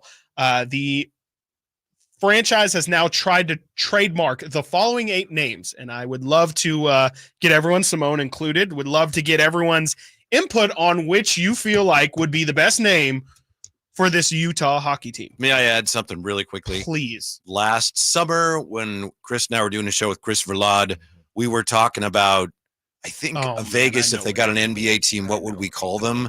And Chris was like, with the spacemen or something? Or what'd you say? I don't recall. I think it was the astronauts. Yeah. And then I think Verlade said like what did Verlade say? Like the Banditos or something. The van. They were not good. Of course, Whitey had the best. I can't even remember what it was. I don't know either. It was something that just made a little bit of sense, and it made it sound a lot better than all of ours. These are all, I will say, as far as names go, sometimes they can get kind of crazy. These are all pretty solid. So here are the 8 names that I would like everybody to select from. Number 1. The Utah Ice. Number 2, the Utah Fury. Number 3, the Utah Yetis. Number 4, the Utah Venom. Number 5, Utah Blizzard. Number 6, the Utah Outlaws. Number 7, the Utah Mammoth. And number 8, Utah Hockey Club. That's in case they can't find anything. Exactly. I like the Yetis, and second would be the Mammoths. I'm out on the Yetis. I'm out. Do you like any of them? That wasn't the question. Yeah. I struggle. Utah Ice, Utah Fury, Utah Yetis, Utah Venom, you know what I struggle with though, and I will give you this for the Yetis, because I do struggle with when the name is one name, like the Stanford Cardinal. That bugs me, right? Singular. Oh, you're not the Cardinal? Are you the Cardinals? Sure, no, right. You're the Stanford Cardinals. So some of these. I like Blizzard because I think you could say, the Blizz or whatever, but it's also sick. Yeah, puts it over the top. The Blizz. The Blizz. You want this Blizz? Yeah, you want the all right. The Blizzards. Because would it be the Blizzards win or would it be the Blizzard win? Why do we want to name teams after events that are horrible, like the Carolina Hurricanes? Right. Yeah. Well, the Yeti. Tsunamis. I mean, the Yeti. Is it nice to people? It's a mythical figure. Is it? Yes. Conversation for a different day. I'm none of those. Now. Do you like any of them? I like the Ice, but again, maybe I do like names that have no S because I like the Utah Ice. Simone? I would love the Mammoth. That's my second. Yeah. The Mammoths? Utah Ice. It just says Mammoth. Yeah. Mam. And then is it? Just says Mammoth. Oh, okay. I misunderstood. The Utah Mammoth. The only S is the Outlaws. Yeah. And Yetis. Oh, that's strange. Yeah. I do like just the sound. I guess it's not really alliteration because it's different letters, but Utah Yetis does. That makes the most sense. I was just giving Whitey a hard Utah time. Yetis. I also like the Utah Ice is good too. Venom, Venom's out. Venom's out. Outlaws, I'm out. Yeah, no, whack. Okay. I'd take Hockey Club over Outlaws. Which one leads and Venom. to the best mascot? A big Yeti is The obvious. Yetis, yeah. But isn't the Avalanche one of their logos? One of their like rivals, a Yeti footprint. Right. Oh, that's true. Yeah, it is. Yeah, it's their foot. I'm Alan Stiles. When I throw a big party, I want to make sure there's enough ice. That's why I always call Utah Ice. They will deliver, and I've never had any complaints about not enough ice. Let's do it this way. The Utah Ice win the Stanley Cup. I like that. The Utah Fury. No, they're not winning. The Utah Yetis win the Stanley Cup. Yeah. The Utah Venom. No, absolutely not. The Utah Blizzard. Blizz. I think I fall to they need the S on Blizzard. The Blizzards. Yeah, the that's Blizzards would be sponsored by Dairy Queen. It's such an easy plug. The Utah Outlaws win the Stanley. No, that's more like the AHL. Yeah. The Utah Mammoths win the Stanley Cup. Mammoth. The Utah Mammoth. What'd you say about the Outlaws? That's too much like what? The Utah Outlaws. You said that's too much like the something. Because there used to be a USFL team called the Oklahoma Outlaws. That's right. I think there's pretty good XFL, XFL or whatever USFL, whatever they're calling it now. USFL. Too many Outlaws. UFL. Thank you. There's too many Outlaws. It reminds me of a summer baseball team. Oh man, we got the Outlaws next, so we don't get eliminated. I'm out on the Very Outlaws. accurate. The coach is a little bit questionable on the Outlaws always, you know? I'm going with Yeti. I'm going with the Utah Yeti. You would go with I'm Yeti. going with the Yeti. Who's with me on the Blizzard or the ice? This is like the Brooklyn Nets allegedly have there's a rumors / like it's kind of confirmed that one of the names they considered was the Brooklyn Swamp Dragons. And there's like Swamp Dragon apparel. Oh, that was when they were in New Jersey. New Jersey. They changed the name to that. But look at the mascot. Now here they are, Eddie and Betty Yeti. And they can come out and they're not winning. I liked it a lot. There you go. The only other thing I'm thinking of is the mammoth, which I'm still struggling to figure out the plural. Is a mammoth right? Is it like deer and plural? Yeah, Utah exactly. freezer burn. But I really envision it like the Sharks, where they can have this big woolly mammoth on the ice, and then they're skating. Maybe out like of a it. two-piece mascot, where like somebody's got to be the front, someone's got to be the Utah back. Mammoths. Mammoth. It's just one. Maybe it is. I think it's like plural. deer. Okay, Yeah. I mean, if that's the term. term. Is that how we're doing? Oh, deer. look at all those mammoth over there. Mammoth. Yes. Yeah. The Utah. Yeah. The Utah Bigfoot. That's a real man. The Utah Hail. I think bringing in the Utah Black Ice. Going off the. I hate that. Well, why is it, again, that's not safe. Why do you got to bring race into it, Alan? Why did you have to do that? I don't know. I'm thinking of some good ones Utah here. Ice isn't bad. I don't know what your mascot would be though if you're ice. It's not very like intimidating. It is, I guess, like igloo. An igloo with two eyes. It's the Brooklyn Nets, I guess. So it's Or no they'll have different the than icicles. An igloo with Utah two eyes. All right, Chris, you got about 10 me. seconds. What did the Vikings do tonight? Please, 10 seconds. Just Go. give it all up for moving up to number 3. The Patriots seem like they're willing to move off of number 3. Who if do the you deal want? is Who do you right. want? Who do you I'm want? getting there. Relax. They trade this year's 2 first-round picks, next year's first-round pick, move up to number 3, take Drake May. There you go. Somehow it's really the easy. Raiders get Jaden Daniels. I don't know how. Or Spencer Rattler. Or they will get Spencer Rattler. Thank you for listening to Stiles and Watkins. Thank you to Frankie Cardicelli, Brendan Nunez, Simone. Great job as always. Thank you to all the calls, text, sack, chat. You have the Drive Guys up next. Whitey Gleason, Kyle Draper, Jay Johnson. Until tomorrow, secure the back. Like the beat.